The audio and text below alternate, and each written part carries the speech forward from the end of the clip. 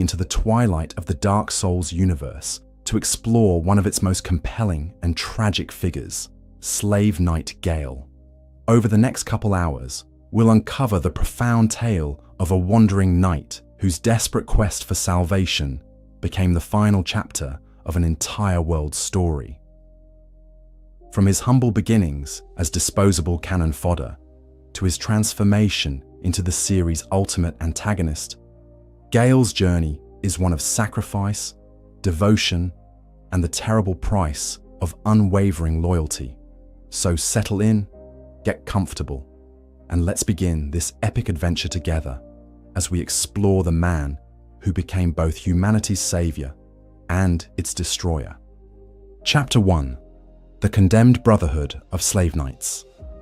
To understand Gale's story, we must first understand what it meant to be a slave knight in the world of Dark Souls. Long ago, in the Age of Fire, when the gods still ruled from their gilded thrones, there existed an order of warriors unlike any other, not for their honor or their skill, but for their expendability. These were the Slave Knights, and their story appears to be one of the darkest chapters in the annals of warfare. The Slave Knight set tells us that these warriors were issued to slave knights, and that the fine craftsmanship made this a symbol of honor. But this description seems to mask a grim irony, for the armor's deeper lore reveals little honor in the lives these men were forced to lead. The truth, as we learn from the armor's description, is far more harrowing. Long ago, only the undead served as slave knights, warriors used as fodder in the bleakest of battles. We might picture then the endless battlefields of the Age of Fire, great lords waging wars against impossible odds, facing enemies that could rend flesh from bone with casual indifference. In these conflicts, conventional soldiers, mortal men with families, hopes and dreams, would fall by the thousands. But the undead, cursed with their inability to truly die, offered a different solution entirely. They could be sent into the meat grinder again and again, rising from death to fight once more, until their bodies were broken beyond repair and their minds shattered by the trauma of endless warfare. This appears to have been the fate of the slave knights. The description continues with chilling matter-of-factness. They grew decrepit, their skin charred black and their bones twisted. Eventually they went outright mad, but were never relieved from duty. We can only imagine the horror of this existence. Battle after battle, death after death, watching your own body slowly fall apart as your mind fractures under the weight of endless trauma. Your skin burns black from exposure to flame and magic. Your bones twist from repeated breaks that never heal properly, and slowly, inexorably, your sanity slips away. Yet through it all, you are never granted the mercy of rest, never allowed to lay down your weapons and find peace. The red hoods they wore became their condemned stature, signified by their vibrant red hoods, a mark of shame as much as identification. This appears to have been the brotherhood into which Gale was born, or perhaps conscripted. We don't know the specifics of how he came to wear the red hood, but we know that he did so for what may have been centuries, perhaps millennia. Through wars whose names have been forgotten, against enemies whose very existence has been erased from history, Gale fought and died and fought again. But even within this condemned brotherhood, Gale seems to have stood apart. Where others broke under the strain, where their minds finally snapped and they became nothing more than mindless weapons, Gale apparently endured. The evidence suggests he retained his sanity when madness claimed his brothers. He maintained his sense of self when others became hollow shells. Most remarkably of all, he survived when survival seemed impossible. The repeating crossbow, Gale's signature weapon that we see him wield in his final battle, suggests much about his approach to warfare during these dark years. Its description reads, "This crossbow, customized for repeat firing to face mobs alone, was wielded by Slave Knight Gale. Used in the battles of an endless journey, this crossbow is covered with twists and dinks, rusted with blood, and made extremely brittle from overuse. Here we see what appears to be evidence of Gale's tactical thinking, his refusal to simply accept death as inevitable. Where other slave knights might have charged headlong into impossible odds with sword raised high, Gale seems to have adapted. He modified his equipment, apparently preparing for the reality that he would often face overwhelming numbers alone. The crossbow's condition, twisted, dented, rusted with blood, brittle from overuse, suggests just how long and how hard Gale had to fight to survive each battle. This customization might tell us something crucial about Gale's character. He appears to have been a thinker, a survivor who refused to give up even when the system he served viewed him as entirely expendable. While his brothers in arms fell into madness or despair, Gale seemingly found ways to adapt, to endure, to keep fighting not just for victory, but for the chance to see another dawn. The executioner's greatsword that Gale wields tells us something of his weapon's history, though the full details remain unclear. This weapon, which would later be transformed into Gale's greatsword through his corruption by the dark soul, has a dark past. The description tells us it was originally a beheading sword used for executions, but its blade has been greatly nicked and stained with blood and dark due to its long history of battle. Whether Gale was the original executioner who wielded this blade, or whether he acquired it from some fallen warrior during his long service as a slave knight, we cannot know for certain. What we do know is that this weapon became his constant companion through countless battles, transforming from whatever it once was into the tool of a wandering knight seeking redemption for the forlorn. The sword's condition, heavily nicked and stained with both blood and the essence of dark itself, speaks to the countless conflicts it has witnessed. Each mark on its blade tells a story of survival against impossible odds, of a warrior who refused to yield even when death seemed certain.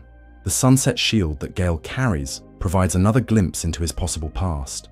Described as a shield of the holy knights of the sunless realms, it bears a flame crest and is engraved with a brilliant flame crest that burns brightly within the Order's customary sunset colors. The description concludes with an intriguing note. This design symbolizes those who both harbor and oppose the power of flame. The exact nature of these sunless realms remains a matter of scholarly debate. Some suggest they refer to Mirror from ages past, while others propose they might be Orithil or Anor Londo, both cities that became sunless in their decline. Regardless of their exact identity, the shield suggests that Gale may have once served in a more honorable capacity, as one who had a complex relationship with flame itself, both harboring and opposing it. This duality would prove to be remarkably prophetic, for Gale's entire story becomes one of opposing the flame that he was forced to serve. As a slave knight, he was quite literally fuel for the wars of the Age of Fire, his undead flesh thrown into conflicts to preserve the reign of the gods and the continuation of Gwyn's artificial age. Yet he seems to have harbored within himself something that opposed this order. Perhaps a sense of justice, perhaps simple human compassion, or perhaps just the stubborn refusal to accept that his suffering was meaningless. Through all these dark years, through all the battles and deaths and resurrections, through all the slow degradation of his body and the constant threat to his sanity, Gale apparently endured. Where others fell to madness or despair, where others became hollow or simply gave up, Gale seems to have found something to hold on to. We don't know what kept him going during those early centuries. Perhaps it was sheer stubbornness. Perhaps it was some half-remembered dream of a better world. Or perhaps it was simply the soldier's instinct to keep moving forward no matter what. What we do know is that this experience, this endless cycle of death and resurrection, of watching his brothers fall into madness while he somehow retained his humanity, likely shaped Gale into something unique. He appears to have become a survivor in the truest sense, someone who could endure unimaginable hardship and still retain enough of himself to care about something beyond mere survival. And it may have been this quality, this stubborn refusal to let go of his humanity, even in the face of systematic dehumanization, that would eventually lead him to the painted world of Ariandel, to a young artist who needed his help, and to a quest that would span eons and ultimately reshape the very nature of reality itself. The slave knights were meant to be forgotten, their names erased from history along with their suffering. They were tools to be used and discarded, their red hoods marking them as condemned from the moment they put them on. But Gale seems to have refused to be forgotten. He appears to have carried the weight of his brother's sacrifice, the knowledge of what had been done to them, and somewhere in his weathered heart, what might have been the determination to ensure that their suffering would not be meaningless. This is where our story truly begins. Not with a hero, but with a survivor. Not with someone chosen by destiny, but with someone who apparently chose to keep going when stopping would have been easier. Gale's journey from the battlefields of the Age of Fire to the ash-covered wasteland at the end of time seems to be, at its heart, the story of what it means to remain human in a world that has forgotten the value of humanity itself. Chapter 2.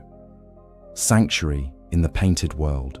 After countless years of servitude, after battles beyond number and deaths beyond counting, Slave Knight Gale finally found what he had perhaps never dared to hope for, a place to call home.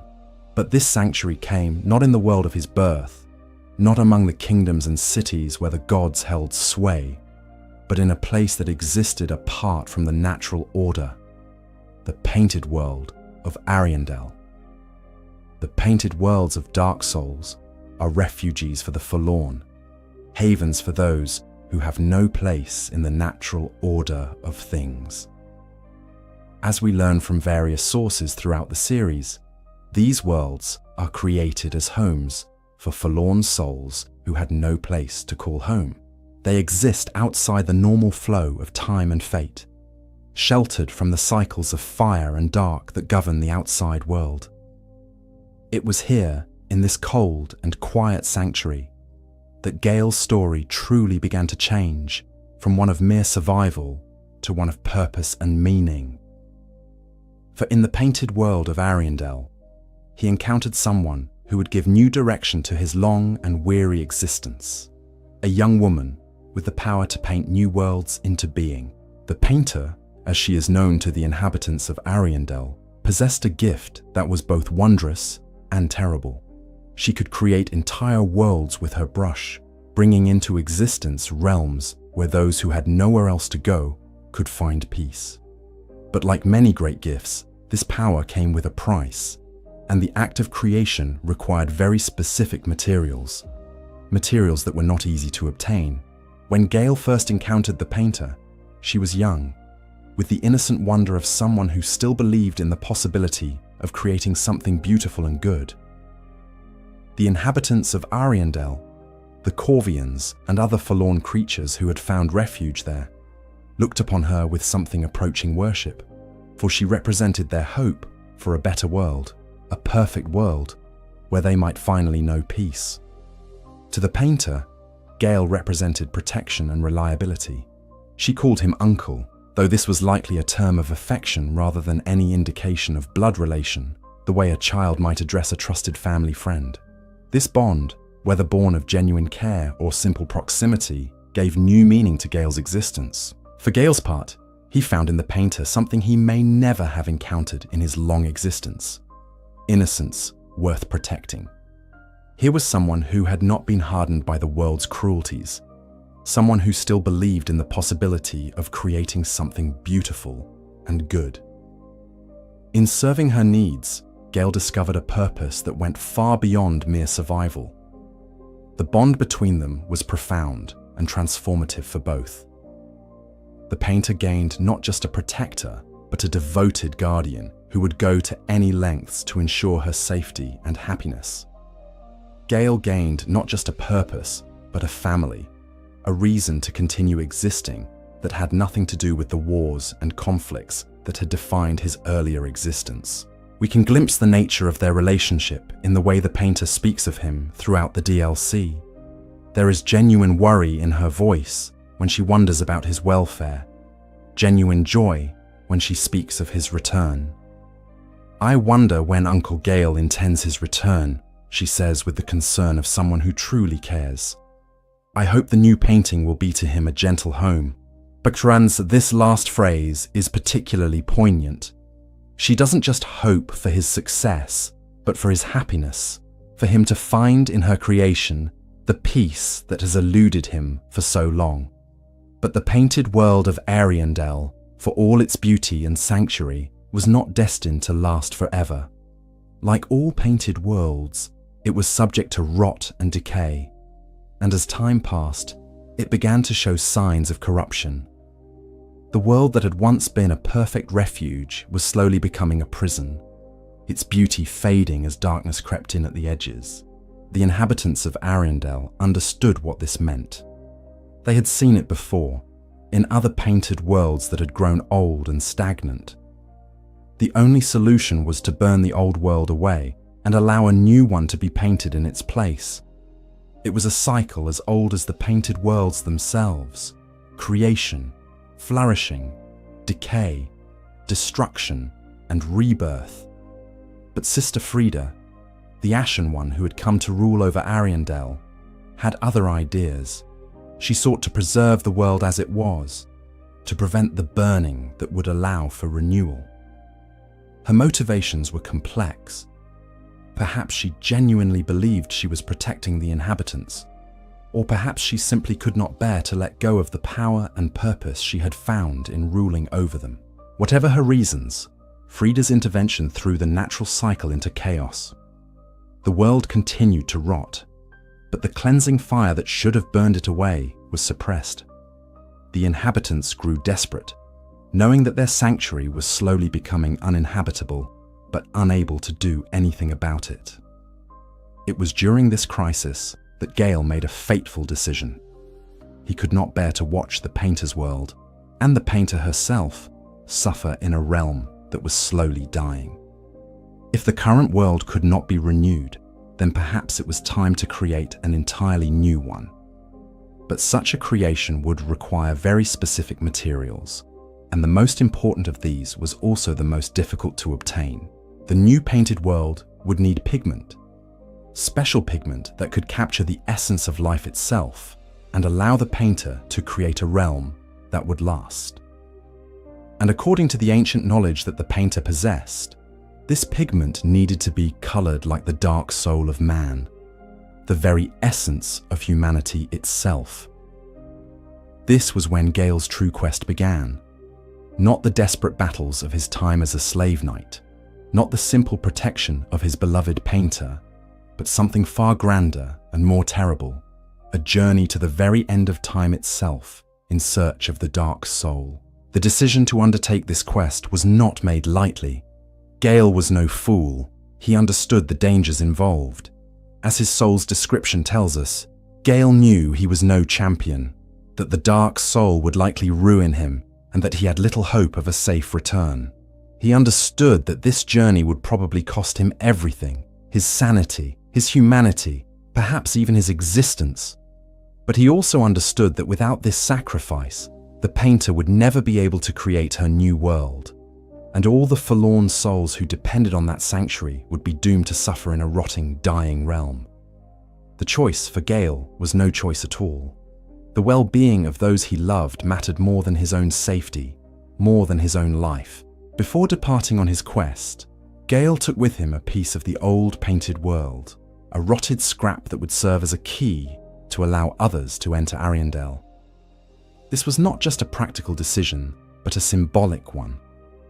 He was carrying with him a piece of the world that had given him purpose, a reminder of what he was fighting for. The painter understood what Gale's departure meant, though she may not have fully grasped the scope of the journey he was undertaking. She knew that he was going in search of the pigment she needed, and she trusted that he would return with it. Her faith in him was absolute, built on years of witnessing his devotion and reliability. But Gale's quest would take him far from the painted world, far from the sanctuary where he had found peace and purpose. It would lead him into the deepest, darkest places of the world, and eventually to the very end of time itself. Along the way, he would encounter wonders and terrors beyond imagination, and he would be forced to make choices that would test every aspect of his character. The man who left the painted world of Ariandel was still recognizably Gale, devoted, determined, willing to sacrifice everything for those he loved. But the being who would eventually return to claim the Dark Soul would be something else entirely, transformed by his quest into something that was both more and less than human. Yet even as he prepared to leave everything he held dear, even as he set out on a journey from which he knew he might never return, Gale carried with him the memory of what he was fighting for. The image of the painter, young and hopeful and trusting in his promise to return with what she needed.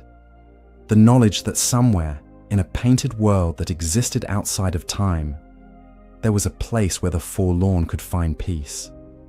This memory, this purpose, would sustain him through trials that would break lesser beings. It would give him the strength to endure transformations that would destroy his body and corrupt his mind. And in the end, it would allow him to achieve what he had set out to do, even if the cost was everything he once was. The bond between Gale and the painter was the heart of his story, the driving force that transformed a weary soldier into a questing knight, and eventually into something far stranger and more terrible. It was a relationship built on genuine love and mutual respect, and it would endure even when everything else was stripped away. Chapter 3: The Seeker of Salvation. When Gale departed the painted world of Ariandel, he carried with him not just the rotted scrap of the old painting, but the weight of countless hopes and dreams. His quest for the Dark Soul would not be a simple journey from one place to another, but an epic odyssey that would span years, decades, perhaps even centuries. Along the way, he would serve as guide, protector, and ally to others who sought to make the world a better place. Our first encounter with Gale in Dark Souls 3 comes not in some grand battlefield or mystical realm, but in a quiet moment of prayer within the Cathedral of the Deep. Here, beside the cleansing chapel bonfire, we find him kneeling before what appears to be a statue of Caitha, goddess of tears and sorrow. Though some scholars argue it might represent Velka, the goddess of sin and mother of the forlorn, the sight of this ancient warrior, this survivor of countless battles, kneeling in quiet supplication, tells us much about what Gale had become during his journey. The man who once fought with nothing but grim determination had learned the value of hope, of prayer, of reaching out to forces beyond himself for aid in his seemingly impossible quest. When Gale speaks to us in this first meeting, his words reveal the depth of his commitment to his mission. Ah, merciful goddess, mother of the forlorn, who have no place to call their own, please bear witness to our resolve. Fire for Ariandel, fire for Ariandel, and the ash to kindle flame. He appears to be praying to a statue, possibly representing Caitha or Velka, though the exact identity remains unclear. What matters more than the specific deity is what his prayer reveals. He is not simply seeking the Dark Soul for abstract reasons, but to bring fire to Ariandel, the flame that will allow the old world to burn away and the new one to be born. His prayer is not for personal glory or salvation, but for the well-being of all the forlorn souls who depend on the painted world for sanctuary. When Gale notices the Ashen One's arrival, his reaction is one of genuine joy and relief. Wait, you've the same scent as that woman. Then you must be an Ashen One. You must be. You don't know how long I've searched.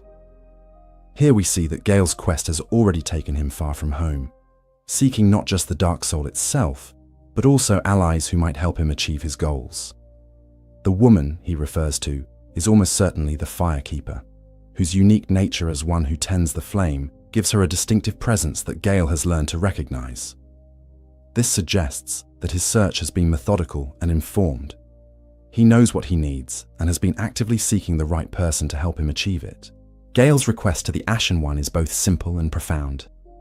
My lady lives in the cold land of Ariandel. I need you to show her flame, a proper flame, that will burn the rot away. This is not a request born of inability to act on his own, but of wisdom. Gale understands that some tasks require specific people with specific abilities.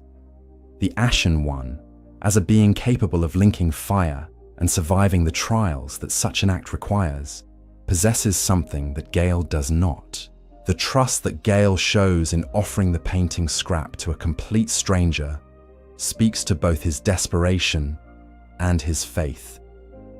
He has been searching for so long that he is willing to take extraordinary risks to advance his mission. Yet this trust is not blind. He has correctly identified the Ashen One as someone capable of helping him, showing that his long experience has taught him to read people accurately. When the Ashen One agrees to help, Gale's joy is palpable. "Ah, thank you. They of Ash never fail." Boo. This simple statement reveals much about Gale's understanding of the world and its patterns. He has studied the nature of ash and fire, understanding that those who bear the nature of ash are uniquely capable of bringing about the changes that fire requires. The painting scrap that Gale carries is described as a rotten scrap of the original painting, yet it retains the power to transport those who touch it into the painted world itself. This is symbolic of Gale's entire quest. He is working with materials that others might see as worthless or corrupted, yet he understands their true value and potential. Once the Ashen One enters the painted world of Ariandel, Gale's role shifts from supplicant to ally. He can be summoned to aid in the battle against Sister Frida, appearing not as a desperate wanderer, but as a capable warrior ready to fight for the cause he believes in. His combat abilities in this encounter showcase the skills that allowed him to survive so long as a slave knight. He is methodical, resilient, and utterly committed to victory. The way Gale fights alongside the Ashen One reveals important aspects of his character. He is not a glory seeker who tries to dominate the battle, nor is he a coward who hangs back and lets others take the risks. Instead, he fights as a true ally, supporting the Ashen One's efforts while contributing meaningfully to the victory. This is the behavior of someone who has learned to work with others, who understands that some battles can only be won through cooperation. After the defeat of Sister Frida and the restoration of fire to the painted world, Gale's immediate task is complete. The painter now has the flame she needs to begin her work. But as she explains to the Ashen One, flame alone is not enough.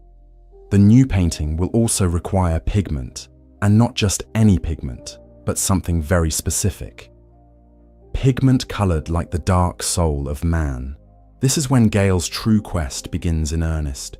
The task he has set for himself is monumental: to find and obtain the dark soul itself, the fundamental essence of humanity that was discovered by the furtive pygmy at the dawn of the Age of Fire.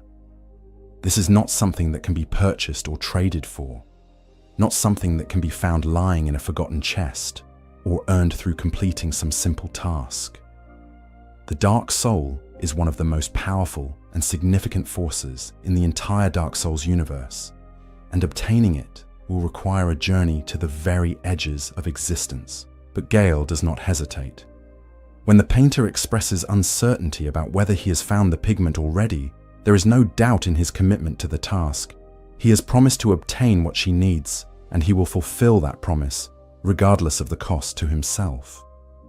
The journey that follows will take Gale through the Dreg Heap, a bizarre landscape where the ruins of multiple ages have been compressed together as time and space begin to collapse. Here we can see evidence of his passage in the form of phantom messages, guidance left behind for those who might follow in his footsteps. These messages are not random or accidental, but careful guidance from someone who has learned the lay of this strange land and wishes to help others navigate its dangers. The fact that Gale takes the time to leave these messages, even while pursuing his own urgent quest, speaks to his fundamental decency. He could easily focus solely on his own goals, but instead, he chooses to help others who might be struggling with the same challenges he has overcome. This is the behavior of someone who has not forgotten what it means to be human, despite all the horrors he has witnessed and endured. In the Dreg Heap, Gale can be summoned once more to aid the Ashen One in battle against the Demon Prince. Once again, he proves himself a valuable ally, bringing to the fight not just his considerable combat skills, but also his knowledge of the enemy's weaknesses and tactics. He has clearly studied this opponent carefully, understanding that victory will require more than just brute force. The battles that Gale fights during this phase of his journey are not random encounters, but carefully chosen confrontations. Each enemy he faces is someone or something that stands between him and his ultimate goal. The demons of the Dreg Heap, the various horrors that lurk in the ruins of ages past, all of these must be overcome if he is to reach the ringed city and the pygmy lords who possess what he seeks. Throughout all of this, Gale maintains his focus on his ultimate goal while never losing sight of his fundamental humanity. He helps where he can, fights with honor and courage, and never allows the growing darkness of his quest to corrupt his basic decency. This is what makes his eventual transformation so tragic. Not that he becomes a monster, but that he becomes a monster while retaining enough of his original self to understand what he has lost. The messages and signs that Gale leaves throughout the Dreg Heap are marked with distinctive red skulls, similar to those that will later surround him when he is fully corrupted by the Dark Soul. This suggests that even during this phase of his journey, the power he seeks is already beginning to mark him, to change him in subtle but significant ways. Yet despite these early signs of corruption, Gale continues to act with honor and compassion. His aid to the Ashen One is freely given, his guidance is genuinely helpful, and his conduct in battle is noble. He is still recognizably the same person who knelt in prayer at the Cathedral of the Deep, who offered a painting scrap to a stranger in desperate hope, who called a young artist "my lady" with genuine affection and respect. This phase of Gale's journey represents the last time we see him as fully human, the last moment when his quest has not yet consumed everything else about him. Soon, he will reach the Ring City and discover the truth about the Dark Soul's current state. Soon, he will be forced to make choices that will transform him into something unrecognizable. But here, in the Dreg Heap, guiding and aiding those who follow in his footsteps, he is still the devoted knight who set out from Ariandel with nothing but love in his heart and iron determination in his soul. The tragedy of what comes next is made all the more poignant by the nobility and humanity that Gale displays during this phase of his quest. He is not yet lost, not yet consumed by the very power he seeks to obtain. He is still capable of kindness, still committed to helping others, still fundamentally good despite the darkness that is slowly beginning to gather around him. This is the Gale we must remember when we encounter what he eventually becomes. Not a monster who chose evil, but a hero who sacrificed everything, including his own humanity, for the sake of those he loved. Chapter 4. The Discovery of Despair. The Ringed City stood at the very edge of existence, a monument to both divine mercy and divine fear. Built by Gwyn himself as a gift to the Pygmy Lords, the descendants of the furtive pygmy who had discovered the Dark Soul eons ago. It served as both sanctuary and prison, a place where the inheritors of humanity's greatest power could exist without threatening the established order of the gods. When Gale finally reached this city after his long journey through the Dreg Heap, he must have felt a surge of hope. Here, at last, was where he would find what he sought. The Pygmy Lords who ruled this place were said to possess the Dark Soul itself, the very essence of humanity that the painter needed for her pigment.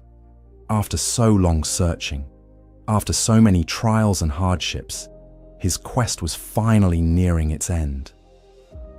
But what Gale discovered in the Ringed City would shatter not just his hopes, but his very understanding of what was possible in this dying world. The Dark Soul he had traveled so far to find, the pigment that would allow the painter to create her new world, existed in a form that made it utterly useless for his purposes. The Pygmy Lords had indeed possessed the Dark Soul, carrying within their veins the blood that contained humanity's fundamental essence. For countless ages, they had guarded this power, keeping it safe within the confines of their city, while the world outside slowly descended into chaos and decay. They had been faithful guardians, loyal to their divine mandate, never wavering in their duty, despite the isolation and burden it imposed upon them. But time, that most implacable of enemies, had taken its toll. The pygmy lords had lived far longer than any mortal being was meant to live, sustained by the power of the dark soul, but also slowly consumed by it. Over the centuries, over the millennia, their bodies had begun to fail them in ways that even the dark soul could not repair. When Gale found them, seated upon their thrones in the heart of their city, they were barely alive. Their blood, the precious blood that contained the dark soul he needed, had dried up, becoming little more than dust in their ancient veins. The power was still there. The dark soul still existed within them, but it was no longer in a form that could serve as pigment. It was trapped within their desiccated flesh, as unreachable as if it had never existed at all. We can only imagine Gale's reaction to this discovery. After everything he had endured, after all the sacrifices he had made and all the dangers he had faced, to find his goal literally within reach but completely unattainable must have been devastating. The blood of the dark soul item description gives us some insight into his state of mind. When Gale came upon the pygmy lords, he discovered that their blood had long ago dried and so consumed the dark soul. The phrase, "and so consumed," is particularly telling. It suggests not a carefully considered decision, but an act born of desperation and determination. Faced with the collapse of everything he had worked toward, Gale made a choice that would damn him but might still allow him to fulfill his mission. If the dark soul could not be extracted from the pygmy lords in its current form, then perhaps he could take it into himself and create the blood that the painter needed. This decision marks the crucial turning point in Gale's story, the moment when the noble knight began his transformation into something far more terrible. But we must understand the context of this choice. Gale was not motivated by greed or a lust for power. He was not seeking the dark soul for personal gain or to increase his own strength. Every action he took was driven by his devotion to the painter and his desire to see her create a new world for the forlorn. The process by which Gale consumed the dark soul must have been both horrific and transformative. The pygmy lords, weakened by age and the slow desiccation of their blood, were unable to resist as he cut their throats and drank what little remained of their essence. But the dark soul is not merely blood or flesh. It is the fundamental essence of humanity itself, and taking it into oneself comes with consequences that go far beyond simple physical transformation. As Gale consumed the dried blood of the pygmy lords, he was also consuming fragments of the dark soul itself, pieces of the primordial power that had given birth to all of humanity. This was not like drinking water or consuming food. This was taking into himself the very essence of what it meant to be human, multiplied and concentrated beyond anything a single being was meant to contain. The transformation began immediately. Gale's body, already weathered by centuries of battle and hardship, began to change as the dark soul's power flowed through him. His chest burst open, revealing a gaping wound that resembled a massive dark sigil, the mark that appears on those cursed with undeath. His size increased dramatically as the power within him sought physical expression, his once human form becoming something monstrous and terrible. But the physical transformation was nothing compared to what happened to his mind. The dark soul is not just power, it is memory, emotion, and will. It carries within it the experiences and desires of countless human beings, the accumulated weight of humanity's hopes, fears, dreams, and nightmares. As Gale absorbed more and more of this essence, his own identity began to be overwhelmed by the sheer volume of human experience flowing through his consciousness. We can see evidence of this mental transformation in the way Gale behaves when we finally encounter him. The red skulls that swirl around him are not mere visual effects. They represent the souls and memories of all the humans whose essence has become part of him. Each skull is a life consumed, a person whose existence has been absorbed into Gale's expanding consciousness. The gentle knight who once knelt in prayer has become a living repository for the suffering and anguish of countless human beings. Yet even as he was transformed into something monstrous, even as his body warped and his mind began to fracture under the weight of absorbed humanity, Gale never lost sight of his original purpose. The Dark Soul's description tells us that he knew he was no champion, that the Dark Soul would likely ruin him, and that he had little hope of a safe return. He understood the price he was paying, understood that he was sacrificing everything he was for the sake of his mission. This knowledge makes his transformation all the more tragic. Gale did not become a monster because he was corrupted or deceived. He became a monster because he chose to, because he believed that the sacrifice of his own humanity was a price worth paying to secure the painter's pigment. In a sense, his corruption is the ultimate expression of his love and devotion. He was willing to damn himself so that others might find salvation. The process of consuming the Dark Soul was not quick or easy. Gale had to hunt down every remaining pygmy lord, every person in the ringed city who carried even a fragment of the power he needed. This was not a single act of desperation, but a systematic campaign of slaughter, carried out over what might have been years or even decades as he slowly gathered every piece of the Dark Soul into himself. During this time, Gale would have retained enough of his sanity to understand what he was doing, to feel the weight of each life he took. The Pygmy Lords were not evil beings who deserved destruction.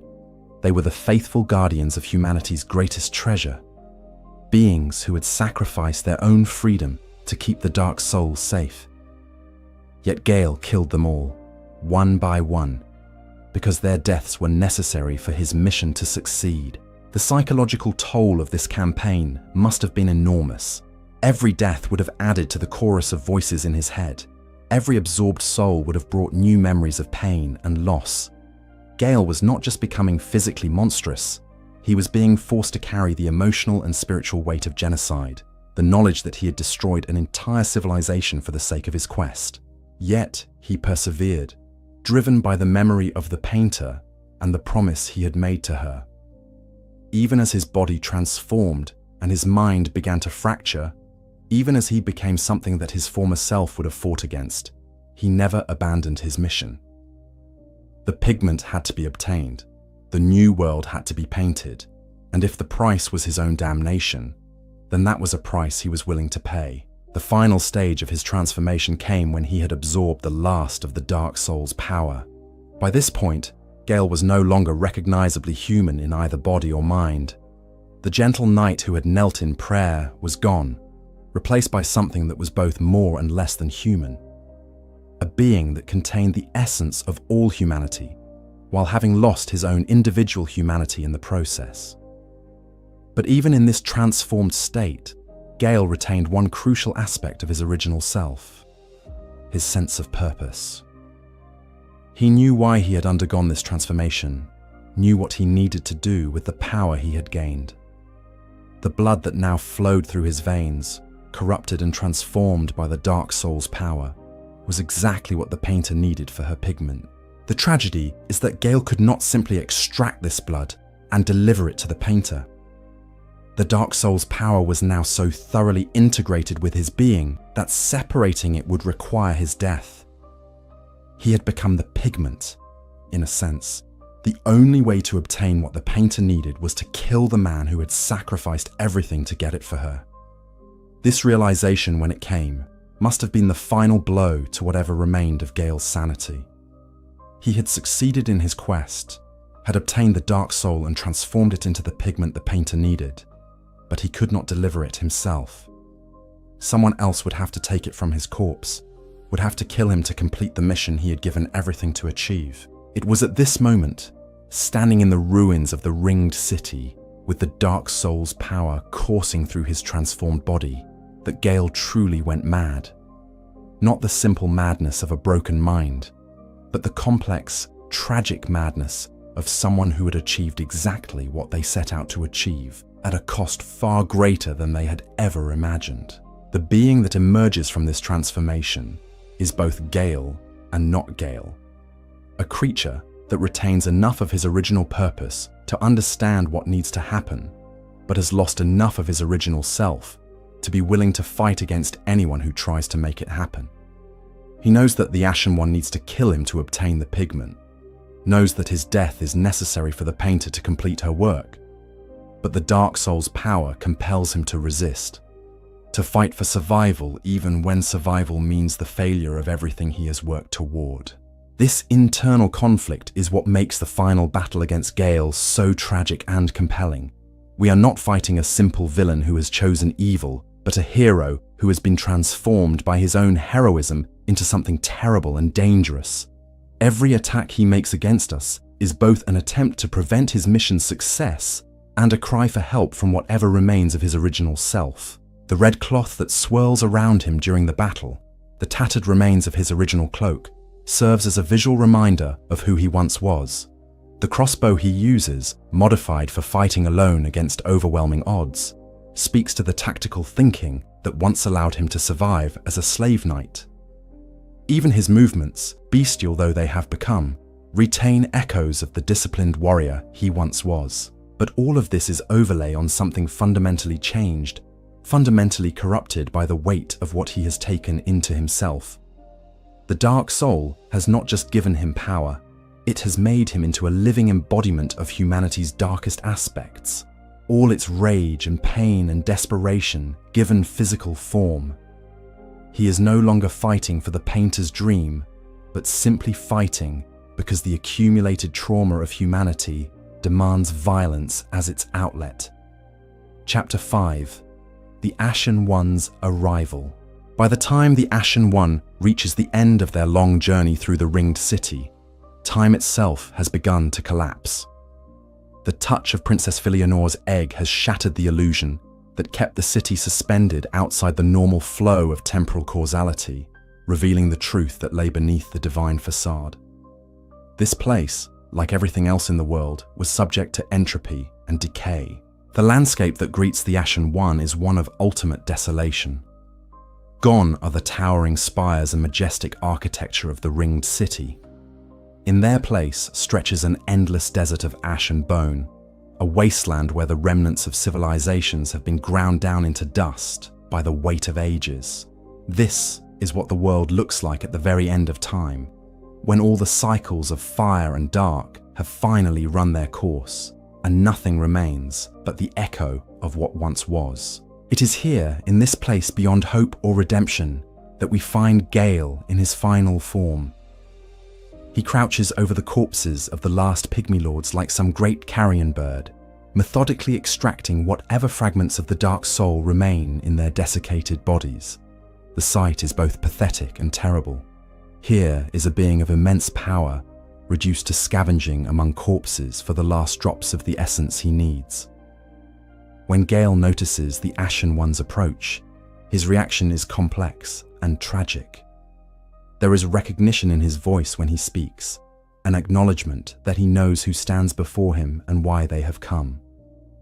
Ah, you've come. You've found it, have you? The blood of the Dark Soul. His words carry both hope and despair, the joy of someone who sees the end of his long quest, balanced against the knowledge of what that end requires. But when the Ashen One does not immediately surrender their own portion of the Dark Soul, for every human carries within them a fragment of the original power discovered by the furtive pygmy.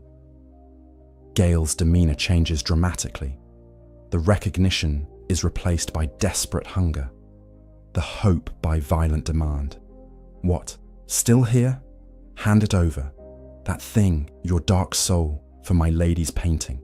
This transformation from recognition to aggression reveals the fundamental tragedy of what Gale has become. He retains enough of his original purpose to understand why the Ashen One has come, retains enough of his original self to remember the painter and his devotion to her cause. But he has lost the ability to reason, to negotiate, to find any solution other than violence. The Dark Soul's influence has not just corrupted his body and mind, it has stripped away his capacity for human connection and cooperation.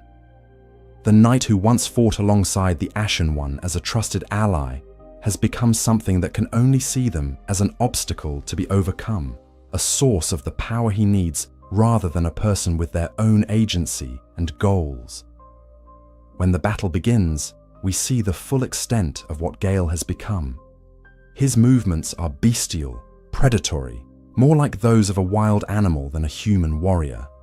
He attacks on all fours, lunging and snapping like some great hound, his humanity buried beneath layers of corruption and accumulated rage.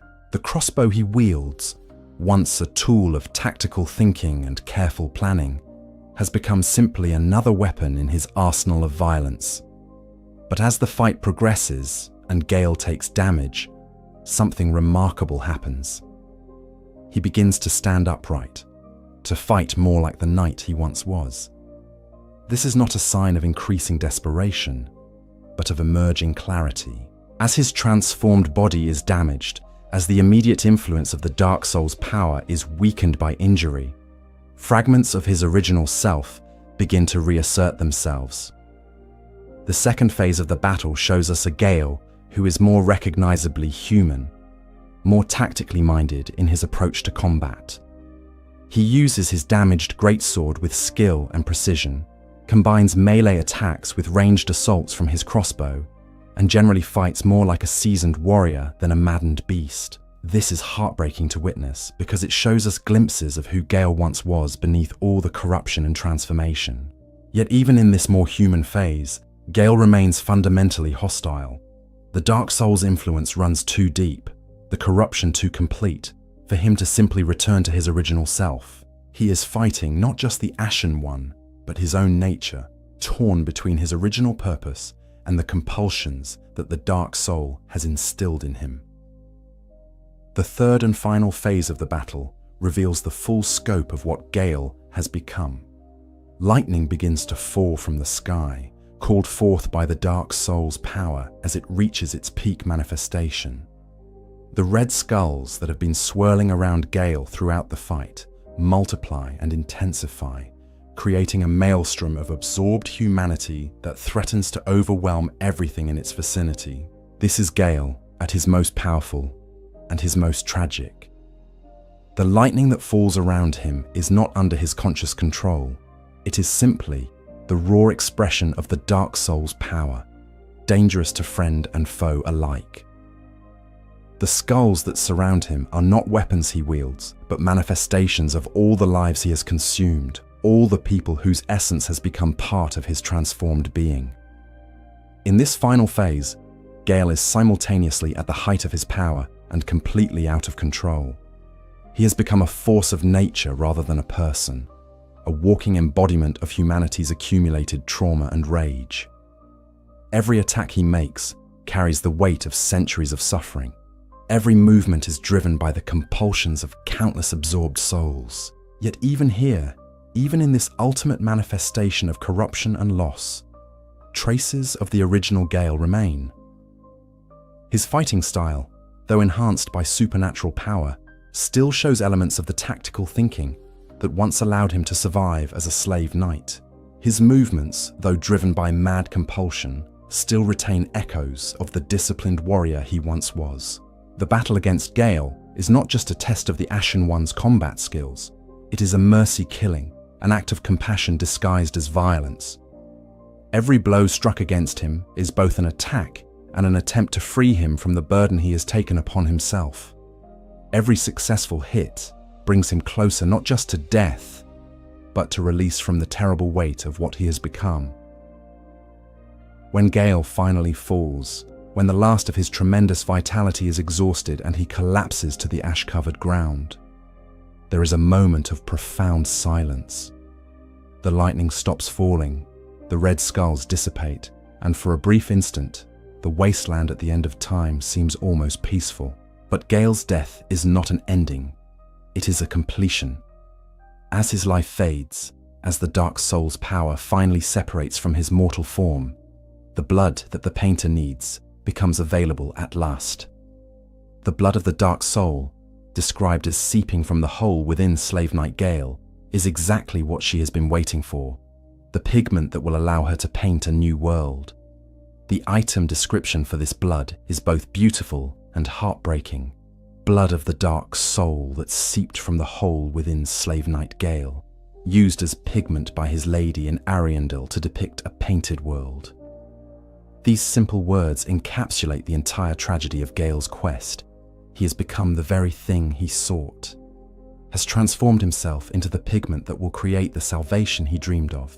In his final moments, as consciousness fades and the weight of the dark soul finally lifts from his shoulders, does Gale find peace?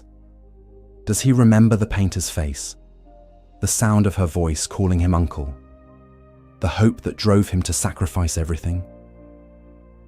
We cannot know for certain, but there is something in his final posture, in the way he collapses, that suggests a kind of release.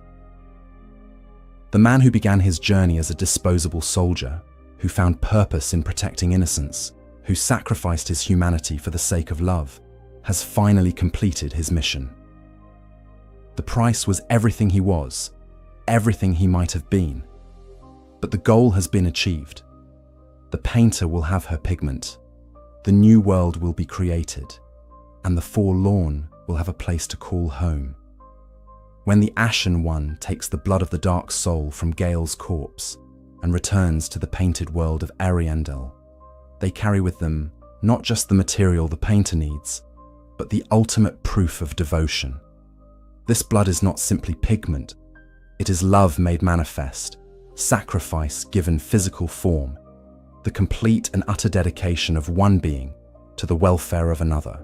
The painter's reaction to receiving the blood is subdued, almost anticlimactic after the epic struggle required to obtain it. "My thanks, Ashen One," she says simply. "With this will I paint a world." But in her quiet acceptance, in her understanding of what this gift represents, we can see that she knows the price that was paid for it. She will paint her new world with Gale's blood, will create a sanctuary for the forlorn, using the essence of someone who was himself among the most forlorn of all. Every brushstroke will be a memorial to his sacrifice, every color a testament to his love. The world she creates will be, in the truest sense, a monument to Slave Knight Gale, not to his power or his achievements, but to his capacity for love and self-sacrifice. Chapter 6. The weapons of a fallen knight, the soul of Slave Knight Gale, obtained after his defeat, contains within it not just the essence of the man he once was, but the echo of all the lives he absorbed in his quest for the dark soul. When this soul is taken to Ludleth of Corland for transposition, it yields two items that tell the complete story of Gale's journey: the weapon that sustained him through countless battles, and the tool he created to face impossible odds alone. Gale's great sword represents the culmination of a weapon's evolution through its wielder's transformation. Originally an executioner's blade designed for the grim but necessary task of judicial beheading, it had accompanied Gale through his earliest years, through his time as a slave knight, and finally through his quest for the dark soul. The weapon's description tells us that it was originally for executions by beheading, but its blade has been greatly nicked and stained with blood and dark due to its long history of battle. This progression from executioner's tool to warrior's weapon mirrors Gale's own journey from whatever he was before his undeath to the champion of the forlorn he eventually became. The blade that once served to end the lives of condemned criminals became the instrument through which Gale sought to secure salvation for those who had no other hope. The transformation of the sword reflects the transformation of its wielder.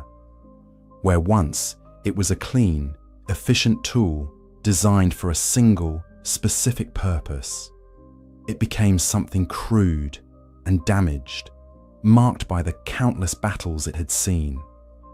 The nicks in its blade tell the story of every fight Gale survived, every enemy he overcame in his long journey.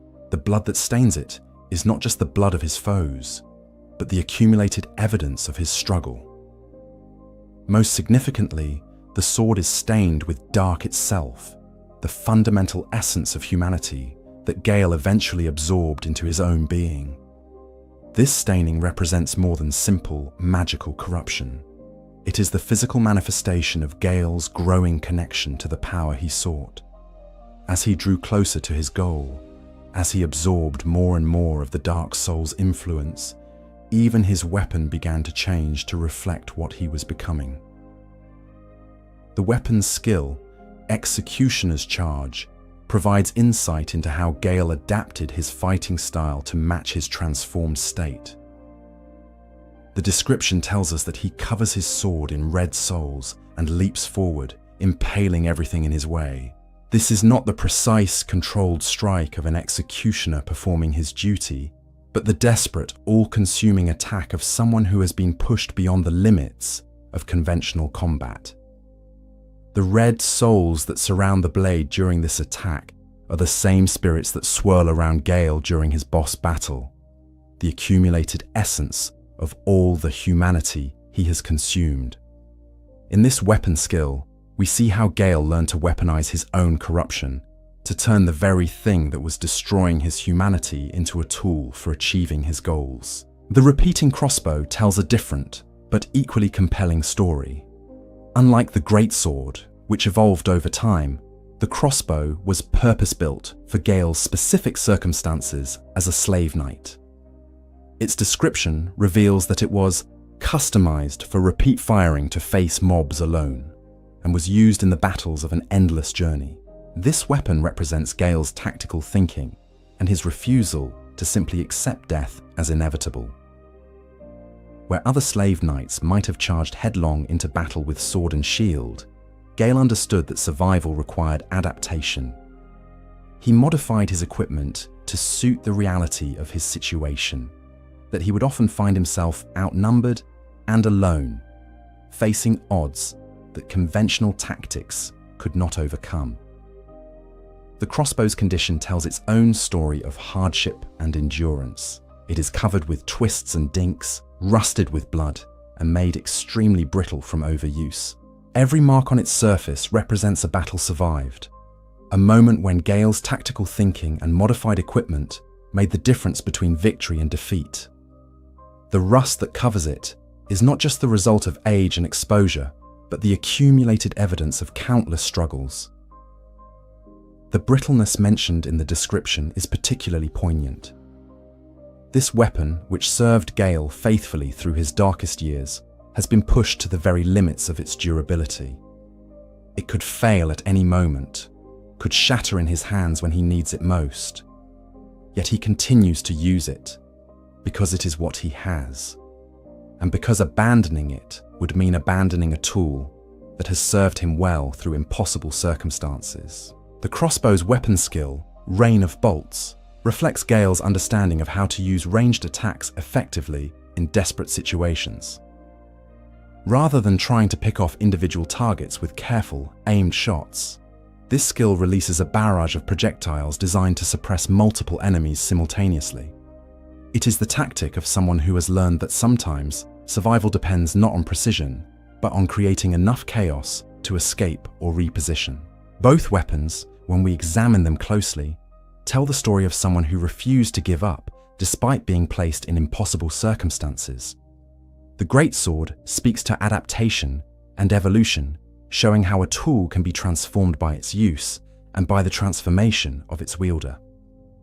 The crossbow speaks to innovation and tactical thinking, showing how someone can take standard equipment and modify it to suit their specific needs. Together, these weapons paint a picture of Gale as a warrior who was both practical and determined. He understood that survival required more than just courage or skill. It required the willingness to adapt, to change, to use whatever tools were available in whatever way would be most effective. He was not bound by conventional thinking about how weapons should be used or what tactics were considered proper. This flexibility and adaptability served Gale well throughout his long journey from slave knight to questing champion to corrupted monster. When circumstances changed, when new challenges arose, when his own nature was transformed by the Dark Souls influence, he found ways to adjust his approach to combat to match his new reality.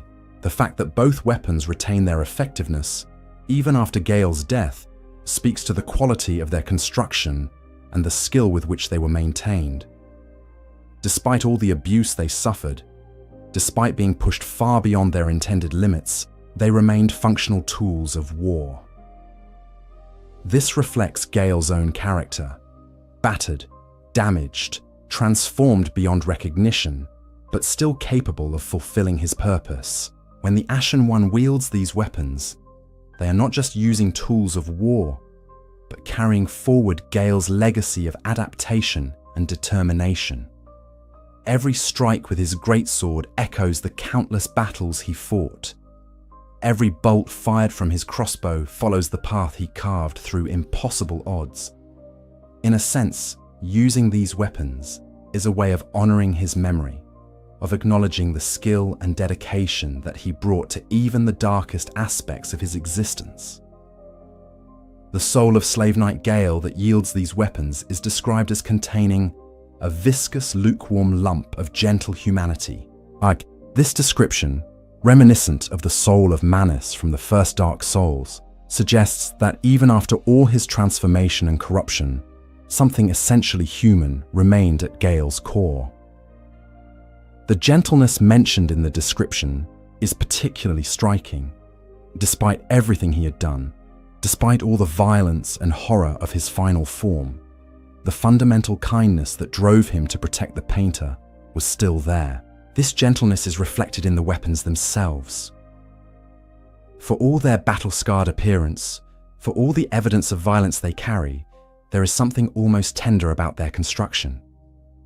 The crossbow, for all its crude modifications, was built with care and attention to detail. The great sword, despite its nicks and stains, retains the elegant proportions of a well-crafted blade. These are not the weapons of someone who gloried in violence or who took pleasure in destruction. They are the tools of someone who understood that violence was sometimes necessary, but who never lost sight of the greater purpose that violence served. Every modification, every adaptation, every moment of maintenance was directed toward the ultimate goal of protecting what mattered most. In the end, Gale's weapons tell the same story as his life. That of someone who was willing to sacrifice everything, including his own purity and innocence, for the sake of love. They are monuments to dedication, testaments to the power of purpose, and reminders that even in the darkest circumstances, it is possible to retain something essentially human. When we wield these weapons, we carry forward not just Gale's skill and tactics, but his commitment to protecting the innocent and creating something better from the ruins of what came before. In every battle, in every moment of struggle, we honor the memory of a knight who gave everything so that others might find peace. Chapter 7. The Crimson Knight's equipment. Beyond his weapons, the equipment that Gale wore tells its own story of transformation, adaptation, and the gradual corruption of something once noble. The Slave Knight's set that he bears represents not just armor and clothing, but the visual embodiment of his journey from condemned warrior to questing champion, to something far stranger and more terrible. The armor itself carries the weight of historical irony.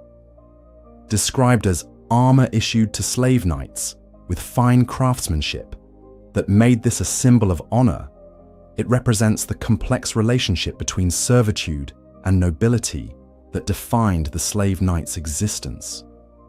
Here was equipment that was simultaneously a mark of condemnation and a badge of distinction, fine enough to be considered honorable, yet worn only by those who had been marked for the most expendable roles in warfare. The red hood that gives the set its distinctive appearance is perhaps the most symbolically loaded piece of Gale's equipment. In the lore of the Slave Knights, these hoods served as identification markers, allowing commanders to distinguish their expendable troops from more valuable soldiers. But the red color carries deeper meaning. In the world of Dark Souls, red cloth is associated with both the blessing of fire and the desire for blood, making it a fitting symbol for warriors who served fire's cause while being bathed in the blood of countless battles. For Gale specifically, the red hood becomes something more than just a uniform accessory. It becomes his signature, his identity, the visual element that makes him instantly recognizable across the various encounters we have with him. When we see red cloth fluttering in the wind as we traverse the Dreg Heap, we know that Gale has passed this way. When we face him in his final battle and see his tattered cloak whipping around him like wings, we are reminded of the man he once was beneath all the corruption. The hood also serves as a connection to his past and his fundamental nature. Even after his transformation by the Dark Soul, even when his body has grown to monstrous proportions and his mind has been fractured by absorbed humanity, he still wears the red hood. It becomes almost like a security blanket, a last link to his identity as Slave Knight Gale, rather than simply as a vessel for the Dark Soul's power. The armor's condition tells the story of Gale's long journey. Unlike his weapons, which show clear signs of battle damage and wear, the armor maintains a surprising level of integrity. This suggests that Gale took care to maintain his equipment, that even in the darkest periods of his quest, he retained enough discipline and self-respect to keep his gear in fighting condition. This attention to maintenance speaks to Gale's fundamental character. He was not someone who let himself go, who allowed despair or corruption to completely overcome his sense of dignity. Even as he transformed into something monstrous, even as he lost more and more of his original humanity, he maintained the habits and disciplines that had kept him alive through centuries of warfare. The canvas talisman that Gale carries provides insight into his spiritual beliefs and practices. This simple, unadorned catalyst is described as being used by traveling clerics and pilgrims, suggesting that Gale saw himself not as a warrior priest of some established church, but as a wanderer seeking divine guidance for his mission. The choice to carry such a basic talisman, rather than something more ornate or powerful, reflects Gale's humble nature. He was not someone who sought to impress others with his piety or to claim divine authority for his actions. Instead, he carried the simple tool of someone who prayed quietly and sincerely, who sought divine aid not for personal glory, but for the strength to fulfill his duties. The miracle that Gale casts, Way of White Corona, is particularly significant in understanding his spiritual outlook. This miracle creates rings of light that seek out enemies, and it represents a form of divine magic that is both protective and aggressive. It suggests that Gale viewed his faith not as something passive or purely contemplative, but as an active force that could be wielded in service of righteous causes. The fact that he continues to use this miracle, even in his corrupted state, even when fighting against the Ashen One in his final battle, suggests that some part of his spiritual identity survived his transformation. The rings of light he creates are no longer pure white, but tinged with the darkness that has corrupted him, yet they retain their basic form and function. In a sense, they represent the last flickering remnant of the faithful knight he once was. The way Gale's equipment changes throughout his transformation provides a visual representation of his spiritual and physical journey. When we first encounter him in the Cathedral of the Deep, his gear is worn but well maintained, suggesting someone who has traveled far but has not given up hope. His armor fits properly, his weapons are functional, and his overall appearance is that of a knight who has seen hard service but remains committed to his cause. When we see him again in the painted world of Ariandel and the Dreg Heap, his equipment shows more signs of wear and modification. The crossbow has been customized for his specific needs. The armor shows the marks of recent battles, and there is a sense of increased urgency and desperation in his appearance. He is still recognizably the same person, but the journey is taking its toll. By the time we face him in his final battle, his equipment has been transformed along with his body.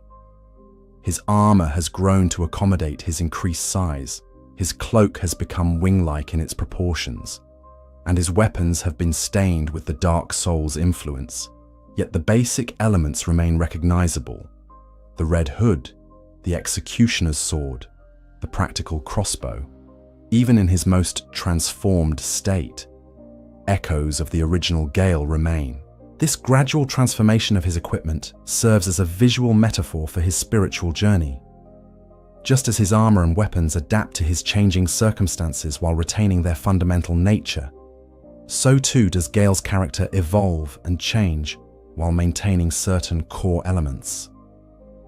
The devotion to the painter, the willingness to sacrifice for others, the stubborn refusal to give up. These qualities persist even as everything else about him is transformed. The red cloth that marks Gale's passage through the dreg heap deserves special mention in this context.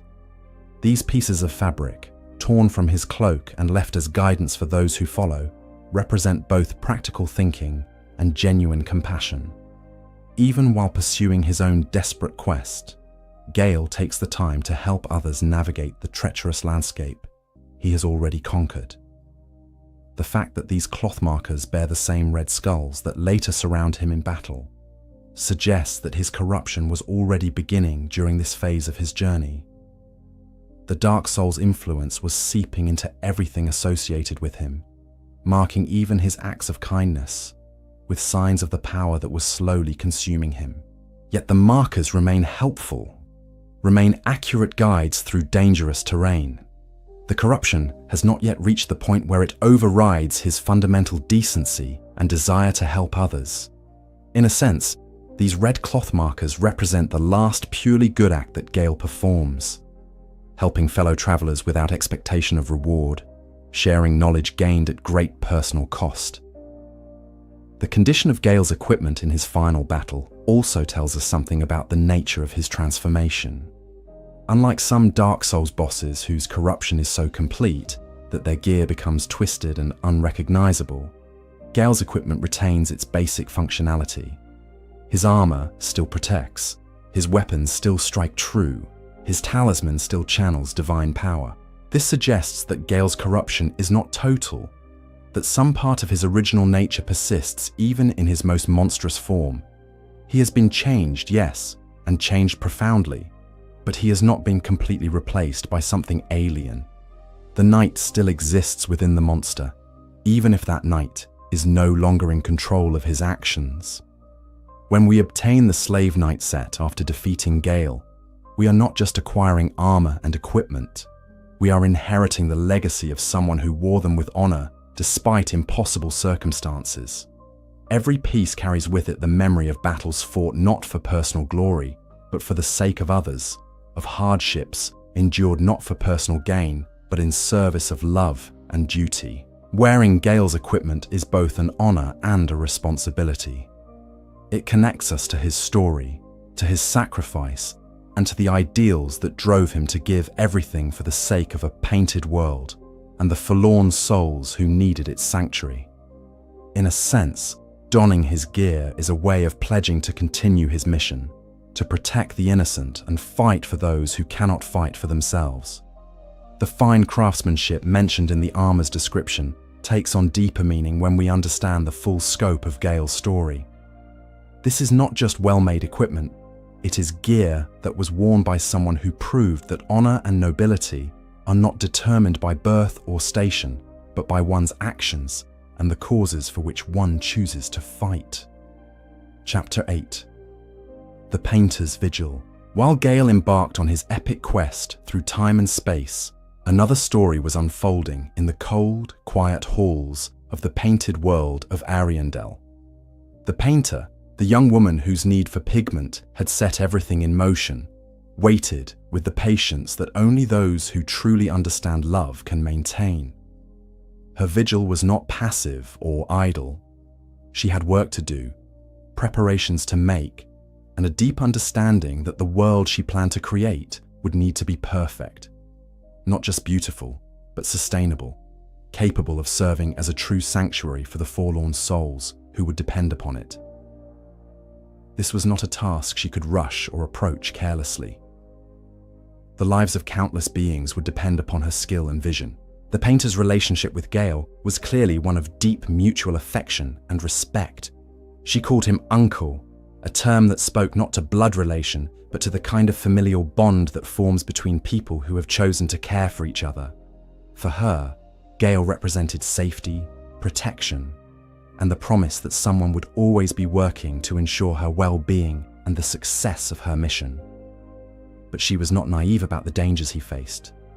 When she speaks to the Ashen One about Gale's quest, there is concern in her voice for his safety and well-being.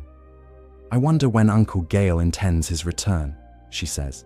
And in those simple words, we can hear the worry of someone who cares about a person facing great danger, but trusts in their strength and determination. The painter's understanding of what Gale was attempting goes beyond simple appreciation for his dedication. She knows that the pigment he seeks, the blood of the dark soul itself, is not something that can be obtained easily or without great cost. Her request for this specific material was not made lightly, and she surely understood that she was asking him to undertake something extraordinarily dangerous. This knowledge makes her vigil all the more significant. She's not simply waiting for Gale to return from a difficult but manageable task. She's waiting for someone she cares about to return from a journey that may well destroy him. Every day that passes without word from him is another day of uncertainty, another day of wondering whether he is still alive, still sane, still the knight who had promised to help her. Yet she does not despair or abandon her faith in his eventual return. The painter appears to possess the kind of steady patience that can endure uncertainty and separation because it is built on genuine trust and understanding. She seems to know Gale well enough to believe that if there is any way for him to succeed in his mission, he will find it. The time she spends waiting does not appear to be wasted time. The painter seems to use the years of Gale's absence to study her craft, to perfect her techniques, to ensure that when the pigment finally arrives, she will be ready to create something truly worthy of the sacrifice that obtained it. This appears to be not casual preparation, but intensive, dedicated work, the work of someone who understands that she will have only one chance to get things right. Her study seems to involve more than just artistic technique. She must also understand the nature of painted worlds themselves, the way they function as refuges for the forlorn, the delicate balance between order and freedom that allows such places to serve their purpose without becoming prisons. The world she creates must be sustainable, must be able to maintain itself over time, without the kind of rot and decay that claimed Ariandel. The painter's dedication to this preparatory work appears to reflect her understanding of the responsibility she bears. She is not just creating art for its own sake, but crafting a home for beings who have nowhere else to go. Every brushstroke will matter. Every color choice will have consequences for the lives of those who will inhabit her creation. The weight of this responsibility could be crushing, but she seems to bear it with quiet determination. During this period of preparation and waiting, the painter also seems to deepen her understanding of the forces at work in the wider world. She learns about the cycles of fire and dark that govern the outside reality, about the way painted worlds relate to these broader patterns, about the role that her creation will play in providing refuge from the chaos and suffering of the natural order. This knowledge appears to help her understand why Gale's quest is so important and so dangerous. The dark soul he seeks is not just pigment, it is the fundamental essence of humanity itself, the power that allows human beings to exist as something more than mere animals. To obtain it requires not just courage or skill, but the willingness to grapple with forces that are larger and more dangerous than any individual can safely contain. The painter's growing understanding of these cosmic forces does not seem to shake her faith in Gale's mission, but it appears to deepen her appreciation for the magnitude of what he has undertaken. She begins to see his quest not just as an act of personal devotion, but as something that connects to the deepest mysteries of existence itself. He is not just seeking pigment for her painting, he is attempting to capture and harness the very essence of what it means to be human. This realization may add layers of meaning to her vigil. She is not just waiting for someone she cares about to return from a dangerous journey, but potentially serving as an anchor point for someone who is venturing into realms where the very concept of individual identity becomes questionable. Her patience and faith might serve as a kind of lighthouse, a beacon that could guide Gale back to himself, even as he is transformed by the power he seeks. The painted world of Ariandel during this period becomes a place of quiet preparation and patient hope. The Corvian inhabitants, understanding that their fate depends on the success of Gale's mission, maintain their own vigil alongside the painter. They tend to the world's declining health as best they can, knowing that their efforts are temporary measures, but determined to preserve what they can until renewal becomes possible. There is something deeply moving about this collective act of faith, an entire community of displaced and forlorn beings, all placing their trust in a single knight's promise to return with what they need for salvation. They have no guarantee that he will succeed, no way to help him in his quest, no option other than to wait and hope and maintain their faith in his dedication. The painter serves as the emotional and spiritual center of this community during Gale's absence. Her calm confidence in his eventual return helps sustain the others when their own faith wavers. Her continued preparation for the creation of the new world serves as a constant reminder that their current suffering is temporary, that something better is coming if they can just hold on a little longer.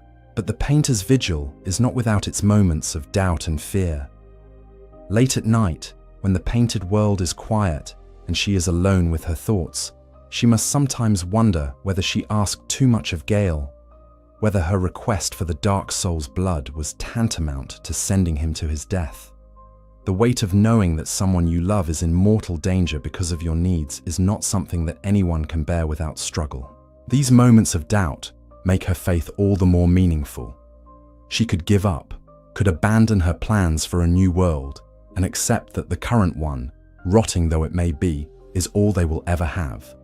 But she doesn't give up, because she understands that Gale's sacrifice will be meaningless if she does not complete her part of their shared mission. The painter's determination to be worthy of Gale's sacrifice drives her to push herself beyond what she might have thought possible. She experiments with new techniques, explores artistic approaches that she has never attempted before, constantly refines her vision of what the new world should be like. She knows that she will have only one chance to use the pigment Gale obtains, and she is determined to make that chance count. Her artistic vision evolves during this period of waiting and preparation. Where once she might have focused simply on creating something beautiful, she now understands that her creation must serve multiple purposes. It must be beautiful, yes, but also functional as a refuge, sustainable over time, capable of providing the kind of peace and sanctuary that the forlorn need to heal from their wounds. This evolution in her artistic vision reflects a deeper maturation in her character. The young woman who first requested Gale's help was talented and well-intentioned, but perhaps not fully aware of the implications of what she was asking. The artist who waits for his return has grown into someone who understands the full weight of responsibility that comes with the power to create worlds. When the Ashen One arrives bearing the blood of the Dark Soul, Gale's transformed essence, obtained at the cost of everything he once was, the painter's reaction is complex and deeply moving. There is gratitude, yes, and relief that the long wait is finally over. But there is also understanding of what this blood represents. Not just pigment, but the complete sacrifice of someone she cared about. "My thanks, Ashen One," she says simply. "With this will I paint a world." The quiet dignity of her acceptance speaks to her understanding of what this blood cost. She knows what Gale gave up to obtain it for her. Her promise to use it to paint a world is not just a practical statement, but a commitment to ensure that his sacrifice will achieve its intended purpose. The world she will paint with Gale's blood will be, in one sense, a monument to his dedication.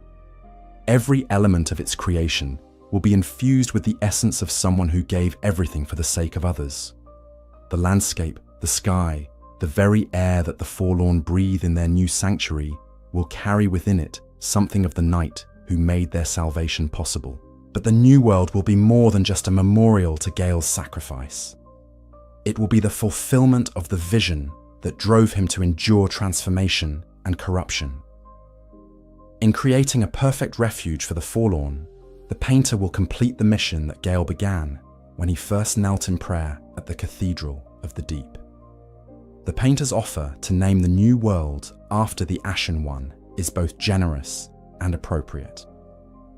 The Ashen One played a crucial role in making the new world possible, not just by bringing the pigment, but by being willing to take on the terrible responsibility of ending Gale's suffering. Without their intervention, Gale's sacrifice would have been meaningless, his transformation a tragedy without purpose. Yet in a deeper sense, the new world will always be Gale's world, regardless of what name it bears. It will be shaped by his sacrifice, sustained by his love, and inhabited by the very beings he gave everything to protect. Every peaceful moment experienced by the forlorn in their new sanctuary will be a testament to his devotion. Every small joy, a vindication of his faith that love could triumph over despair. Chapter 9. The Echoes of Ages Past. To fully understand the significance of Gale's story, we must place it within the broader context of the Dark Souls universe and its long history of cycles, sacrifices, and the eternal struggle between order and chaos.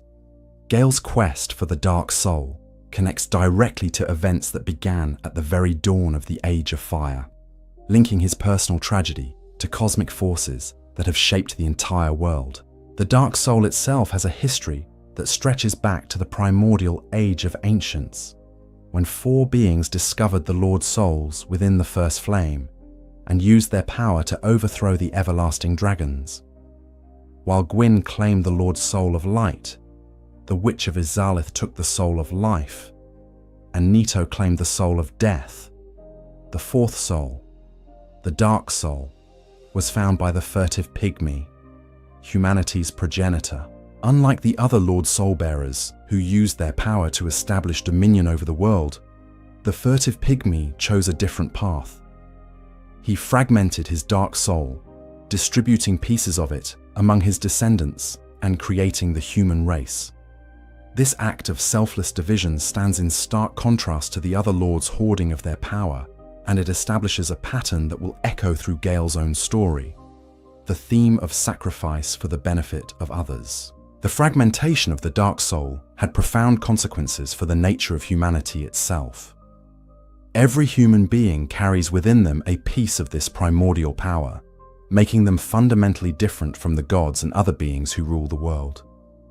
This fragment of the Dark Soul manifests as humanity, the mysterious essence that allows humans to maintain their sanity and identity even in the face of the undead curse. But the fragmentation also created a problem that would eventually drive Gale's entire quest. With the Dark Soul scattered among countless individuals, its power became diffuse, harder to gather and concentrate.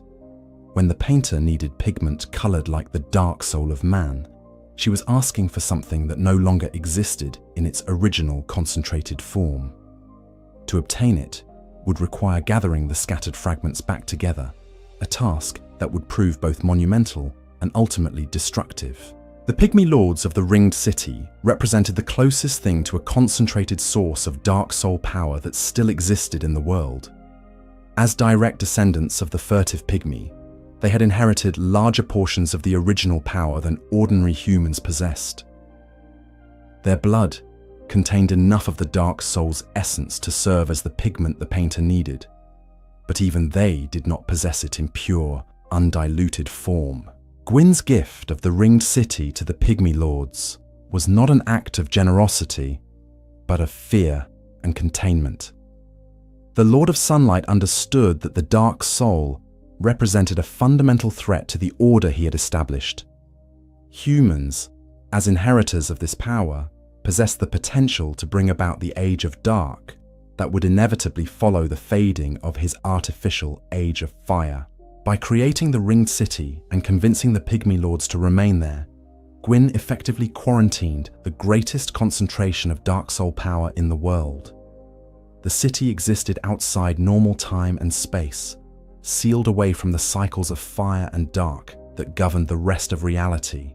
Its inhabitants were kept in a state of suspended animation, neither fully alive nor truly dead, prevented from exercising their power or fulfilling their potential role in the world's natural progression. This containment strategy worked for countless ages, but it came with an unforeseen consequence.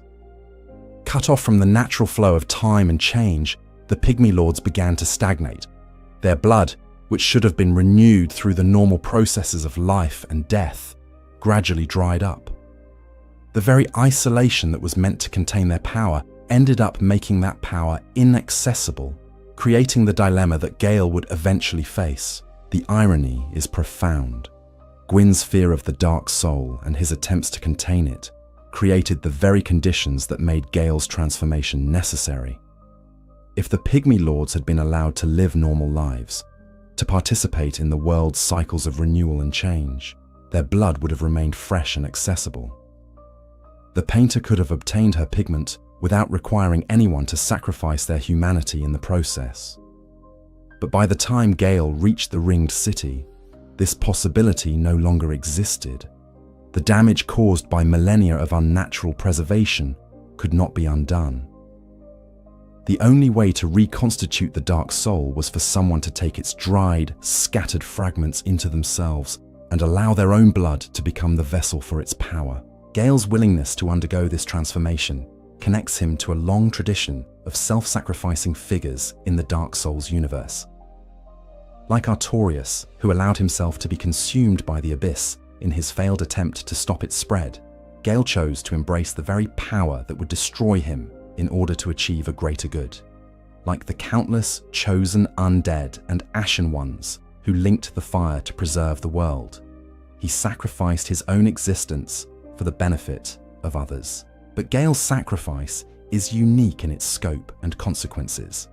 Where other heroes gave their lives to preserve the existing order, Gale gave his humanity to make possible the creation of something entirely new. His transformation was not about maintaining the status quo, but about enabling genuine change, about creating a space where the cycles of fire and dark that had trapped the world for so long could be transcended. The painted worlds represent something unprecedented in the Dark Souls universe. Spaces that exist outside the natural order, but are not inherently hostile to it. Unlike the Abyss, which seeks to consume and corrupt everything it touches, or the various artificial realms created by powerful sorcerers, painted worlds are designed to coexist peacefully with reality. They provide refuge without threatening the broader world's stability. Gale's quest to enable the creation of a new painted world thus represents a fundamentally different approach to the problems that have plagued the Dark Souls universe. Instead of trying to preserve a dying age or hasten the arrival of a new one, instead of choosing between order and chaos, he sought to create a third option. A space where the forlorn could find peace regardless of which cosmic forces held sway in the outside world. This vision required him to engage with forces and powers that previous heroes had tried to avoid or destroy. Where Artorias fought against the Abyss, where the chosen undead chose between lighting or refusing the flame, Gale embraced the Dark Soul itself, allowing it to transform him completely so that its power could be channeled toward creative rather than destructive ends. The red skulls that surround Gale in his transformed state represent more than just the souls he consumed in his quest for power. They are the accumulated weight of human history, the collected suffering and struggle of countless generations who lived and died under the oppressive cycles that have governed the world. In absorbing this essence, Gale takes upon himself not just power, but responsibility. He becomes the bearer of humanity's pain, as well as its hope. This assumption of collective suffering connects Gale to religious and mythological traditions that extend far beyond the Dark Souls universe. Like various sacrificial figures in human mythology, he takes upon himself the sins and sorrows of his people, so that they might be redeemed. His transformation is not just a power-up, but a form of spiritual crucifixion, a willing acceptance of damnation for the sake of others' salvation. The fact that this sacrifice ultimately succeeds, that the painter is able to use Gale's blood to create her new world, suggests that there is something fundamentally different about his approach to the cosmic forces that govern reality. Where previous attempts to break the cycles of fire and dark have failed, or resulted in even greater suffering, Gale's willingness to completely surrender his individual identity creates the possibility for genuine transcendence. The new painted world that results from his sacrifice will exist outside the cycles that have trapped the rest of reality for so long.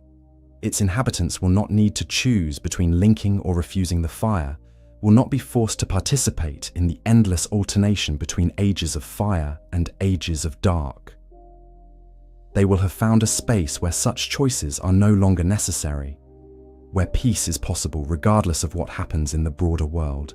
This achievement represents the culmination of everything the Dark Souls series has been exploring about sacrifice, duty, and the possibility of hope in the face of seemingly insurmountable despair. Gale's story shows us that sometimes the greatest act of love is the willingness to become something terrible so that others might find peace. That sometimes salvation requires not the preservation of one's purity, but its complete sacrifice for a greater good. Chapter 10. The Final Battle's True Meaning. When we face Slave Knight Gale in battle at the end of time, we are not simply fighting another boss encounter or engaging in routine video game combat. We are participating in a moment of profound cosmic and spiritual significance, a confrontation that represents the culmination of themes that have run throughout the entire Dark Souls series. The setting itself tells us that this is no ordinary battle. We fight in a wasteland at the very end of time, where the remnants of all ages have been ground down into ash and bone. This is what the world looks like when all the cycles of fire and dark have finally run their course, when every kingdom has fallen and every civilization has crumbled into dust.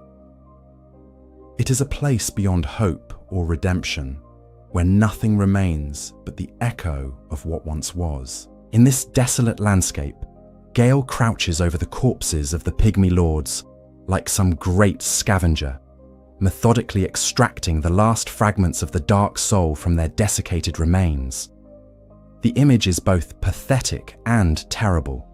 Here is a being of immense power reduced to scavenging among the dead for the scattered pieces of humanity's greatest treasure. But when we look deeper, we begin to understand that Gale's position in this scene is not one of degradation, but of dedication. He has pursued his quest to its absolute limit, following the trail of the dark soul to the very end of existence itself. His presence here represents not failure, but the ultimate expression of commitment. He has literally gone to the ends of the earth and the end of time itself to fulfill his promise to the painter. The battle that follows is structured in 3 distinct phases, each representing a different aspect of Gale's transformation and a different stage in his relationship with the power he has absorbed. Understanding these phases helps us appreciate the deeper meaning of what we are witnessing and participating in. In the first phase, Gale fights like a beast, moving on all fours and attacking with primitive, animalistic fury. This represents the initial stage of his corruption, when the Dark Soul's influence has stripped away the civilized veneer of his knightly training, but has not yet fully integrated with his consciousness. He is driven by instinct and compulsion rather than rational thought, lashing out at perceived threats without strategy or consideration. Yet even in this bestial state, traces of his original tactical thinking remain. His movements are not random or chaotic, but follow patterns that make sense from a combat perspective. He uses the environment to his advantage, positions himself to maximize the effectiveness of his attacks, and shows clear understanding of spacing and timing. The knight is still there beneath the beast, even if he is no longer in conscious control. The second phase begins when Gale has taken enough damage to weaken the Dark Soul's immediate influence over his actions. He begins to stand upright, to fight more like the seasoned warrior he once was. His attacks become more deliberate and tactical. He begins to use his crossbow alongside his greatsword, and his overall approach to combat becomes more sophisticated and dangerous. This phase is perhaps the most heartbreaking to witness, because it shows us glimpses of who Gale once was. We can see the skilled knight who survived countless battles as a slave knight, the devoted protector who fought alongside us against Sister Frida, the gentle soul who called the painter my lady with genuine affection. He is still corrupted, still hostile, but he is also recognizably human in ways that make his condition all the more tragic. The third and final phase represents the Dark Soul's power reaching its full manifestation. Lightning begins to fall from the sky, the red skulls surrounding Gale multiply and intensify, and his attacks take on a desperate, overwhelming quality. This is not Gale fighting with enhanced power. This is the Dark Soul itself using Gale's body as a vessel for its ultimate expression. In this final phase, we are no longer fighting Slave Knight Gale, but something that has consumed and replaced him. The gentle knight is still there somewhere, buried beneath layers of accumulated humanity and cosmic power. But he is no longer capable of asserting control over his actions. The Dark Soul has become the dominant force, and it fights not with Gale's tactical thinking, but with the raw desperation of humanity's collective suffering. The lightning that falls during this phase is particularly significant. It is not under Gale's conscious control. Indeed, it can damage him as easily as it can damage us. This represents the Dark Soul's power at its most chaotic and uncontrolled, dangerous to everything around it, including its own vessel. Gale has become a conduit for forces that are larger and more destructive than any individual can safely contain. Yet even in this ultimate manifestation of corruption and power, the battle retains elements of tragedy rather than simple horror. We are not fighting a villain who has chosen evil, but a hero who has been destroyed by his own heroism. Every attack he makes against us is both an assault and a cry for help, both an expression of the Dark Soul's compulsions and a plea from whatever remains of Gale's consciousness for release from his torment. The fact that we must kill Gale to complete his mission adds another layer of tragic irony to the encounter. He has succeeded in his quest. He has obtained the Dark Soul and transformed it into the blood that the painter needs. But he cannot deliver it himself, cannot complete the final step of his journey. Someone else must take it from his corpse, must kill him to fulfill the promise he made. This requirement transforms our role in the battle from simple antagonist to reluctant executioner. We are not fighting Gale because we want to defeat him, but because defeating him is the only way to honor his sacrifice and complete his mission. Our victory is his victory. Our success is the fulfillment of his deepest hopes and dreams. The moment when Gale finally falls is one of profound silence and solemnity. The lightning stops falling, the red skulls dissipate, and for a brief instant, the wasteland at the end of time seems almost peaceful. There is something in his final posture, in the way he collapses, that suggests not defeat but release, the end of a burden that had become too heavy for anyone being to bear. When we collect the blood of the Dark Soul from his remains, we are not looting a defeated enemy but accepting a sacred trust. This blood represents everything Gale was, and everything he sacrificed, his humanity, his sanity, his very existence. It is both the most precious treasure in the world and the most tragic monument to love's ultimate cost. The battle against Gale thus becomes a ritual of redemption rather than conquest. Through our participation in his death, we enable his transformation from monster back to hero, from burden to gift. We provide him with the release he cannot give himself, while accepting the responsibility of completing the mission that cost him everything. This understanding transforms our entire relationship to the encounter. We are not the Ashen One defeating Slave Knight Gale. We are the instrument through which Slave Knight Gale defeats the corruption that has consumed him. We are not his enemy but his liberator, not his killer but his salvation. The fact that this battle serves as the final boss encounter of the entire Dark Souls series gives it additional weight and meaning. It represents not just the end of Gale's story, but the culmination of everything the series has been exploring about duty, sacrifice, and the possibility of hope in the face of despair. Here, at the very end of time, we witness the ultimate expression of love's power to transcend even the most complete corruption and transformation. When we return to the painted world of Ariandel with Gale's blood, we carry with us not just the material the painter needs, but the proof that love can triumph over any obstacle, that devotion can overcome any corruption, that hope can persist even at the end of everything. Gale's sacrifice has not just enabled the creation of a new world, it has demonstrated that such creation is possible, that even in the darkest circumstances, there remains the potential for renewal and redemption. The new world that the painter creates with Gale's blood will be more than just a refuge for the forlorn. It will be a testament to the power of self-sacrificing love, a monument to the idea that some things are worth giving everything to protect.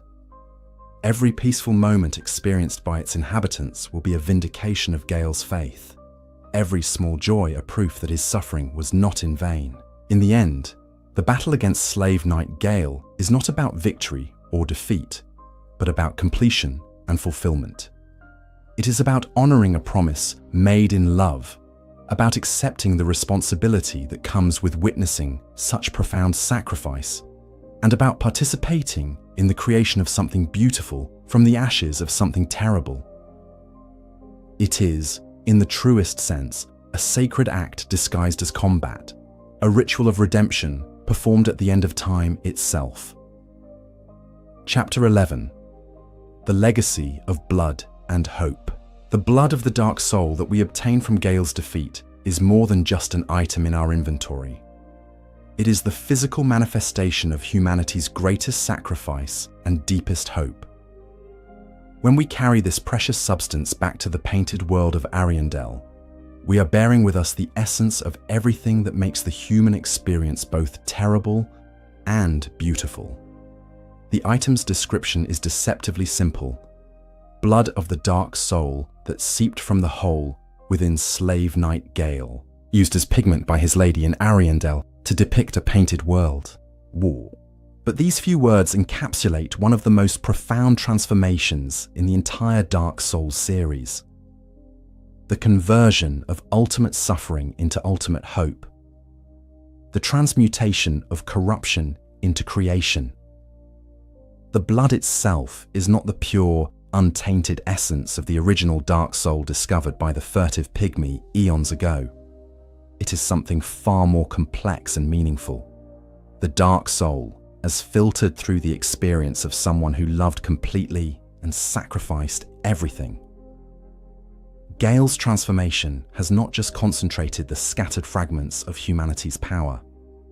It has infused them with his devotion, his determination, and his willingness to endure any corruption for the sake of others. This transformation of the Dark Soul's nature is crucial to understanding why it can serve as pigment for the painter's work. In its original form, the Dark Soul was a raw, primal force, powerful but chaotic, creative but destructive. The furtive pygmy's decision to fragment it among his descendants was wise, but it also diluted its power and made it difficult to harness for specific purposes. By taking the scattered fragments into himself and allowing them to be shaped by his own character and purpose, Gale has created something entirely new, a form of the Dark Soul that retains its fundamental power while being infused with qualities of love, sacrifice, and creative intent. This is not the Dark Soul as it was, but the Dark Soul as it could be, transformed by human experience into something capable of building rather than merely existing.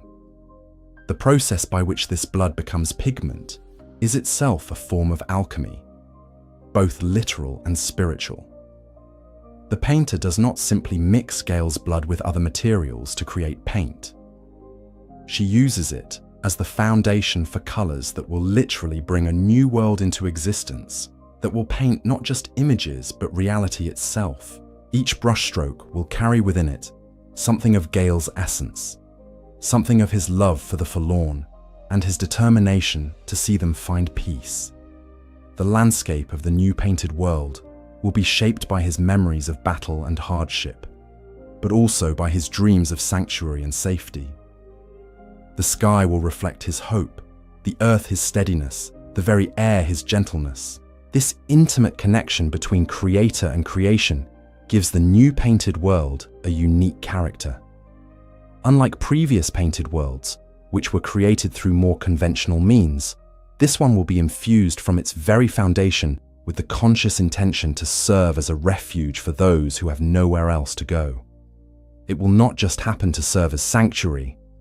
It will be designed from the ground up for that specific purpose. The inhabitants of this new world will live and breathe within an environment that was literally created from love. Every stone, every tree, every drop of water will carry within it the essence of someone who gave everything to ensure their well-being. They may never know the full story of Gale's sacrifice, may never understand the price that was paid for their peace, but they will benefit from it every moment of their existence. The painter's reaction to receiving the blood is complex and deeply moving. Her simple words, "My thanks, Ashen One. With this will I paint a world," carry within them acknowledgement of the magnitude of what has been accomplished and what has been lost. She understands that this blood represents not just pigment, but the complete sacrifice of someone she loved, and her promise to use it wisely is both practical commitment and sacred vow. The world she creates will be, in the truest sense, a monument to Gale's love and devotion.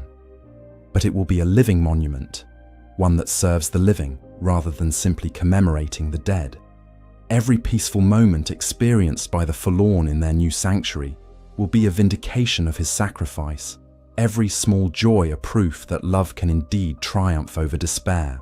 The offer the painter makes to name the new world after the Ashen One is both generous and appropriate. The Ashen One played a crucial role in making the new world possible, serving as the instrument through which Gale's mission could be completed. Without their willingness to face him in battle, to accept the terrible responsibility of ending his suffering, his sacrifice would have been meaningless. Yet whatever name the new world bears, it will always be fundamentally Gale's world. It will exist because of his sacrifice, will be shaped by his love, will serve the purpose he died to achieve. The forlorn souls who find refuge there will be living proof that his transformation was not a tragedy, but a triumph, not a defeat, but the ultimate victory of love over despair. The creation of this new painted world also represents something unprecedented in the Dark Souls universe, a genuine escape from the cycles of fire and dark that have trapped the world for so long. Previous attempts to break these cycles have either failed completely or resulted in even greater suffering. But the painted world exists outside these cycles, providing a space where such concerns are irrelevant. This transcendence is made possible by the nature of Gale's sacrifice. By completely surrendering his individual identity, by allowing himself to become a vessel for the collective essence of humanity, he has created something that is neither fire nor dark, but both and neither simultaneously. The blood that serves as pigment contains within it the full spectrum of human experience, making it capable of creating a reality that transcends the binary oppositions that have defined existence. The new world will not need champions to link the fire or refuse it, will not require heroes to make impossible choices between order and chaos. Its inhabitants will be free to simply live, to find peace and happiness without constantly worrying about cosmic forces beyond their control. This is the gift that Gale's sacrifice has made possible. Freedom from the very concerns that have driven so much of the suffering in the Dark Souls universe. The painter's art thus becomes a form of divine creation, using the essence of ultimate sacrifice to bring into being something genuinely new and good. She is not simply painting pictures, but literally creating reality, shaping a world that will serve as home to countless souls who have found no welcome elsewhere. The technical aspects of this creation are beyond normal human understanding, but the emotional and spiritual aspects are clear. This will be a world created from love, sustained by sacrifice, and dedicated to the proposition that peace is possible, even in a universe that seems designed to generate suffering.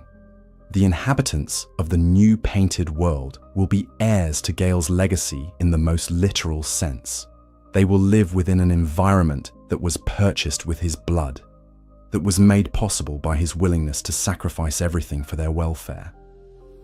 Every breath they take, every peaceful sleep they enjoy, every moment of simple contentment will be a testament to his love. But they will also be heirs to something more abstract and valuable. The proof that such sacrifice is possible, that love can indeed overcome any obstacle, that hope can persist even in the face of ultimate despair. The very existence of their peaceful world will serve as evidence that the human capacity for love and self-sacrifice is stronger than any force of corruption or decay. In this way, Gale's story transcends its tragic elements to become something genuinely hopeful and inspiring. Yes, he lost everything in his quest to help the painter create her new world, but what he lost was transformed into something infinitely more valuable, not just a refuge for the forlorn, but proof that such refuges are possible, that love can indeed triumph over any darkness. The blood that seeps from the hole in his chest is thus not just the end of his story, but the beginning of countless other stories. The stories of all the souls who will find peace in the world, his sacrifice made possible. It is the seed from which hope itself can grow, the foundation upon which new forms of joy and contentment can be built. Chapter 12. The Knight's Eternal Rest. In the aftermath of his defeat and the collection of his blood, Slave Knight Gale finally finds something that had eluded him for countless ages: rest. Not the simple rest of sleep or the temporary rest between battles, but the deep, eternal rest that comes from knowing that one's purpose has been fulfilled and one's mission completed. The transformation from his monstrous final form back to something approaching peace is not something we witness directly, but we can infer its nature from the way his story concludes. The frenzied, lightning-wreathed creature that fought us with such desperate fury simply stops. The accumulated weight of centuries of suffering, the burden of carrying humanity's collective pain, the terrible responsibility of preserving the Dark Soul's power, all of it finally lifts from his shoulders. In death, Gale achieves what he could never achieve in life during the final phases of his quest: release from the compulsions and corruptions that had driven him to such terrible acts. The red skulls that had swirled around him dissipate, returning to whatever realm souls inhabit when they are finally allowed to rest. The lightning stops falling, the wasteland grows quiet, and for the first time in perhaps centuries, Slave Knight Gale is truly at peace. This peace is not the peace of oblivion or extinction, but the peace of completion. Every promise he made has been kept, every duty fulfilled, every sacrifice rendered meaningful by its ultimate success. The painter has her pigment, the new world can be created, and the forlorn will have their sanctuary. His long journey from the battlefields of the Age of Fire to the ash-covered wasteland at the end of time has finally reached its destination. The soul of Slave Knight Gale that we obtain from his defeat tells us something important about what remained at his core, despite all the corruption and transformation he endured. The description speaks of a viscous, lukewarm lump of gentle humanity, emphasizing that word gentle in a way that seems almost miraculous given what we have witnessed of his final battle. That gentleness, that fundamental kindness that had driven him to protect the painter and seek salvation for the forlorn, survived everything. It survived the horrors of his service as a slave knight, the long years of his quest through dangerous and hostile territories, the terrible process of consuming the dark soul, and even his transformation into something barely recognizable as human. At his very core, beneath all the accumulated power and corruption, Gale remained the gentle knight who had called a young artist my lady and promised to help her create something beautiful. This preservation of his essential nature suggests that Gale's corruption was never complete, that some part of him always remained true to his original purpose and character. The monster we fought was real, the danger he posed was genuine, but it was overlay rather than replacement. The knight was always there beneath the beast, even when the beast was in complete control of his actions. Understanding this helps us appreciate the true tragedy and triumph of Gale's story. The tragedy is not that he became something evil, but that he became something he would have opposed, something that his original self would have fought against.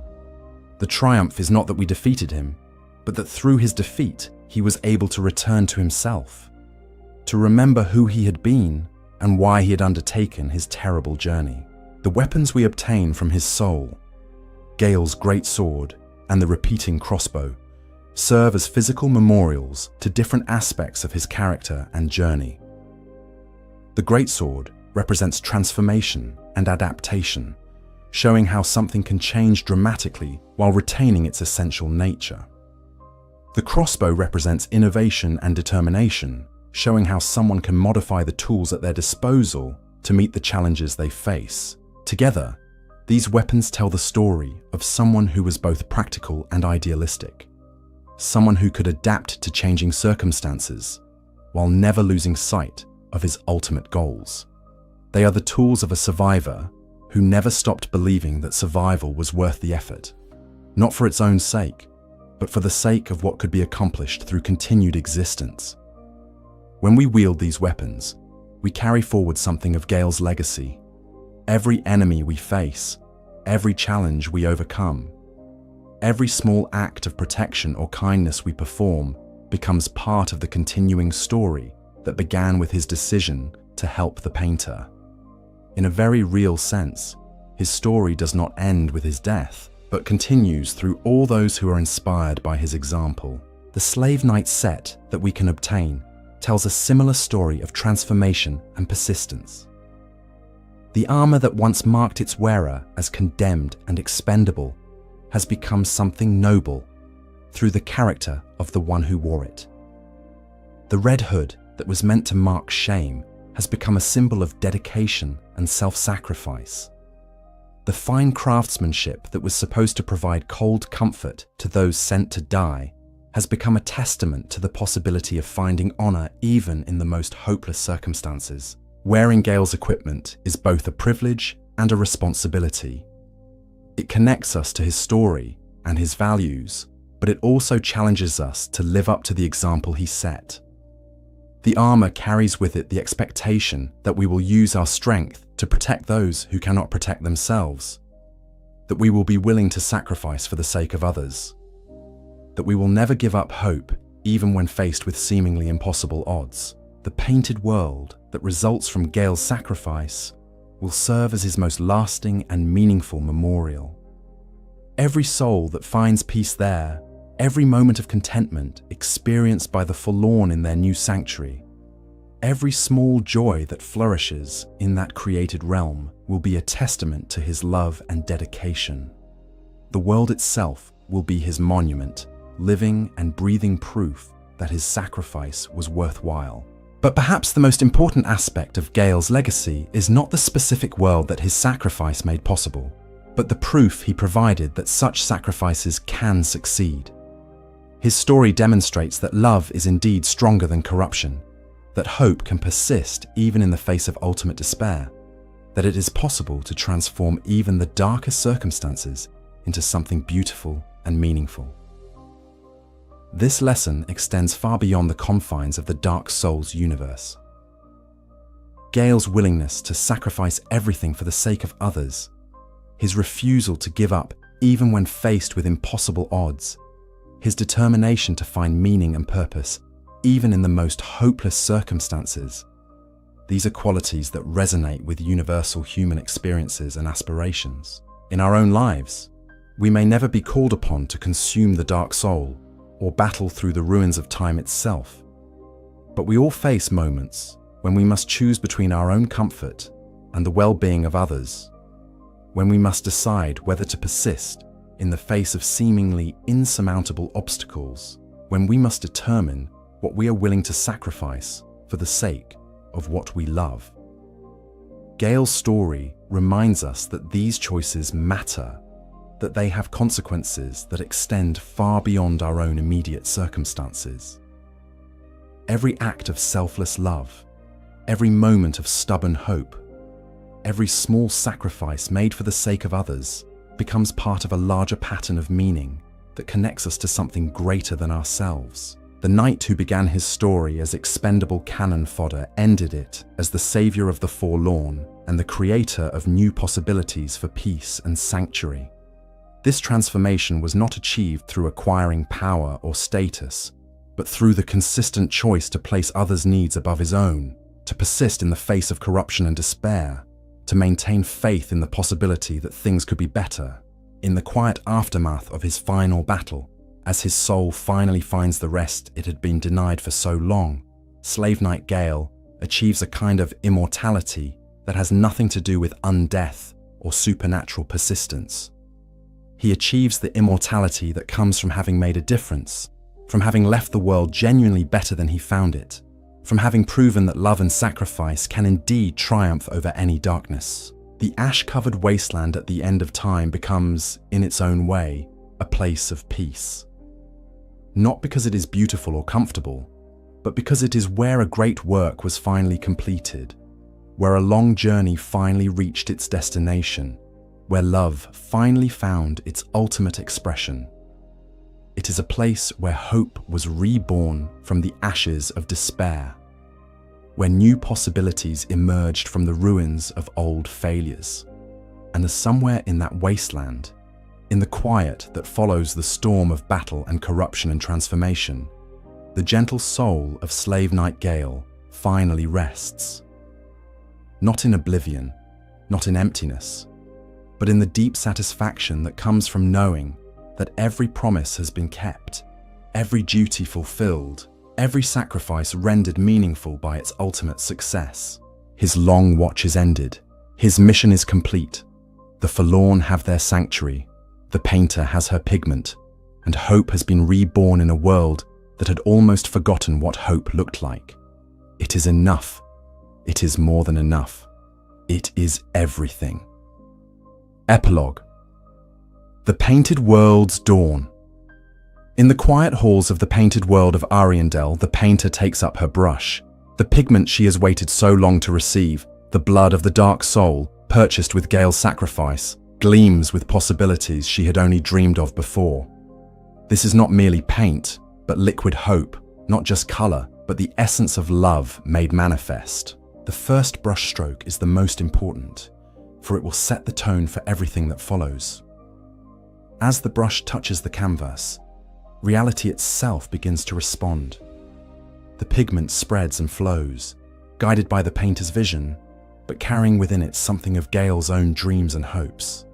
The landscape that emerges is one of gentle beauty, of quiet sanctuary, of peace that has been earned through suffering and sacrifice. Mountains rise, not stark and forbidding, but rolling and welcoming. Forests grow, their canopies designed to provide shelter and comfort rather than shadow and threat. Rivers flow clear and clean, carrying with them the memory of tears shed in sorrow, but transformed into something nourishing and life-giving. The sky stretches wide and peaceful, painted in colors that speak of rest after long labor, of dawn after the darkest night.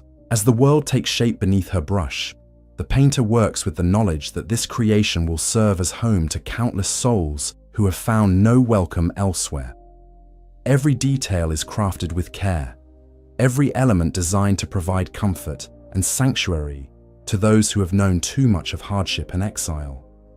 This is not just artistry, but architecture of the soul, engineering of hope itself, The forlorn begin to arrive even as the paint is still wet, drawn by some instinct that tells them sanctuary awaits. They come from all corners of existence, the dispossessed, the exiled, the forgotten, those who have been cast out from every other place they have tried to call home.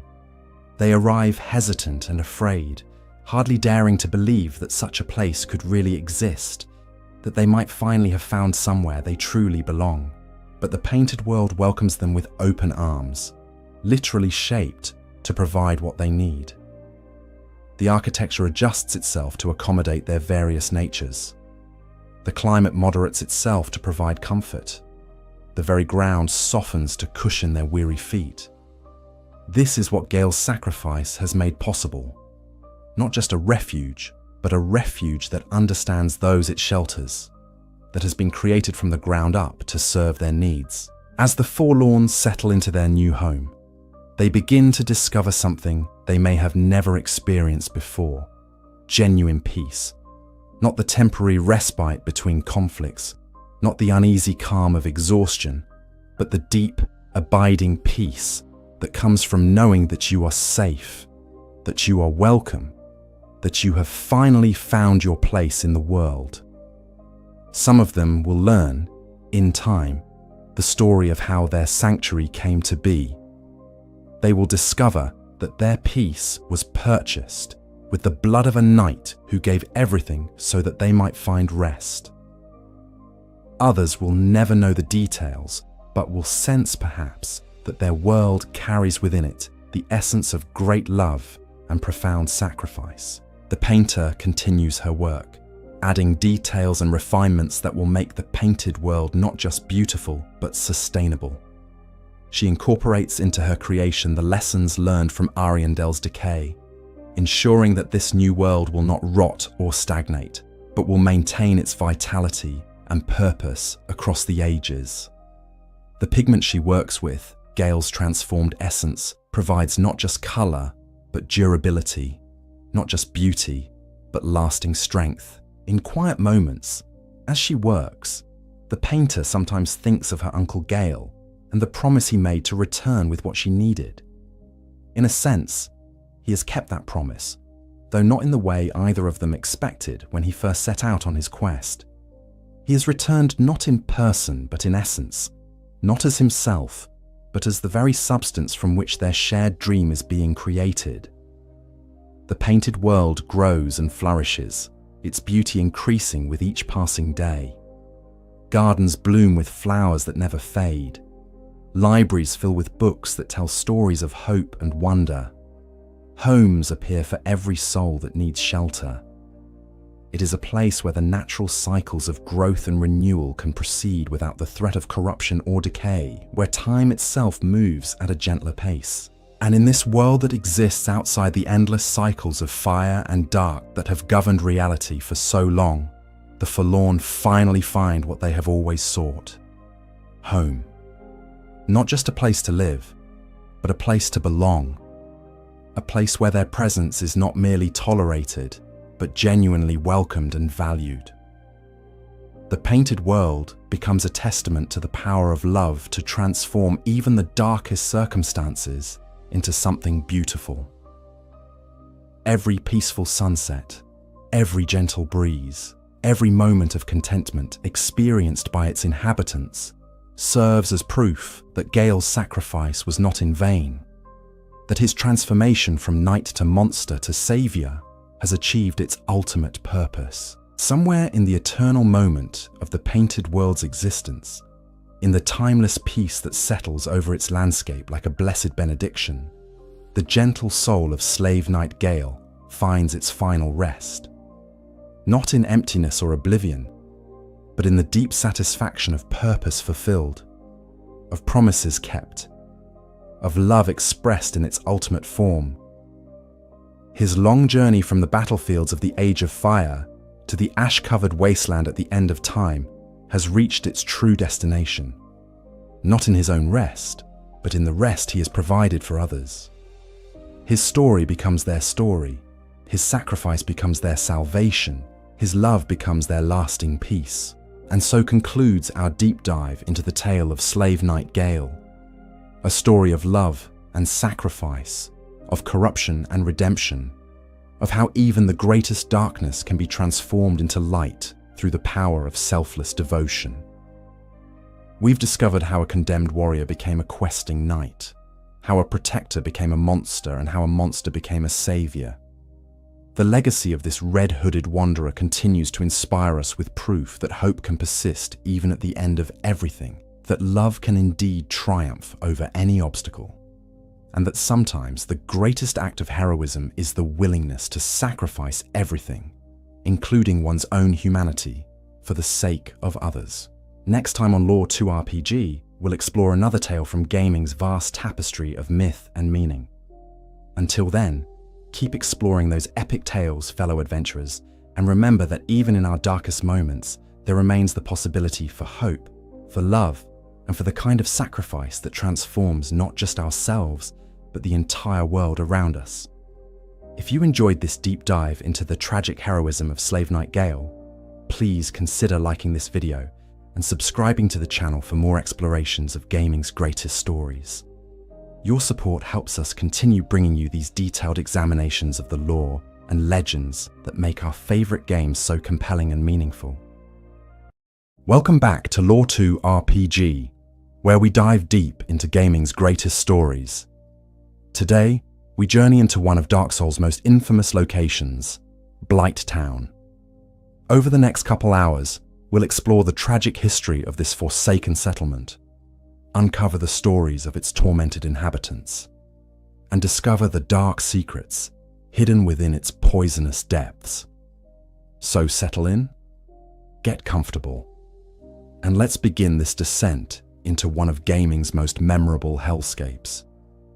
Deep beneath the sewers of the depths, suspended above a toxic swamp by rotting wooden scaffolding, lies Blighttown, a place that strikes both dread and fascination into the hearts of Dark Souls players. This ramshackle settlement, built from crude planks and rickety ladders, tells one of the most haunting stories in all of Lordran. It is a place of exile and desperation, where the unwanted and diseased sought refuge in the shadows, only to find themselves trapped in an even worse fate. Chapter 1. The Architecture of Despair. Blighttown's very structure tells a story of improvisation born from desperation. The entire upper portion consists of interconnected bridges and scaffolding made from weathered wood, creating a precarious maze that stretches vertically through the darkness. These makeshift walkways, suspended between ancient stone pillars and carved into cliff faces, speak to a community built by those who had nowhere else to go. What's particularly fascinating about Blighttown's construction is its relationship to the world above. The settlement exists quite literally in the shadow of the surface world, built beneath the very foundations of the undead Burg. The stone structures that support the upper areas, the proper architecture made of carved stone and masonry, these weren't built by Blighttown's residents. These are the remnants of something older, something that existed before. This became a place of exile. The wooden portions of the settlement, crude as they may appear, represent a remarkable feat of engineering born from necessity.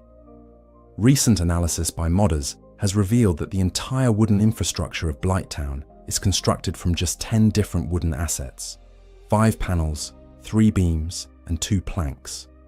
These basic components, reused and repositioned throughout the area, create the illusion of a vast, complex settlement while telling us something important about its builders. They worked with whatever materials they could find, repurposing and reusing every scrap of wood available to them. This architectural philosophy of reuse and improvisation extends throughout the settlement. The platforms that hug the stone walls, the tunnels dug into the sides of cliffs, the ladders that snake up and down through the darkness. All of these speak to a community that had to make do with whatever they could scavenge. The very crudeness of the construction tells us that these weren't skilled architects or wealthy citizens building their homes. These were desperate people, exiles and outcasts, creating shelter in the only place they could find refuge. The vertical nature of Blighttown is crucial to understanding its story. the settlement doesn't just exist in the depths, it's stratified, with different levels serving different purposes. The upper areas, closest to the surface, are where most of the inhabitants lived, if you can call their existence living. The middle sections contain the mining operations that likely sustained the community economically. And at the very bottom, in the poisonous swamp itself, lies the heart of Blighttown's tragedy, Quaelig's domain. The stone structures interspersed throughout the wooden scaffolding hint at Blighttown's deeper history. These aren't crude constructions like the wooden platforms. They're proper architecture with concentric circles, intricate etchings, and arched doorways. The style bears a striking resemblance to the architecture found in Lost Izar-Lith, suggesting that parts of Blighttown may have once been connected to or part of that ancient city. Before the Witch of Izar-Lith's catastrophic experiment transformed everything. The aqueducts that drain water from the depths above into Blighttown tell another part of this story. The settlement became not just a place of exile, but a literal dumping ground for the waste and runoff from the areas above. The poisonous swamp at the bottom isn't just a natural formation. It's the result of decades or centuries of contaminated water flowing down from the sewers above, creating a toxic environment that mirrors the social contamination of its inhabitants. The presence of mining equipment throughout the area, pickaxes carried by some inhabitants, tunnels carved into the cliff faces, platforms positioned for resource extraction, suggests that Blighttown served an important economic function, despite being a place of exile. The slugs that inhabit the area drop titanite, and there's speculation that Blighttown may have been where titanite was first discovered, or primarily mined in Lordran. This would explain why such a forsaken place was allowed to exist at all. It served the kingdom's needs, even as its inhabitants were treated as expendable. The water wheel elevators represent perhaps the most ambitious engineering projects in Blighttown. These massive wooden constructions, operated by flowing water, allow vertical transportation through the settlement's many levels. They're remarkable achievements considering the limited resources and crude construction methods available to Blighttown's builders. The fact that they're still functional after what must be decades or centuries of neglect speaks to both their solid construction and the ingenuity of their creators. The spider webs that cover much of the lower areas of Blighttown weren't always there. These are a more recent addition to the settlement's architecture, created after the daughters of the Witch of Izar-Lith took up residence in the area. The webs serve both practical and symbolic purposes. They provide additional structural support to the aging scaffolding, while also marking the territory of Blighttown's new rulers. What strikes many visitors to Blighttown is how the settlement seems to exist in its own isolated bubble. Despite being connected to both the depths above and the demon ruins below, there's a sense of complete separation from the outside world. The inhabitants have created their own insular community, with its own customs, its own economy, and its own tragic hierarchy. The architecture reinforces this isolation. Once you descend into Blighttown, leaving becomes a significant challenge, both practically and psychologically. The bonfires scattered throughout the settlement serve as rare beacons of hope in an otherwise oppressive environment. Their placement tells us about the paths most commonly traveled by inhabitants and the areas deemed important enough to warrant these precious sources of light and warmth. The bonfire hidden in the tunnel near the swamp, in particular, suggests secret routes and hidden communities within the larger settlement. The lighting, or lack thereof, in Blighttown is another crucial element of its architecture. The settlement exists in perpetual twilight, with only scattered torch flames and the occasional glow from above providing illumination. This darkness isn't just atmospheric, it's functional. It hides the settlement from the surface world and provides cover for its inhabitants' activities. The darkness also reflects the psychological state of the community. These are people who have been forgotten by the world above, living in the shadows both literally and figuratively. As we examine Blighttown's architecture, we see a story of human resilience in the face of abandonment. These crude wooden platforms and rickety ladders represent the triumph of the human spirit over despair. Even in the most hopeless circumstances, people found ways to build, to create homes, and to form communities. The fact that the settlement not only survived, but functioned for what must have been many years, tells us something profound about the strength and ingenuity of the human spirit. Chapter 2. A Haven for the Unwanted. To understand Blighttown's role in the larger world of Lordran, we must first understand who ended up there and why. Blighttown wasn't just a settlement that happened to be built in an unfortunate location. It was deliberately positioned to serve as a repository for society's unwanted. The very name suggests its purpose: a town for the blighted, the cursed, the diseased, and the damned.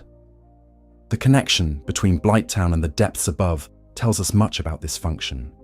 The depths served as Lordran's prison system, where criminals and undesirables were banished from civilized society. But even among these outcasts, there was a hierarchy of unwanted. Those deemed too dangerous or too diseased, even for the depths, were pushed further down, into Blighttown itself. The Blighttown key, which unlocks the entrance from the depths, bears an inscription that makes this relationship explicit. As its name suggests, Blighttown is a place of great pestilence. Even the polluted inhabitants of the depths are aware of its dangers, and built this mighty door in hopes that they could remain safely separated. This tells us that Blighttown was considered dangerous, even by the standards of those already living in sewers filled with undead cannibals and toxic sludge. What kinds of people ended up in Blighttown? The evidence suggests several categories of exiles. First were those infected with diseases that posed a threat to the surface population.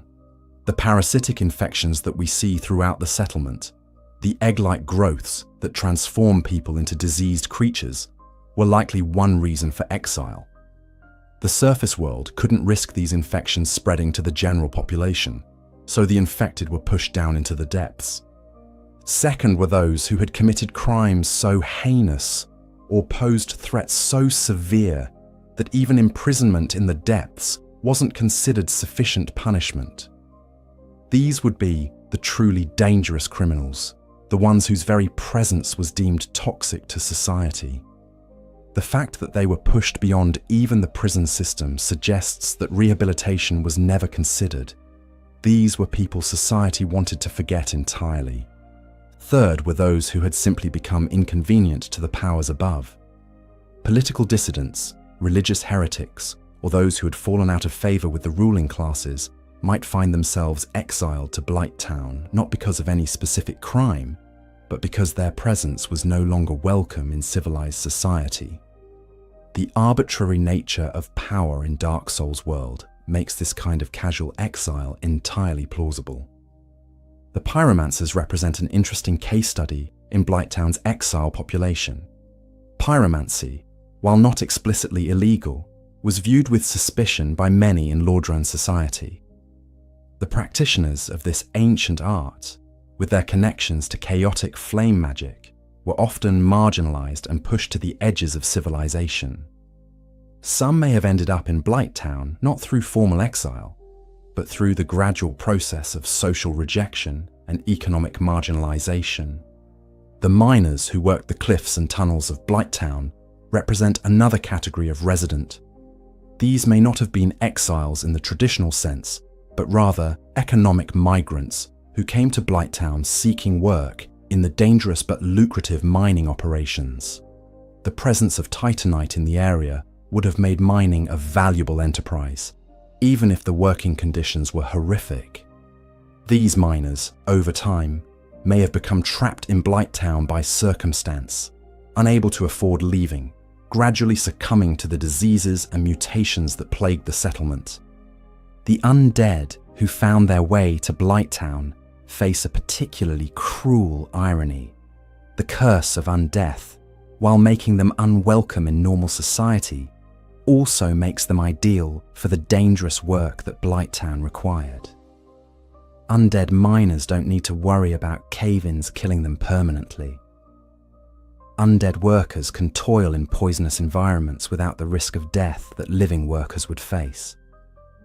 But this practical advantage comes at the cost of being trapped in an eternal existence of drudgery and suffering. The transformation of Blighttown's inhabitants over time tells another part of this story. The infested barbarians that now populate the settlement weren't always the hulking, club-wielding creatures we encounter. These were once human beings, exiles, criminals, miners, and outcasts who gradually succumbed to the toxic environment and parasitic infections that plagued the settlement. The transformation isn't just physical, it's psychological and social as well. The process of becoming an infested barbarian seems to follow a tragic pattern. First, the newly arrived exile or refugee would struggle to maintain their humanity while adapting to Blighttown's harsh conditions. They would build shelters, form relationships, and try to create some semblance of normal life in abnormal circumstances. But the constant exposure to toxins, disease, and despair would gradually wear down their physical and mental health. As the transformation progressed, the individual would begin to lose their human characteristics. Their skin would take on a sickly pallor, their size would increase unnaturally, and their behavior would become more aggressive and less rational. The crude clubs they carry suggest a regression to primitive tool use, abandoning the more sophisticated implements they might have used in their previous lives. The final stage of this transformation results in the creatures we encounter, barely human beings driven by basic instincts, wielding primitive weapons and showing little sign of their former selves. They retain enough intelligence to use tools and coordinate simple attacks, but their capacity for complex thought, emotion, and social interaction has been largely destroyed by their circumstances. This transformation process serves as a metaphor for what exile and abandonment can do to the human spirit. Blighttown doesn't just house society's unwanted, it gradually strips away their humanity, turning them into the very monsters that society feared they were. It's a self-fulfilling prophecy of the cruelest kind, people sent away for being dangerous or diseased actually becoming dangerous and diseased as a result of their treatment. The few inhabitants who retained their humanity, like Angie and the other egg carriers, represent those who found ways to resist this degradation, often by finding purpose in serving others or by maintaining some connection to the world beyond Blighttown. Their stories, which we'll explore in detail later, show that even in the most hopeless circumstances, some spark of humanity can survive. The economics of exile that brought people to Blighttown also created the settlement's unique social structure. Unlike normal communities that develop organically around shared interests or geographical advantages, Blighttown was formed by people who had nothing in common except their rejection by society. This created a community bound not by shared values or goals, but by shared trauma and abandonment. The arrival of the Daughters of Chaos changed Blighttown's role as a refuge for the unwanted. When Quelaag and her sister took up residence in the settlement, they brought with them their own followers and servants, people who chose to serve them rather than being exiled to Blighttown by others. This created a new dynamic in the settlement, with some inhabitants serving by choice, while others remained trapped by circumstance. The tragic irony of Blighttown is that it became exactly what the surface world claimed it was, a place of disease, violence, and inhumanity. But this wasn't because the people sent there were inherently evil or dangerous. It was because the conditions they were forced to live in gradually stripped away their humanity, creating the very monsters that society had imagined them to be. In pushing its unwanted citizens into Blighttown, Lordran didn't solve its problems. It created new and worse ones. Chapter 3: The Remnants of Industry and Signs of Labour.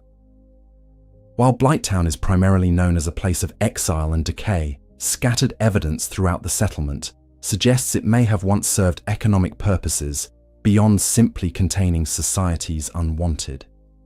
The presence of certain tools and the abundance of valuable materials point to possible industrial activity in the area's past. The most direct evidence comes from the infested barbarians themselves. Some carry pickaxes rather than conventional weapons. These mining tools, worn and crude, suggest that at least some of the settlement's inhabitants were once engaged in extractive labor. The platforms that extend from stone walls into the cliff faces could have provided access to mining sites, though the original purpose of these structures remains unclear. The slugs that inhabit the poisonous swamp present an intriguing connection to Lordran's mineral wealth. These creatures consistently drop various grades of titanite when killed, from green titanite shards to the more valuable large titanite shards. This abundance suggests either that the swamp is naturally rich in titanite deposits, or that these creatures have adapted to concentrate the mineral in their bodies over time. A scholarly interpretation would note that the titanite chunk description mentions the discovery of chunks in Lordran, implying that titanite was found somewhere within the kingdom. While we cannot definitively say Blighttown was this location, the presence of titanite-dropping creatures and mining tools creates a circumstantial case for some form of extractive industry having operated here.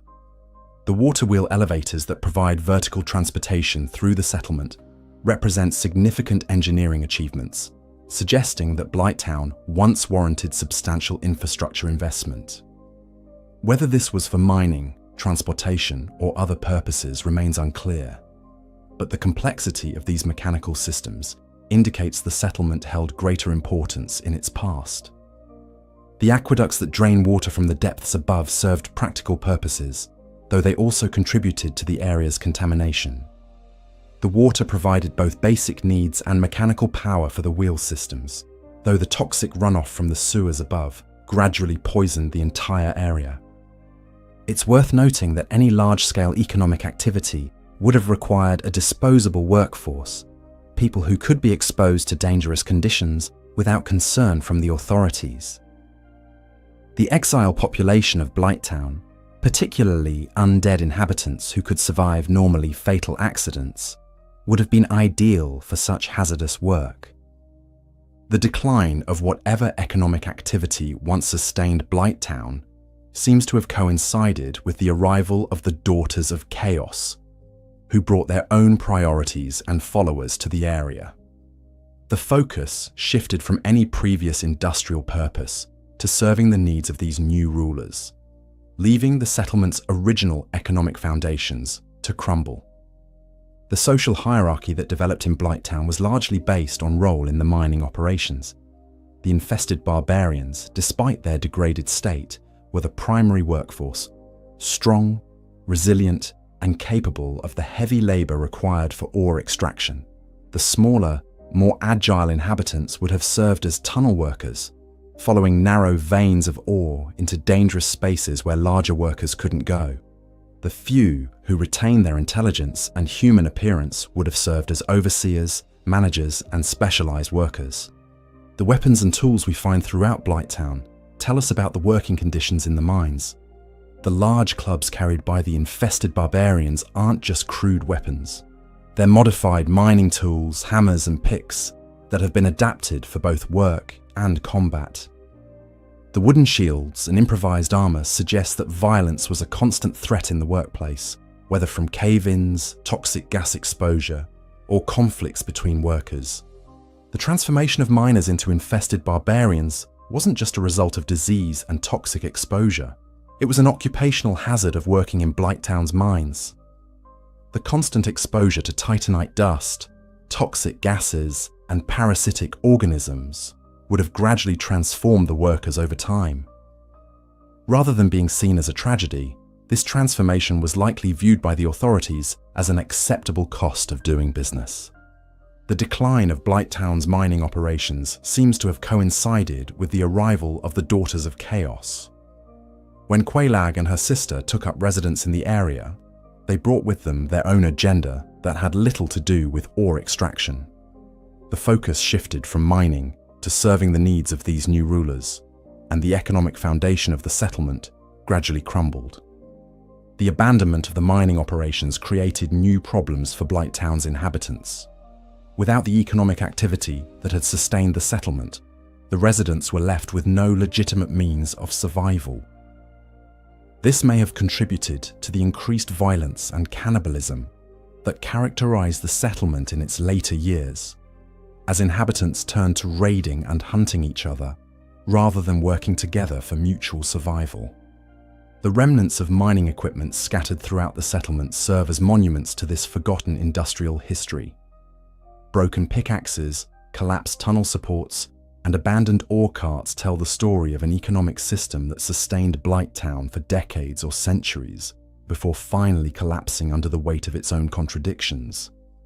The environmental damage caused by the mining operations is still visible throughout Blighttown. The toxic swamp at the bottom of the settlement isn't just the result of runoff from the depths above. It's also contaminated by decades of mining waste, processed ore, and the toxic byproducts of titanite extraction. The poisonous nature of the environment isn't just natural, it's industrial pollution on a massive scale. The legacy of Blighttown's mining operations extends beyond the settlement itself. The titanite extracted from these dangerous mines would have been used to create weapons and armor throughout Lordran. Every titanite-enhanced weapon in the kingdom bears a trace of Blighttown's suffering, created through the exploitation of society's most vulnerable members. The connection between the kingdom's military power and the suffering of its exiled citizens creates a dark parallel to real-world extraction industries. Understanding Blighttown as an industrial site rather than just a place of exile adds new layers to its tragedy. The inhabitants weren't just abandoned to suffer, they were actively exploited for their labor even as they were rejected by society. Their transformation into monsters wasn't just the result of disease and despair, it was an industrial accident on a massive scale, the predictable result of unsafe working conditions and toxic exposure. The question of whether the authorities knew about the transformation of the miners is particularly troubling. The evidence suggests that they must have been aware of what was happening to the workforce, but chose to continue the operations anyway. This represents not just callous indifference, but active complicity in the systematic dehumanization of the exile population. Chapter 4: The Daughters of Chaos and Their Tragic Domain.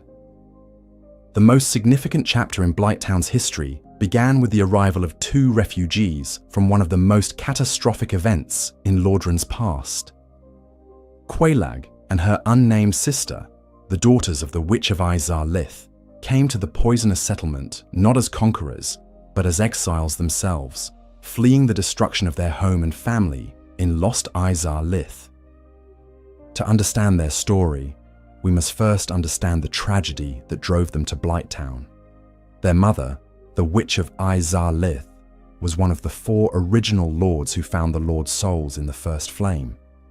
As the flame began to fade, threatening to end the Age of Fire, she attempted to recreate the First Flame using her own Lord's soul as fuel.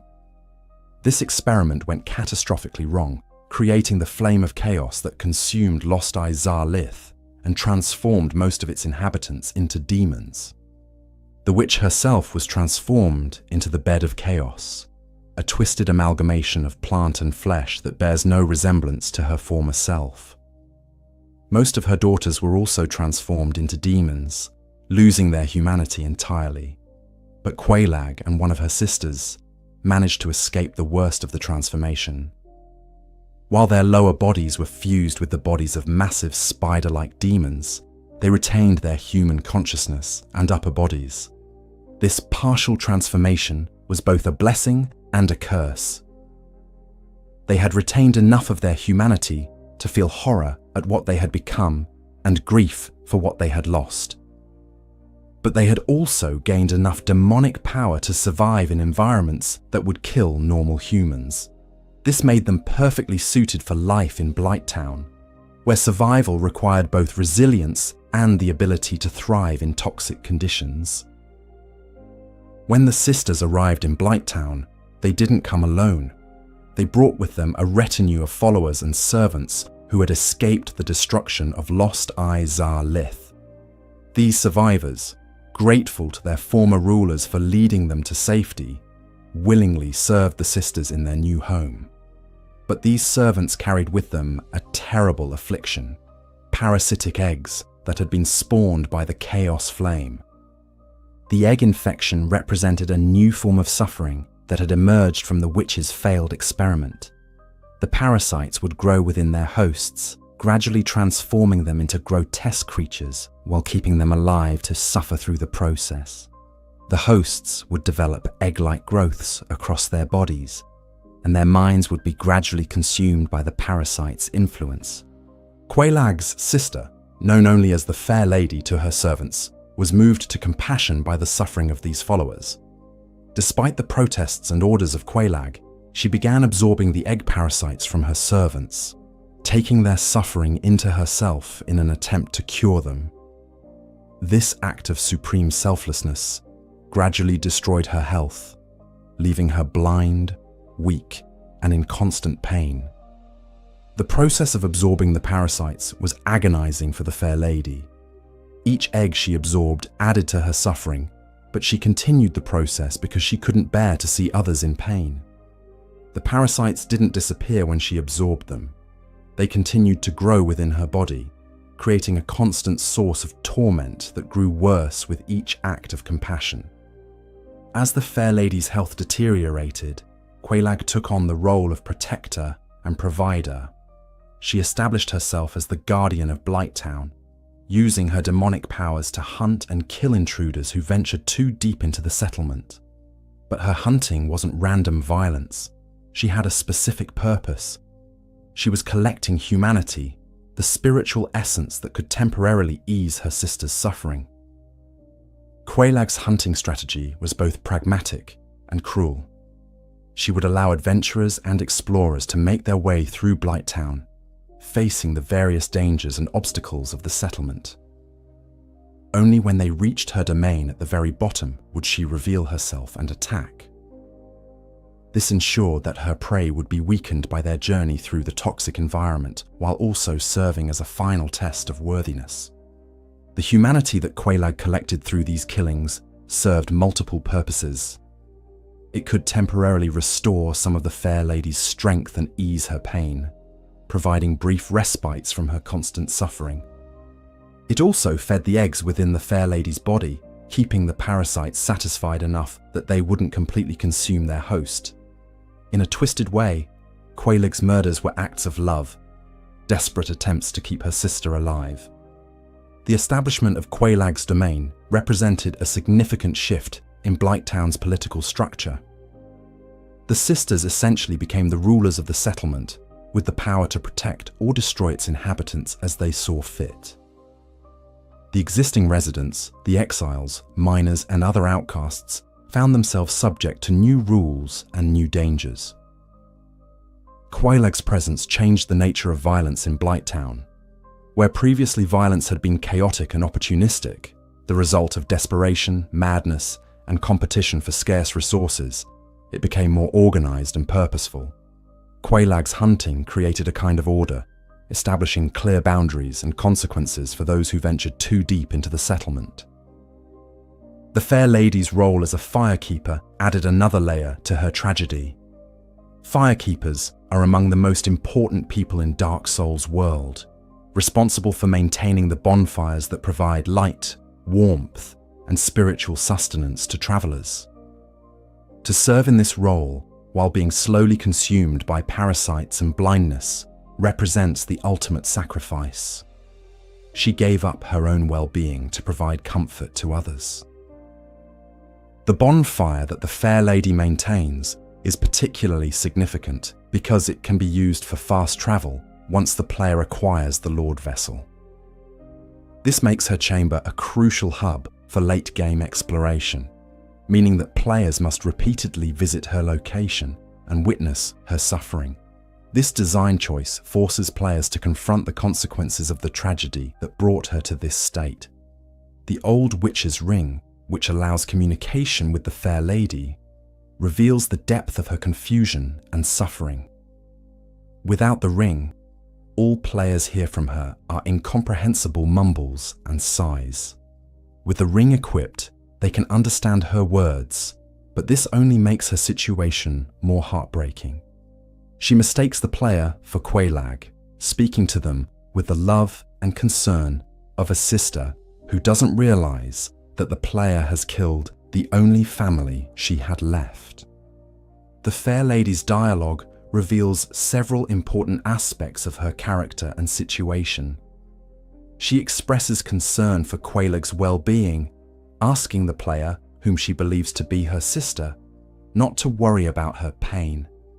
She mentions that the eggs have gone still, suggesting that the parasites within her are dying or dormant, which causes her both relief and concern.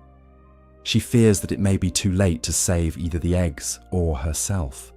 The servants who remain loyal to the Fair Lady represent one of the few examples of genuine devotion and compassion in Blighttown.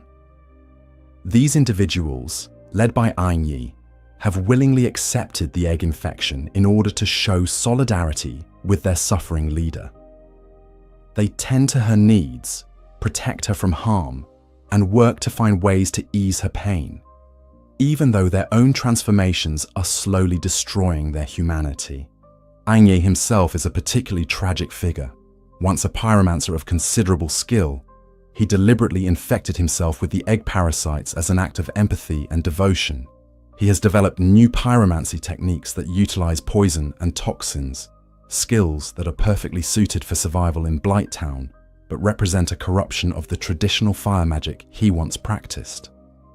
The Chaos Servant Covenant that forms around the Fair Lady represents an attempt to create meaning and purpose out of suffering.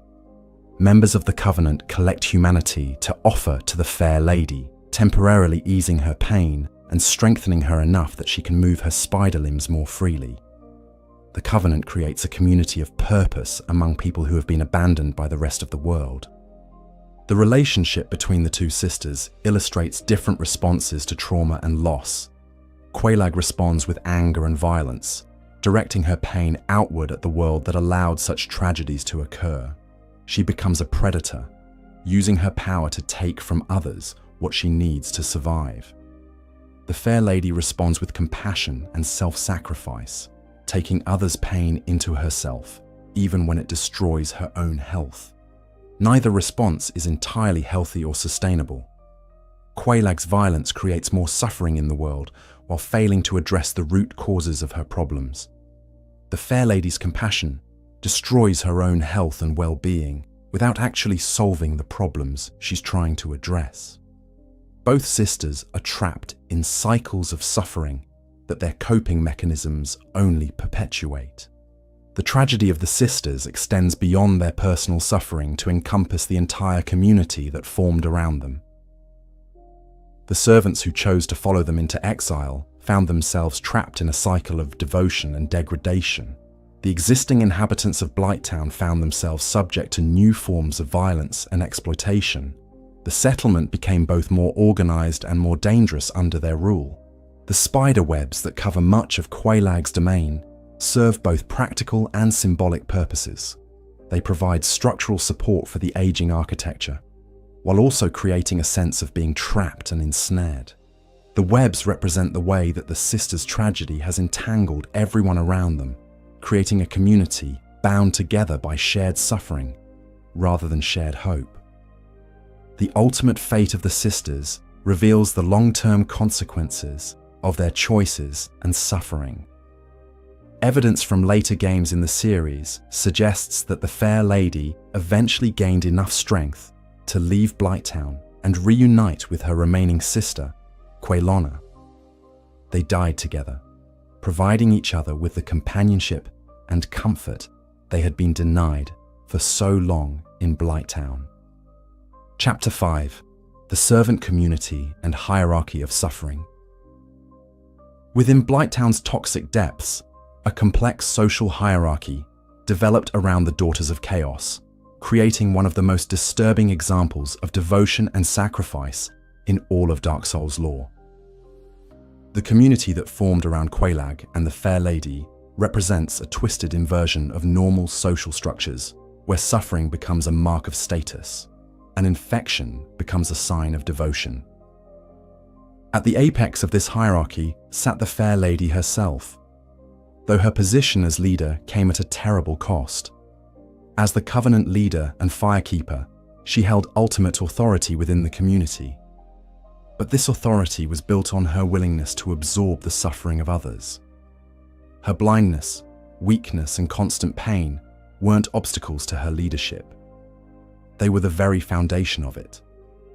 Her subjects venerated her precisely because she had taken their afflictions upon herself. Immediately below the Fair Lady in this hierarchy was Aingyi, her most devoted servant and the de facto administrator of the community. Once a skilled pyromancer, Aingyi had deliberately infected himself with the egg parasites as an act of solidarity with his suffering mistress. This self-inflicted transformation elevated him to a position of special trust and responsibility within the community. Aingyi's role extended far beyond simple servitude. He served as the gatekeeper to the Fair Lady's chamber, determining who could and couldn't approach her. He acted as an interpreter and spokesperson, helping to communicate the Fair Lady's needs and wishes to the broader community. He also developed new pyromancy techniques specifically adapted to Blighttown's toxic environment, creating practical tools that other community members could use for survival and defense. The creation of poison mist and toxic mist pyromancies represents Aingyi's most significant contribution to the community. These spells, which create clouds of poisonous gas, serve multiple purposes in Blighttown's environment. They can be used defensively to drive away intruders and predators, offensively to hunt the various creatures that inhabit the settlement, and practically to clear out dangerous areas for exploration or habitation. The egg-infected servants who made up the core of the community occupied a special status within Blighttown's hierarchy. Their visible infections marked them as chosen ones, individuals who had accepted the Fair Lady's gift of shared suffering. Unlike the other inhabitants of Blighttown, who had been forced into their circumstances, these servants had made a conscious choice to join their leader in her affliction. The egg infection itself created a form of spiritual communion among the servants. The parasites growing within their bodies connected them to the Fair Lady's suffering in a direct physical way. They could feel a portion of her pain, understand her sacrifice on a visceral level, and share in the burden she'd taken upon herself. This shared suffering created bonds between the servants that went beyond normal loyalty or friendship. The physical transformation that accompanied the egg infection served multiple purposes within the community's social structure. The grotesque appearance of the infected servants marked them clearly as different from normal humans, creating a visible barrier between them and the outside world. This transformation was irreversible, meaning that once someone chose to join the Fair Lady's inner circle, they could never return to normal society. The egg carriers developed their own customs and rituals around their condition. They would gather in small groups to share experiences of their transformation, offer each other comfort during particularly painful episodes, and work together to tend to the Fair Lady's needs. These gatherings created a sense of community and mutual support that was rare in Blighttown's generally harsh environment. The non-infected inhabitants of Blighttown occupied various positions in the settlement's hierarchy, depending on their usefulness to the Daughters of Chaos. The infested barbarians, despite their degraded state, served as guards and manual laborers. Their strength and resilience made them valuable for heavy work and defense, even though their intelligence had been compromised by their transformation. The relationship between the infected and non-infected residents was complex and often tense. The egg carriers viewed themselves as spiritually superior, having chosen to share in the Fair Lady's suffering, while the other inhabitants often resented this attitude. The non-infected residents had their own struggles with transformation and degradation, but these changes had been forced upon them rather than chosen. Some inhabitants of Blighttown existed outside this formal hierarchy altogether. The various mutated creatures that inhabited the settlement, the giant mosquitoes, the fire-breathing dogs, and the toxic slugs, had once been human, but had transformed so completely that they were no longer part of any social structure. They represented the ultimate fate that awaited many of Blighttown's residents if they couldn't find meaning or purpose within the community.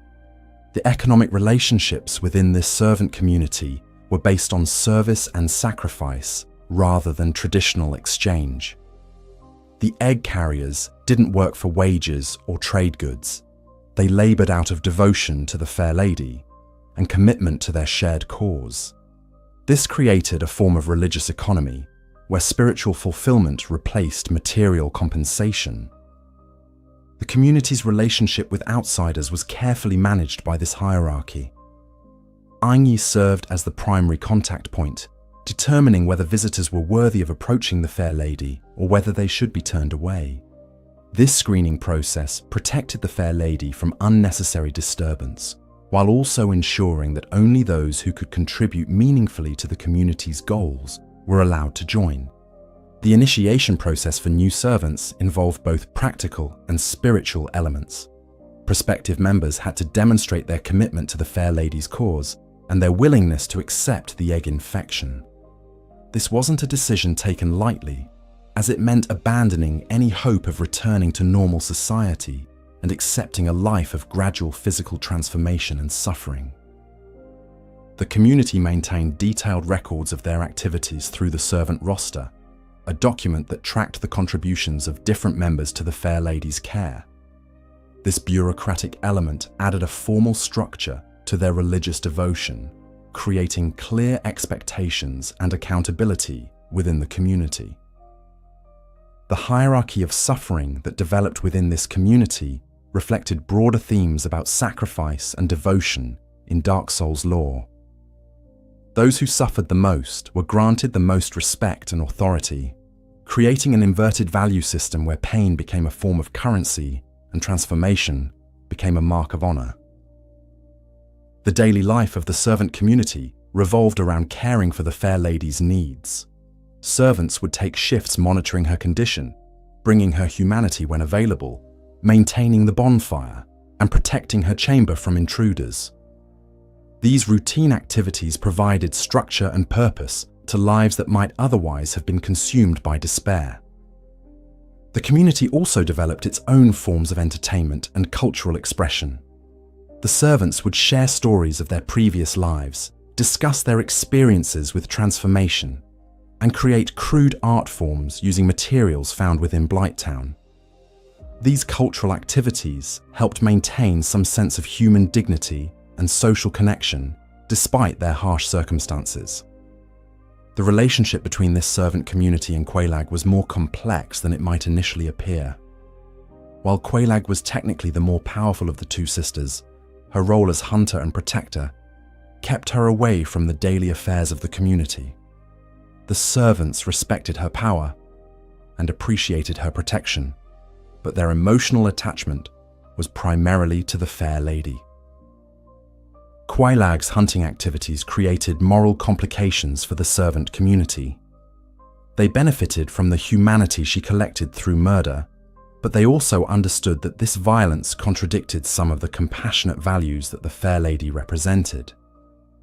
This created an unspoken tension within the community between practical necessity and moral ideals. The community's medical knowledge, developed through caring for the fair lady and managing their own transformations, made them valuable resources for other Blighttown inhabitants. Servants who retained their intelligence often served as healers and advisors for the broader settlement, sharing their expertise in dealing with toxins, parasites, and various forms of physical transformation. The religious aspects of the servant community extended beyond simple devotion to the fair lady.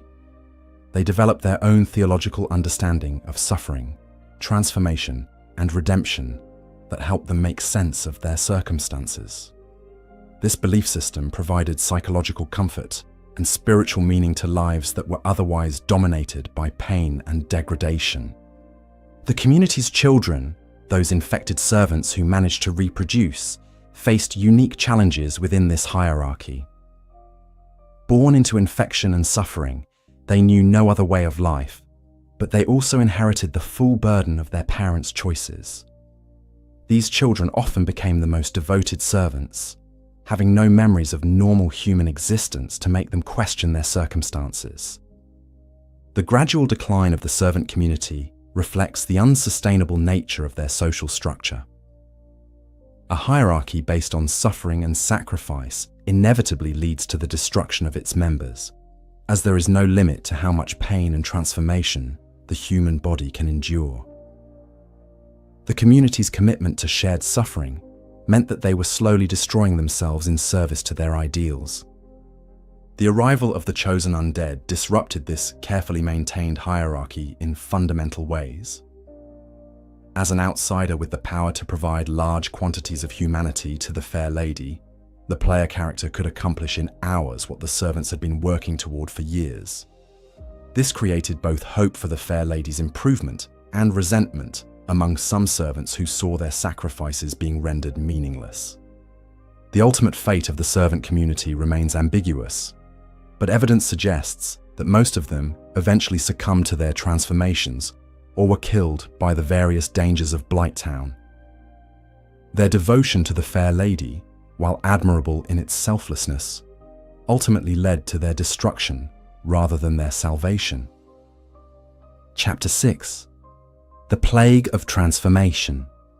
Perhaps the most horrifying aspect of life in Blighttown was the gradual transformation that awaited most of its inhabitants.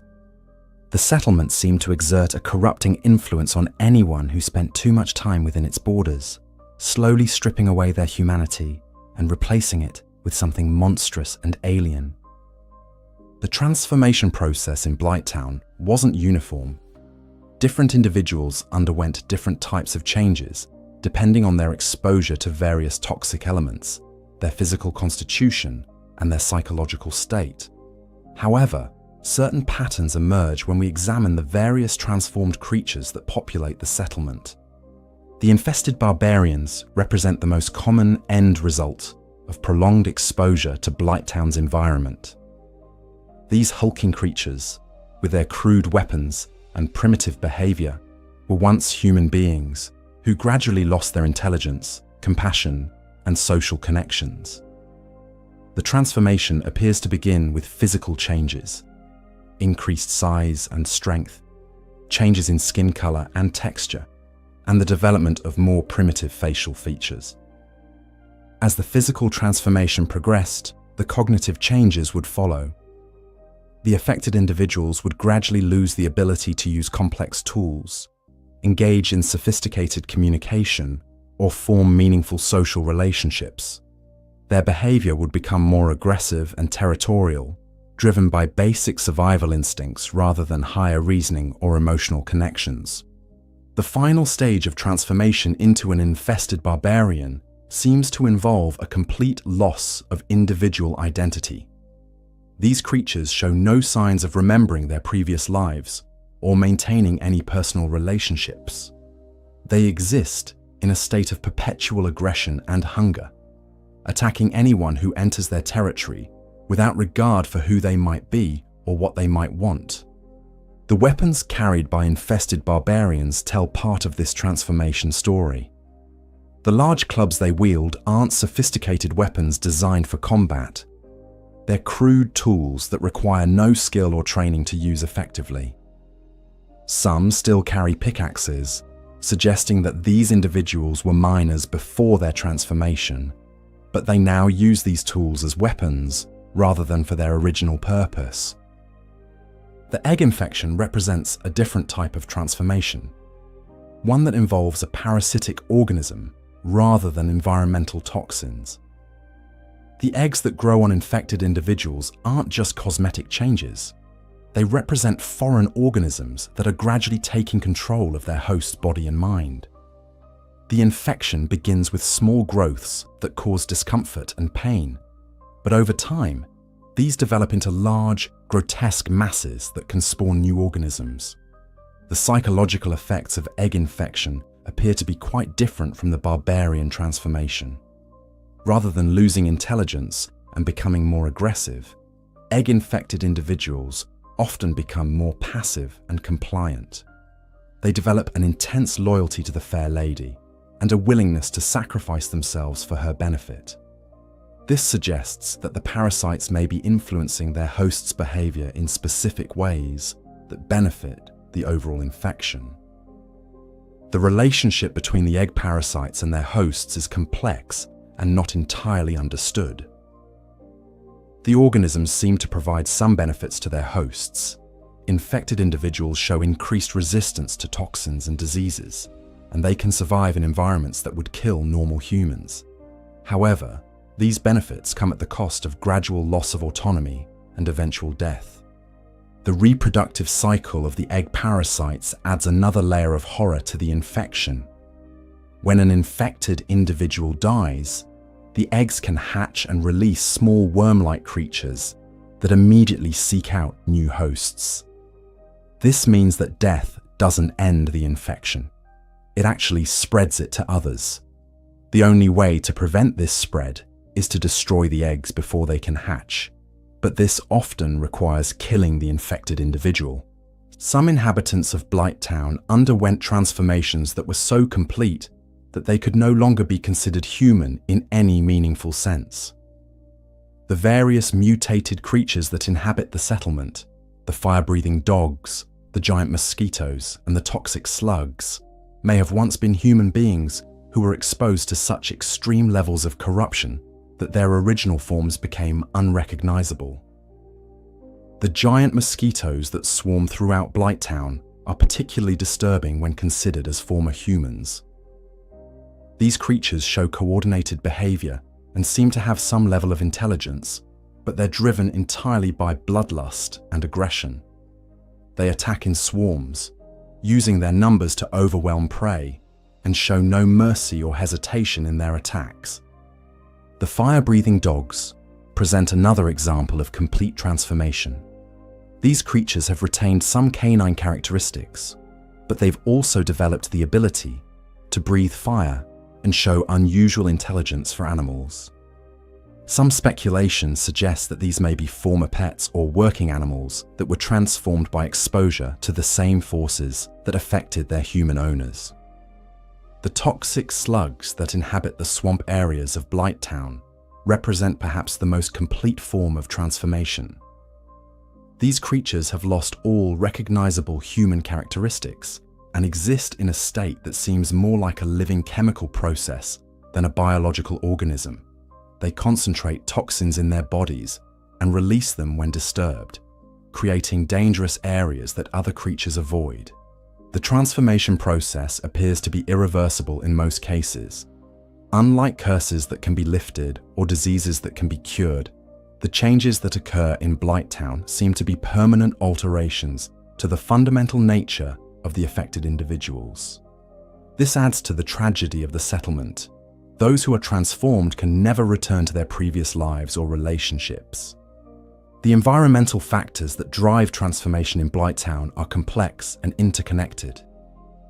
The toxic water that flows down from the depths above carries various contaminants and diseases. The mining operations have released toxic materials from deep underground. The presence of the Daughters of Chaos has introduced chaotic energies that warp and corrupt living tissue. All of these factors work together to create an environment that is actively hostile to human life. The rate of transformation varies significantly between individuals.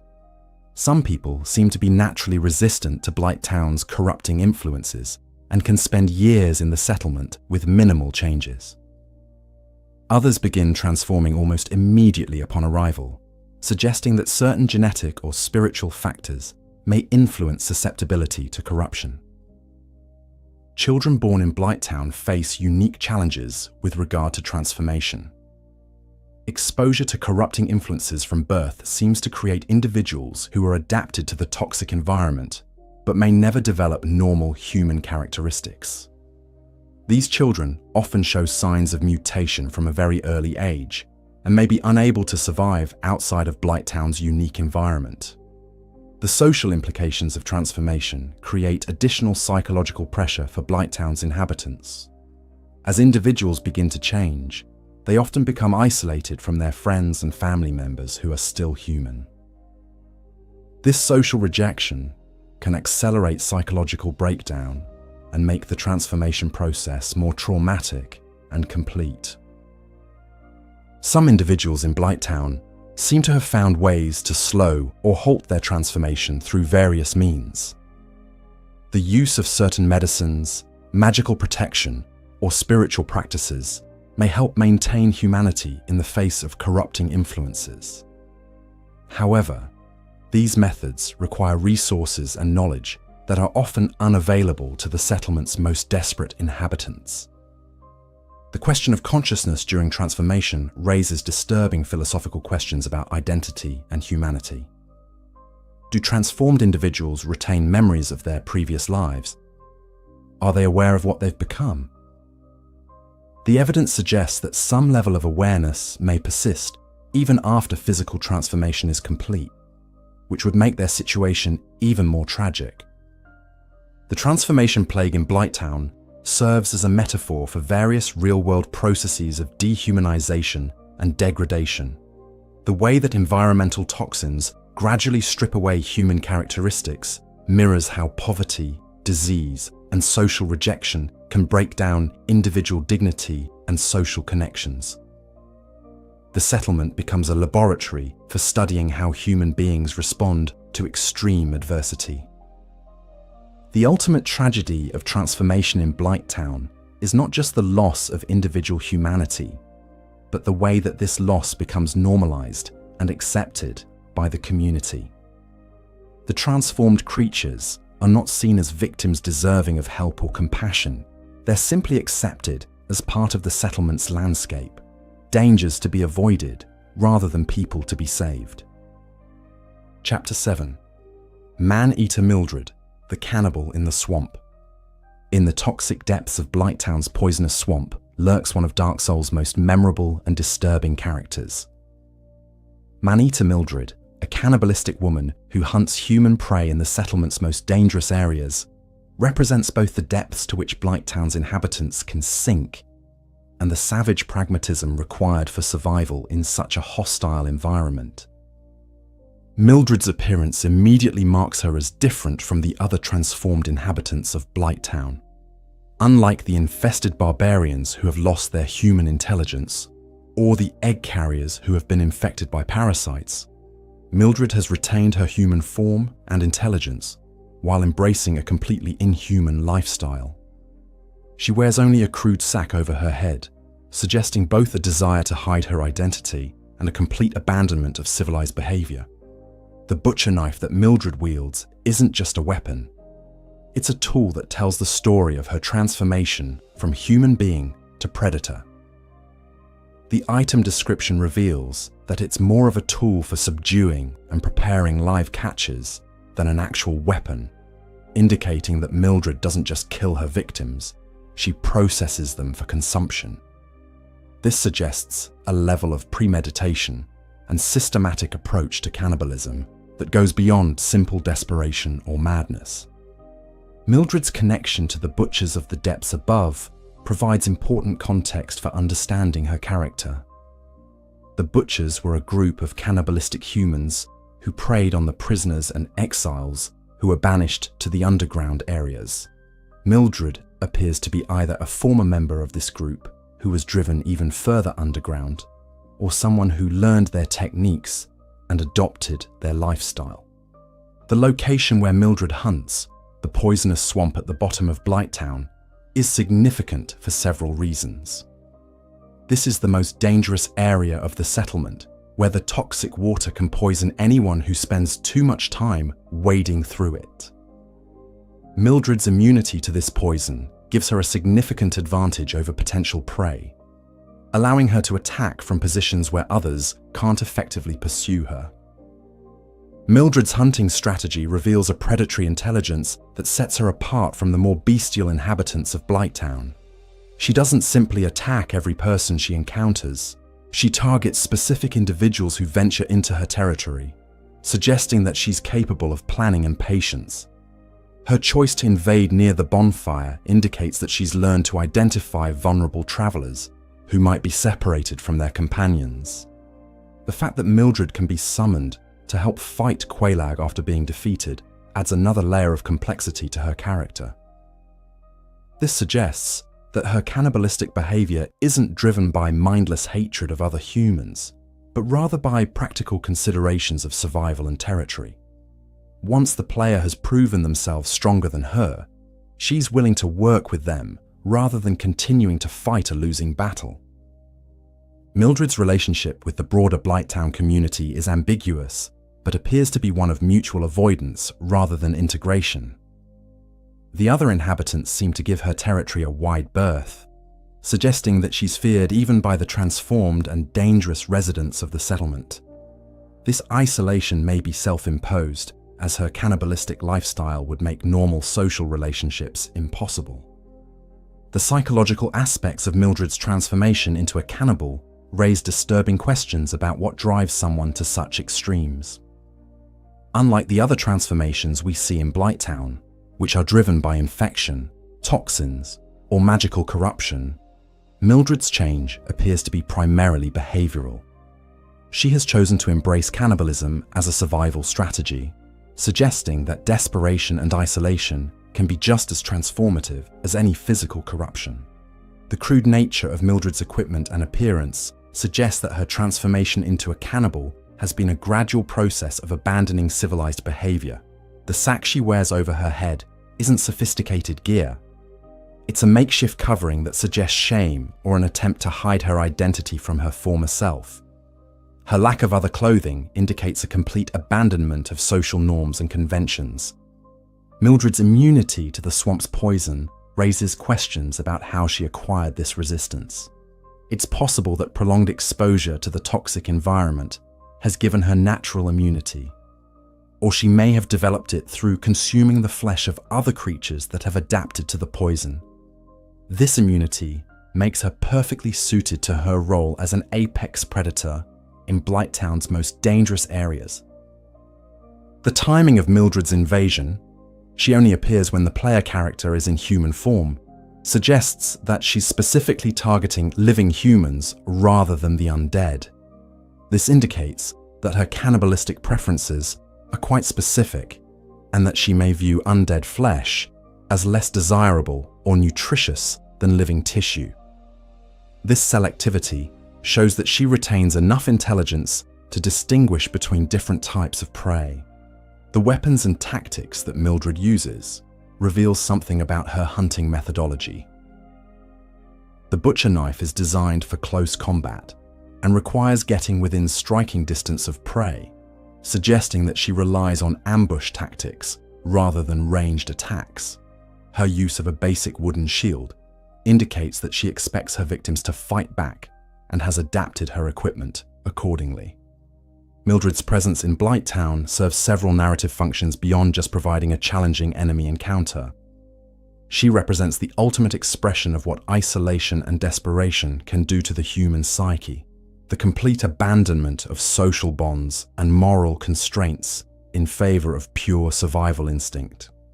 Her story shows that the corruption in Blighttown isn't just physical or magical, it's moral and psychological as well.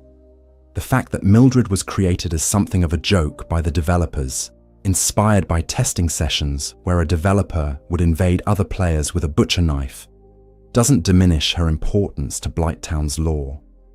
If anything, it shows how the game's systems and environment naturally create space for this kind of predatory behavior, making her emergence feel organic rather than forced. Mildred's relationship with other cannibalistic characters in the Dark Souls universe, particularly the Butchers of the Depths and later characters like Aldrich in Dark Souls 3, suggests that cannibalism represents a recurring theme of corruption and degradation throughout the series. These characters often serve as markers of how far society has fallen and what happens when survival instincts override moral constraints. The question of whether Mildred retains any memories of her previous life as a normal human being adds a tragic dimension to her character. If she does remember what she once was, her current existence represents a conscious choice to embrace monstrosity rather than face death. If she doesn't remember, her transformation represents a complete loss of identity and humanity. The environmental storytelling around Mildred's hunting grounds reinforces her role as a predator. The corpses scattered throughout the swamp areas may be the remains of her previous victims, left as warnings to other potential prey, or simply discarded after she has taken what she needed. The placement of valuable items in dangerous locations may represent bait that she uses to lure victims into vulnerable positions. Mildred's story also highlights the theme of survival at any cost that runs throughout Blighttown's lore. In a settlement where disease, transformation, and violence are constant threats, those who are willing to embrace the most extreme survival strategies often last the longest. Mildred has found a niche as the settlement's apex predator, but at the cost of everything that once made her human. The tragic irony of Mildred's situation is that her successful adaptation to Blighttown's environment has made her perfectly suited to a place that represents the failure of human society. She has become the ultimate product of the settlement's corrupting influence, a being that looks human, but has abandoned every human value in favor of predatory efficiency.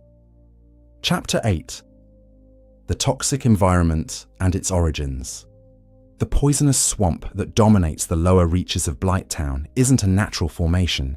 It's the end result of decades or centuries of environmental degradation, industrial pollution, and magical corruption. Understanding the origins and composition of this toxic environment helps explain not only how Blighttown became such a dangerous place to live, but also how it continues to transform and corrupt everyone who spends time within its borders. The foundation of Blighttown's toxic environment lies in its position as a literal dumping ground for the waste and runoff from the areas above. The aqueducts that carry water from the depths drain directly into Blighttown, bringing with them all the contaminants and pollutants that accumulate in Lordran's sewer system. This contaminated water doesn't flow through Blighttown and out to cleaner areas. It pools in the low-lying swamp areas, creating a concentrated repository of toxic materials. The sewage and wastewater from the depths carries more than just ordinary filth. The depths serve as a prison and dumping ground for criminals, undead, and other undesirables, meaning that the water flowing into Blighttown is contaminated with bodily fluids, decomposing organic matter, and potentially dangerous pathogens from the settlement's unwilling residents. This biological contamination creates an environment that's hostile to most forms of life. The mining operations that once sustained Blighttown economically also contributed significantly to the environmental degradation. The extraction of titanite and other valuable materials would have required the use of various chemicals and processes that created toxic byproducts. These industrial wastes would have been dumped directly into the swamp areas, as there were no environmental regulations or waste disposal systems to prevent such pollution. The presence of titanite itself in the environment creates additional complications. Titanite isn't just a valuable crafting material. It's a magically active substance that can influence the properties of other materials around it. The dust and particles created by mining operations would have dispersed throughout Blighttown, creating an environment where every breath of air contains trace amounts of this transformative material. The arrival of the Daughters of Chaos added another layer of contamination to Blighttown's environment. The sisters brought with them energies and influences from the Chaos Flame that destroyed Lost Izar Lith, introducing elements of chaotic transformation that work on both physical and spiritual levels. These chaotic influences don't follow predictable patterns like chemical contamination. They create random mutations and transformations that can affect any living thing in unpredictable ways. The egg parasites that infect many of Blighttown's inhabitants represent a biological form of environmental contamination. These organisms don't just affect individual hosts, They create environmental changes that make the area more suitable for their own reproduction and survival. The parasites may release chemicals or pheromones that attract other organisms or alter the behavior of existing ones. The various mutated creatures that inhabit Blighttown both contribute to and result from the environmental degradation. The giant mosquitoes, fire-breathing dogs, and other transformed animals create new forms of biological waste and contamination. Their bodily fluids, waste products, and decomposing remains add to the toxic soup that characterizes the settlement's environment. The slugs that inhabit the swamp areas represent a particularly interesting case of environmental adaptation. These creatures have evolved to thrive in the toxic environment, concentrating various pollutants in their bodies and processing them through their biological systems. In some ways, they serve as natural filters, removing certain contaminants from the water while concentrating others in their tissues. The poisonous nature of the swamp water isn't uniform throughout the settlement. Some areas are more toxic than others, depending on proximity to drainage outlets, the presence of specific industrial sites, and the concentration of various biological and magical contaminants. This creates a complex environmental map where travelers must carefully choose their routes to minimize exposure to the worst areas. The interaction between different types of contamination creates emergent effects that are worse than any single pollutant would be alone. Chemical contamination weakens living organisms and makes them more susceptible to biological infections. Magical corruption alters the normal processes of healing and recovery, making it harder for organisms to adapt to chemical and biological threats. The result is a synergistic, toxic environment that's more dangerous than the sum of its parts. The air quality in Blighttown is almost as dangerous as the water. The constant evaporation from the toxic swamp creates an atmosphere filled with poisonous vapors and gases. The confined space of the settlement, with its limited air circulation, means that these vapors concentrate in dangerous levels. The various fires throughout the settlement may provide some relief by burning off certain contaminants, but they also create smoke and additional air pollution. The wooden structures that make up much of Blighttown's architecture have been thoroughly saturated with toxic materials over time. The constant exposure to contaminated water and air has made the very buildings toxic to touch. This creates additional health hazards for inhabitants and makes maintenance and construction work extremely dangerous.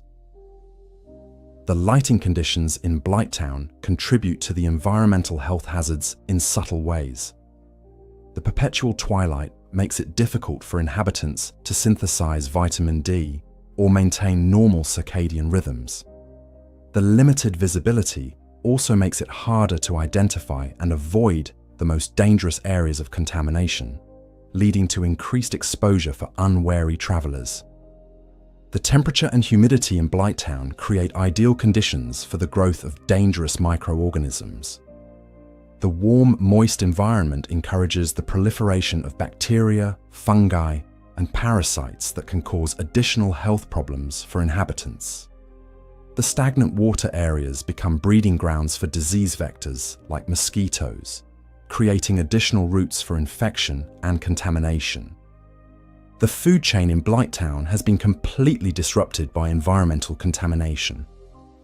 The normal relationships between predator and prey species have broken down as organisms have been transformed or killed off by exposure to toxins. This creates an unstable ecosystem where survival often depends more on resistance to environmental hazards than on traditional biological advantages. The long-term effects of environmental exposure in Blighttown are cumulative and progressive. Inhabitants don't just face immediate health threats from toxic exposure, they also experience gradually worsening health problems over time as contamination builds up in their bodies. This makes it increasingly difficult for people to leave the settlement, even if they want to, as their bodies become adapted to the toxic environment and unable to function in cleaner areas.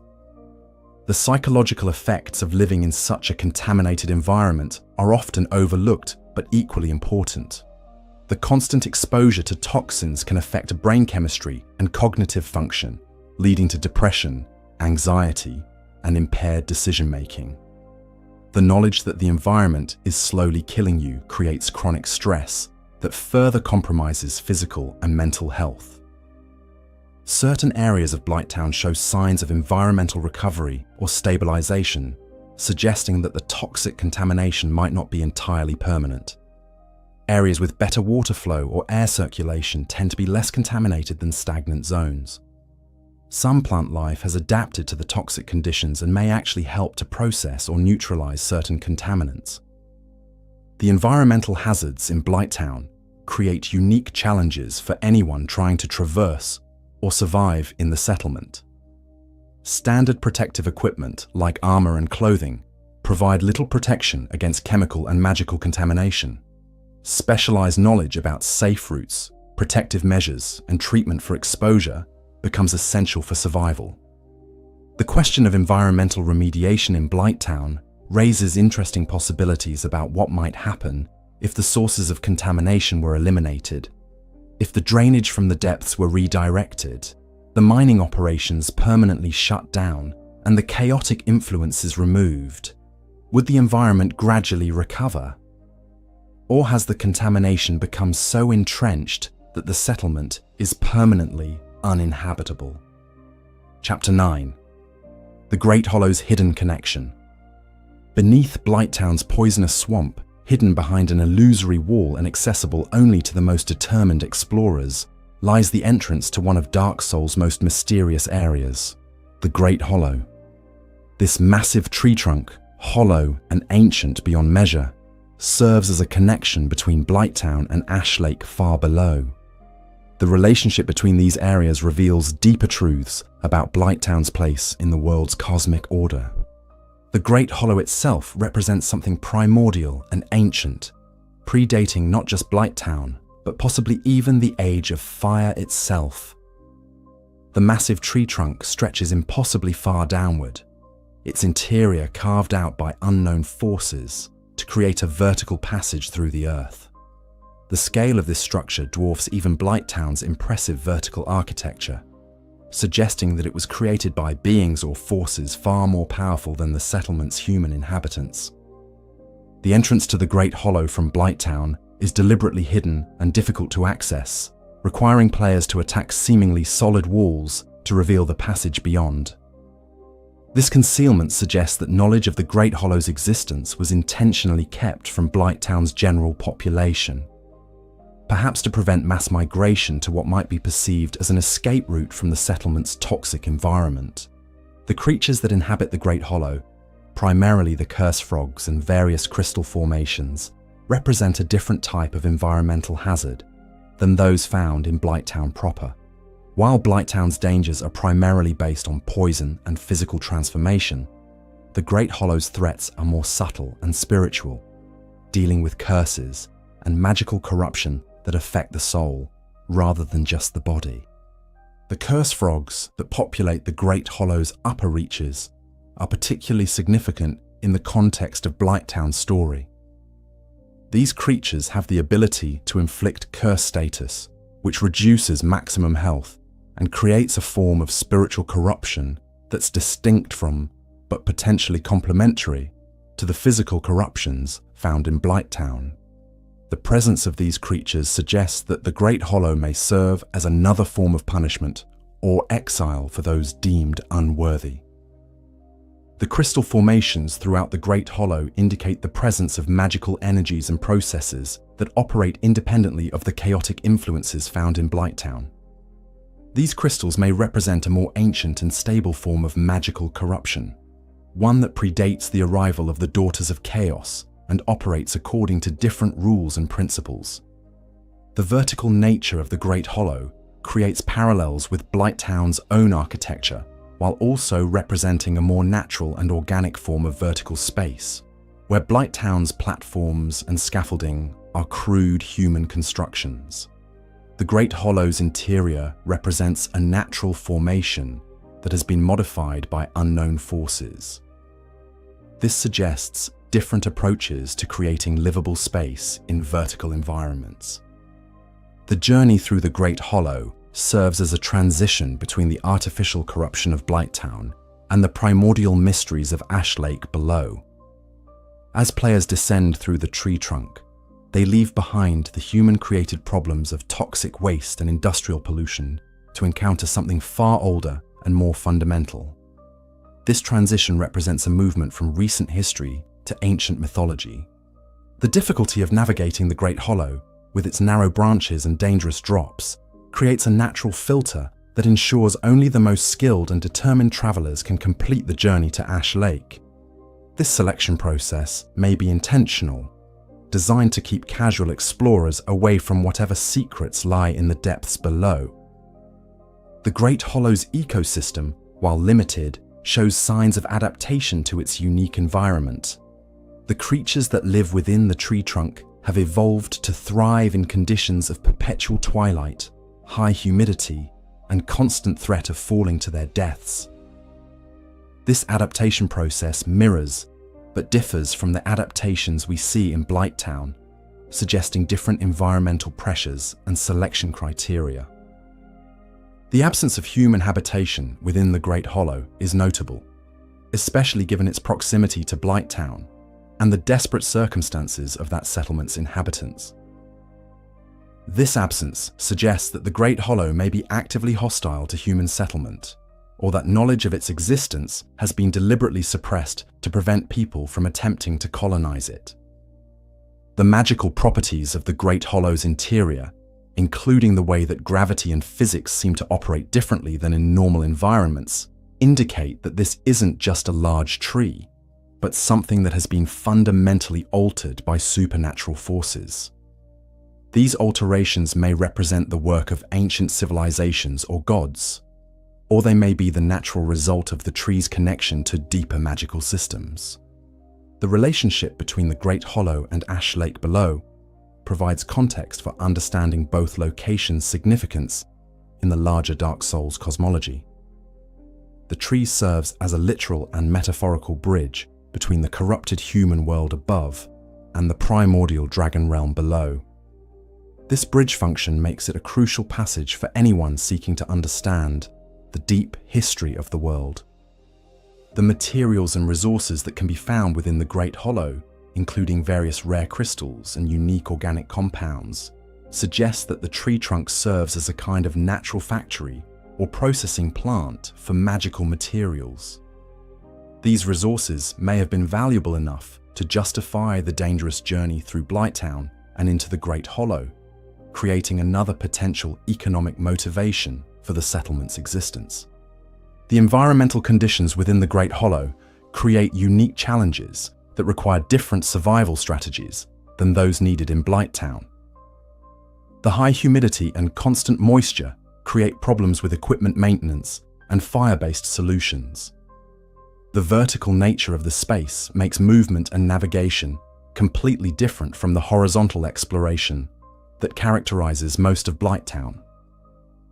The acoustic properties of the Great Hollow, the way sounds echo and carry through its interior spaces, create an audio environment that's both haunting and potentially dangerous. Sounds can travel great distances through the hollow spaces, making it difficult to locate threats or communicate effectively with companions. This audio environment adds another layer of challenge to navigation and survival. The lighting conditions within the Great Hollow are even more challenging than those in Blighttown.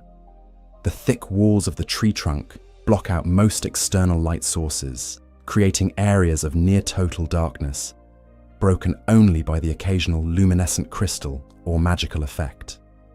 This darkness makes navigation extremely dangerous and increases the psychological pressure on explorers. The age and size of the Great Hollow tree raise questions about what kind of organism could grow to such immense proportions and live for what must be thousands or tens of thousands of years. This isn't just an unusually large tree. It's something that operates according to different biological principles than normal flora. The tree may be sustained by magical energies rather than conventional photosynthesis and nutrient uptake, which would explain how it can survive in an environment with limited sunlight and soil quality. The connection between the Great Hollow and the broader ecosystem of Lordran suggests that this ancient tree may serve functions that extend far beyond simple transportation between levels. The tree's root system, while not directly visible, likely extends throughout the underground areas of the kingdom, potentially influencing soil composition, water flow, and magical energy distribution across vast areas. The symbolic significance of the Great Hollow as a world tree, a cosmic axis that connects different realms of existence, places Blighttown in a unique position within the Dark Souls cosmology.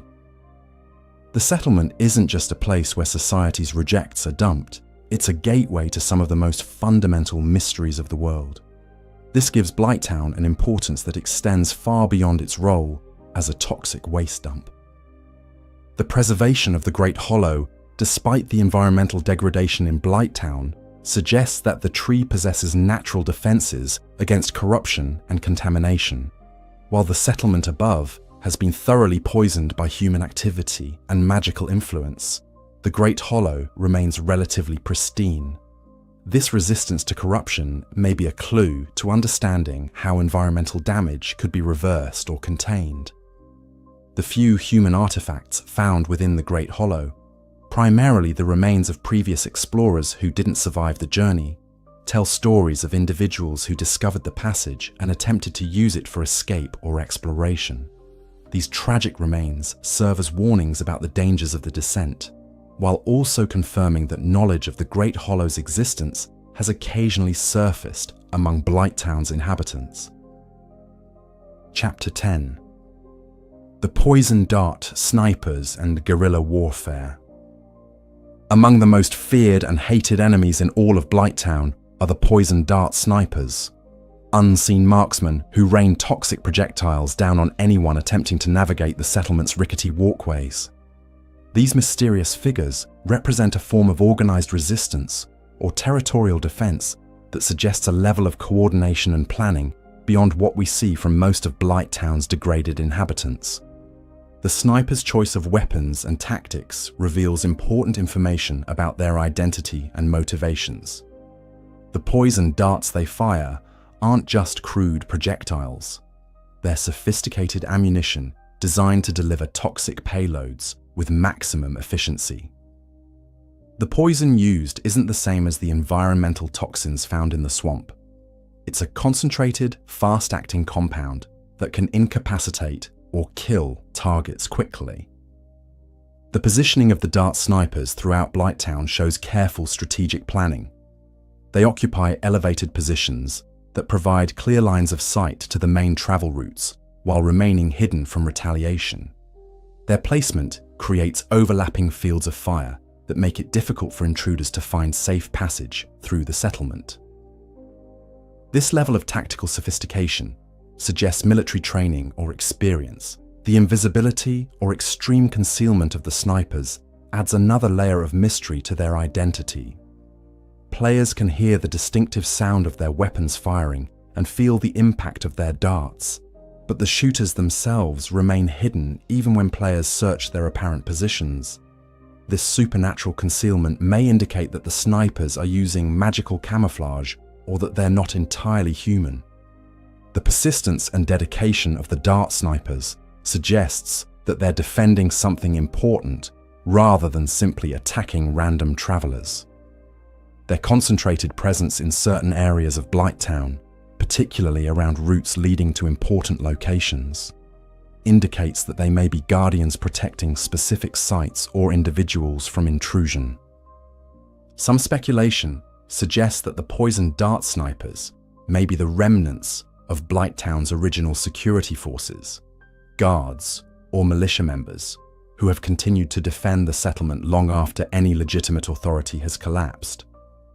This would explain their tactical knowledge and coordinated behavior, while also accounting for their transformation into something more sinister than normal law enforcement.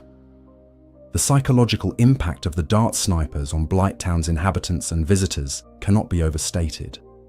The constant threat of invisible attackers creates an atmosphere of paranoia and fear that affects everyone in the settlement. Inhabitants must constantly watch for cover and move carefully through their own home, turning everyday activities into dangerous ordeals. The economic implications of the snipers' presence are significant. Their attacks make trade and commerce within Blighttown extremely dangerous, contributing to the settlement's isolation and economic stagnation. Merchants and traders who might otherwise visit the settlement are deterred by the constant threat of attack, limiting the inhabitants' access to outside goods and services. The relationship between the dart snipers and other inhabitants of Blighttown is unclear, but appears to be one of mutual avoidance rather than cooperation. The snipers don't seem to target the settlement's permanent residents with the same intensity they reserve for outsiders, suggesting that they recognize some distinction between locals and intruders.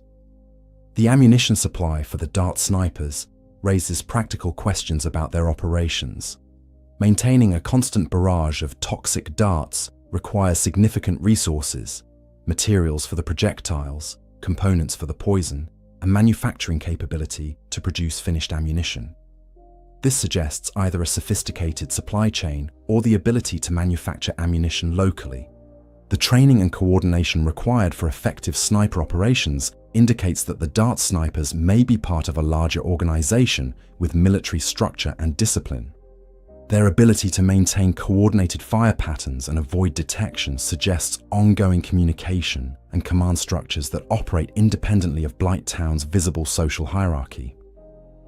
The possibility that the dart snipers are undead explains some of their seemingly supernatural abilities, while raising new questions about their motivations.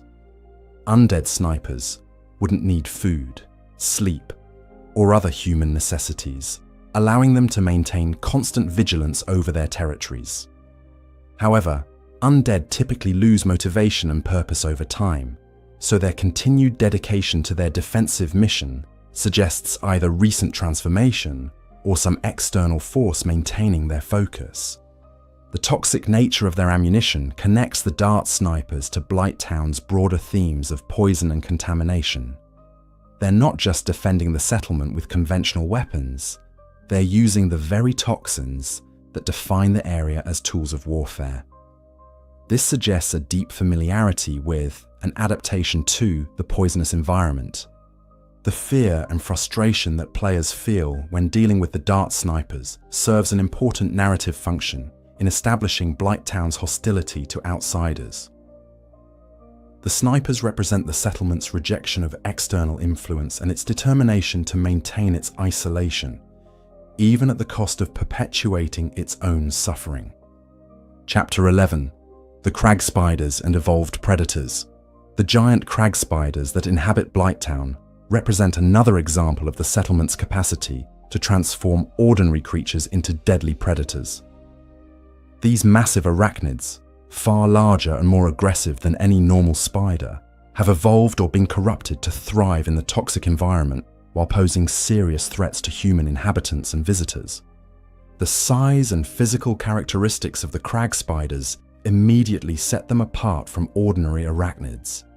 These creatures have grown to massive proportions, with bodies large enough to pose physical threats to human-sized opponents and legs that can span considerable distances. Their exoskeletons have developed thick, armor-like properties that provide protection against both physical attacks and environmental hazards. The coloration and markings on crag spiders suggest adaptation to Blighttown's specific environment. Their mottled, earthy coloring provides excellent camouflage against the settlement's wooden structures and stone walls, allowing them to ambush prey effectively.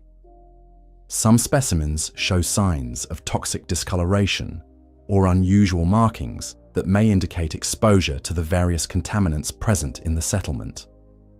The behavioral patterns of crag spiders reveal intelligence levels that exceed those of normal spiders.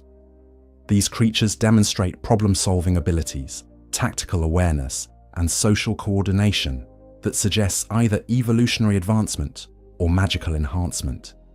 They can work together to corner prey, use environmental features to their advantage, and adapt their hunting strategies based on the behavior of their targets. The web structures created by crag spiders throughout Blighttown serve multiple purposes beyond simple prey capture.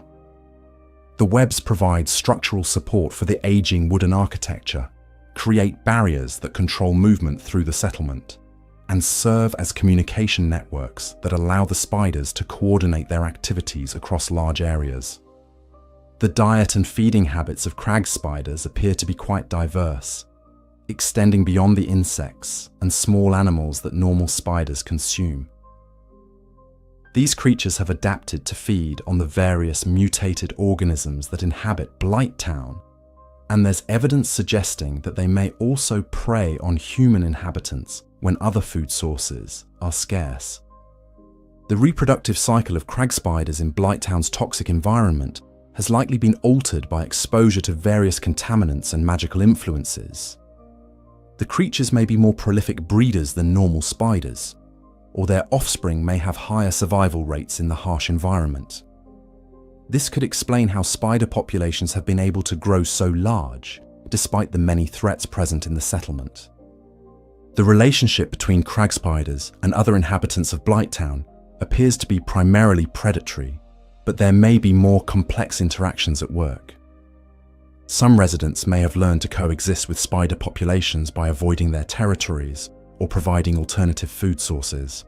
The spiders, in turn, may serve as a form of natural pest control, keeping populations of other dangerous creatures in check. The venom produced by crag spiders has evolved to be particularly effective against the types of prey found in Blighttown. The toxins may be specifically adapted to overcome the natural resistances and immunities that many of the settlement's inhabitants have developed through exposure to environmental poisons. This creates an ongoing evolutionary arms race between predator and prey. The territorial behavior of crag spiders creates additional complications for navigation and survival in Blighttown. The creatures establish and defend specific areas of the settlement, forcing inhabitants and visitors to either negotiate these territories carefully or find alternative routes. This territorial division adds another layer to Blighttown's complex geography of danger and safety. The size and aggression of crag spiders makes them formidable opponents even for well-armed and experienced warriors. Their ability to move quickly across vertical surfaces and through three-dimensional spaces gives them significant advantages in Blighttown's complex architecture. Their thick exoskeletons provide natural armor that can deflect many types of weapons, while their multiple limbs allow them to attack from unexpected angles. The role of crag spiders in Blighttown's ecosystem extends beyond simple predation. These creatures serve as apex predators in many areas of the settlement, helping to maintain population balance among other species, while also creating new forms of selective pressure that drive ongoing evolution and adaptation.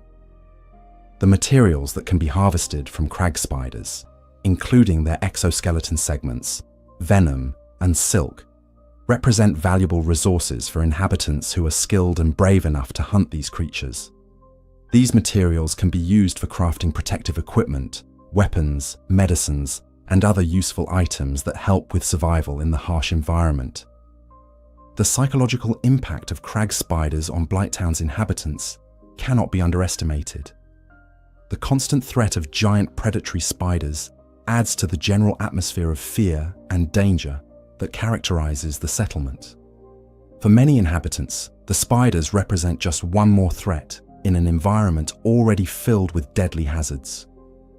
The question of whether crag spiders existed in the area before Blighttown's establishment or evolved mutated after human settlement is important for understanding the settlement's environmental history. If the spiders are native to the area, it suggests that the location was already dangerous before human habitation. If they evolved after settlement, they represent another example of how human activity has created new forms of danger. Chapter 12: The Crimson Set and the Tattered Prince. Hidden within Blighttown's dangerous depths lies one of Dark Souls' most intriguing armor sets, the Crimson Set, worn by what the community often calls the Tattered Prince. This mysterious figure and his distinctive equipment tell a story of nobility fallen into ruin, adding another layer to Blighttown's narrative of decline and transformation. The Crimson Set itself stands out dramatically from the crude equipment used by most of Blighttown's inhabitants. The armor shows clear signs of once being high-quality gear, possibly belonging to nobility or high-ranking military officers. The rich crimson color that gives the set its name suggests wealth and status, as such vibrant dyes would have been expensive and difficult to obtain. However, the current condition of the Crimson Set tells a story of decline and degradation that mirrors the broader themes of Blighttown. The armor is tattered, stained, and damaged in ways that suggest long exposure to the settlement's toxic environment. The fabric components have deteriorated significantly, while the metal pieces show signs of corrosion and wear. The location where the Crimson Set is found, deep within Blighttown's most dangerous areas, suggests that its original owner either died trying to escape the settlement or was killed while exploring its depths. The placement of the armor near other valuable items indicates that this may have been a deliberate hiding place, suggesting that the owner had time to prepare before meeting their fate. The design and construction of the Crimson Set indicates origin from outside Blighttown, likely from one of Lordran's more civilized areas. The quality of craftsmanship and the materials used are far superior to anything that could have been produced within the settlement's limited industrial capacity. This suggests that the armor's owner was a visitor or refugee who came to Blighttown from elsewhere. The symbolic significance of finding noble garments in such a degraded state reinforces Blighttown's role as a place where status and social distinctions break down. The armor that once marked its wearer as superior to common folk has become just another piece of equipment to be scavenged by desperate survivors. The crimson color, once a symbol of wealth and power, now blends into the blood-soaked violence of the settlement. The practical properties of the Crimson Set suggest that it was designed for combat rather than ceremonial purposes. The armor provides decent protection while remaining relatively lightweight, indicating that its original owner was likely a warrior or military leader rather than a purely ceremonial figure. This combat orientation suggests that the tattered prince may have come to Blighttown with violent intentions.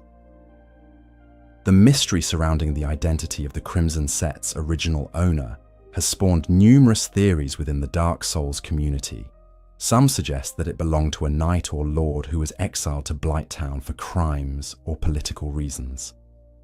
Others theorize that it belonged to an explorer or treasure hunter who came to the settlement seeking valuable resources or ancient secrets. The condition of the Crimson Set when found suggests that its owner survived in Blighttown for some time before meeting their ultimate fate. The wear patterns and damage to the armor indicate prolonged use in combat situations, suggesting that the tattered prince fought many battles within the settlement before finally succumbing to its dangers. The placement of the Crimson Set near other high-value items creates a treasure cache that may have been deliberately assembled by the armor's owner. This suggests that the tattered prince may have been successful in his goals within Blighttown, whatever they were, before ultimately being overcome by the settlement's hazards. The contrast between the Crimson Set and the crude equipment used by Blighttown's other inhabitants highlights the economic and social disparities that exist even within the settlement. While most residents make do with scavenged materials and improvised gear, the presence of high-quality equipment shows that wealth and status haven't been completely eliminated from the area. The psychological impact of discovering the Crimson Set adds to the player's understanding of Blighttown's history and the fates of those who have ventured into its depths. The armor serves as a tangible reminder that even well-equipped and presumably skilled individuals can fall victim to the settlement's many dangers. The materials and construction techniques used in the Crimson Set provide insights into the technological and artistic capabilities of Lordran's more civilized areas. The quality of the metalwork, the sophistication of the fabric weaving, and the overall design aesthetic represent a level of craftsmanship that stands in stark contrast to Blighttown's crude constructions. The fact that the Crimson set remains intact and usable despite prolonged exposure to Blighttown's toxic environment suggests that it was constructed with materials and techniques designed to resist corruption and degradation. This durability may have been intentional if the armor was specifically created for use in dangerous or contaminated environments. The color symbolism of the crimson dye takes on additional meaning in the context of Blighttown's violence and bloodshed. The red color that once symbolized wealth and status now seems to prophesy the violence and death that would eventually claim the armor's owner. The transformation of meaning from prestige to tragedy encapsulates much of what happens to people and objects that enter Blighttown. Chapter 13. The Valley of Drakes Connection and Alternative Routes. The connection between Blighttown and the Valley of Drakes represents one of the most significant geographical relationships in Dark Souls, creating alternative routes and revealing important information about the settlement's strategic position within Lordran's complex landscape. This connection also demonstrates how knowledge of secret passages and alternative routes could dramatically alter one's experience of Blighttown. The back entrance to Blighttown through the Valley of Drakes requires either the Master Key or completion of a complex series of actions to access. This alternative route bypasses the depths entirely, allowing travelers to enter Blighttown from above, rather than ascending from the sewers below. The existence of this route suggests that Blighttown was once more accessible to legitimate travelers and merchants. The elevator system that connects Blighttown to the Valley of Drakes represents a significant engineering achievement that rivals the water wheel elevators within the settlement itself. This mechanical system, powered by counterweights and operated by simple controls, demonstrates a level of technological sophistication that contrasts with Blighttown's generally crude infrastructure. The strategic implications of the Valley of Drakes connection are significant for understanding Blighttown's role in Lordran's defensive networks. The route provides a potential bypass for the heavily defended areas around New Lundo and the Undead Burg, making it valuable for both legitimate travelers and those seeking to avoid official scrutiny. The dangers associated with the Valley of Drakes route, primarily the hostile dragons that inhabit the area, create a natural deterrent that keeps casual travelers from discovering the connection to Blighttown. Only those with significant combat skills or specific knowledge about safe passage through the valley would be able to use this route effectively. The existence of the elevator and connecting passages suggests that the relationship between Blighttown and the areas above was once much more open and active. The infrastructure required to build and maintain such connections would only have been justified if there was regular traffic between the areas. This implies that Blighttown's current isolation is a relatively recent development. The merchants and NPCs who appear near the Valley of Drakes entrance to Blighttown provide insights into how this alternative route affects the settlement's economy and social dynamics. The presence of Shiva of the East and his bodyguard near the elevator suggests that some legitimate business still takes place through this entrance, albeit under carefully controlled circumstances. The Master Key's ability to open the crucial door that provides access to this route represents knowledge that was once more widely available, but has since become rare and valuable. The key itself may have belonged to someone with official authority over the area, suggesting that the current restrictions on access to Blighttown are the result of policy decisions rather than natural barriers. The environmental differences between entering Blighttown through the depths versus through the Valley of Drakes create dramatically different first impressions of the settlement. Those who enter from above see the ramshackle wooden structures and toxic swamp spread out below them, while those who enter from the sewers below experience a gradual descent into increasing danger and degradation. The defensive implications of having multiple entrances to Blighttown create both opportunities and vulnerabilities for the settlement's inhabitants. Multiple routes make it harder for hostile forces to completely isolate the area, but they also create additional points that must be defended or monitored for potential threats. The maintenance requirements for the elevator system suggest that someone within or connected to Blighttown has the technical knowledge and resources necessary to keep complex mechanical systems operational. This implies a level of organization and capability that isn't immediately apparent from the settlement's generally chaotic appearance. The positioning of valuable items and strategic resources near the Valley of Drake's entrance suggests that this route was once used for legitimate trade and commerce. The placement of these materials indicates established patterns of use and storage that developed when the route was more active and accessible. The relationship between the elevator system and Blighttown's water wheel technology suggests a common engineering tradition or shared technical knowledge base. Both systems use similar principles of mechanical advantage and water power, indicating that the settlement's builders had access to sophisticated engineering knowledge. The psychological impact of having an alternative escape route from Blighttown cannot be understated. For inhabitants trapped within the settlement's toxic environment, knowledge that there's another way out besides the dangerous journey back through the depths could provide hope and motivation to continue surviving despite harsh conditions. The isolation of the Valley of Drake's entrance, surrounded by hostile dragons and treacherous terrain, makes it an ideal location for clandestine meetings or secret negotiations. This may explain why certain NPCs choose to conduct business in this location rather than in more accessible but also more public areas. Chapter 14: Quelona's Vigil and the Last Daughter of Chaos. In the poisonous swamp at the heart of Blighttown, near the entrance to Quelag's domain, stands one of Dark Souls' most tragic and mysterious figures. Quelona of Izar-Lith, the only daughter of the Witch of Izar-Lith to escape the Chaos Flame disaster with her humanity completely intact, maintains a lonely vigil in the settlement where her transformed sisters found refuge. Quelona's presence in Blighttown is both a blessing and a curse for those who discover her. As one of the most powerful pyromancy instructors in the game, she offers access to advanced fire magic techniques that are unavailable elsewhere. However, her appearance is conditional and temporary, making her one of the most easily missed NPCs in the entire Dark Souls experience. The circumstances that bring Quelona to Blighttown reveal important information about her character and motivations.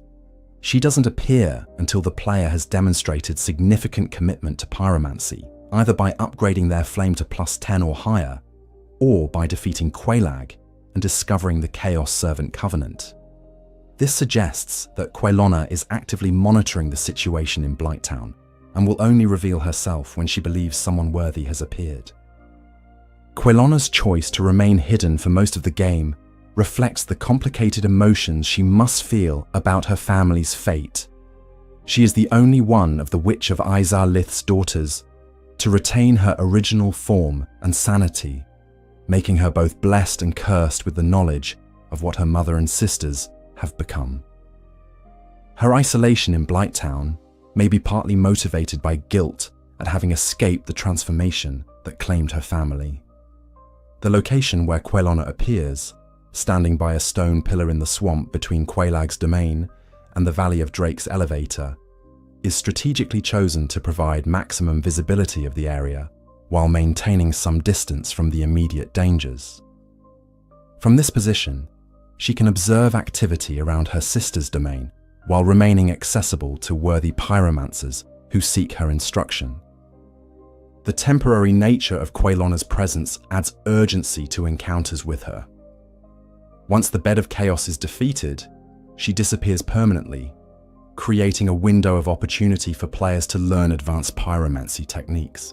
Her knowledge of chaos magic represents the pinnacle of pyromancy development, though the same techniques could theoretically be dangerous if misused. Her careful screening of students suggests awareness of the responsibility that comes with teaching such powerful and potentially destructive magic. The equipment and items associated with Quelona provide insights into her character and capabilities.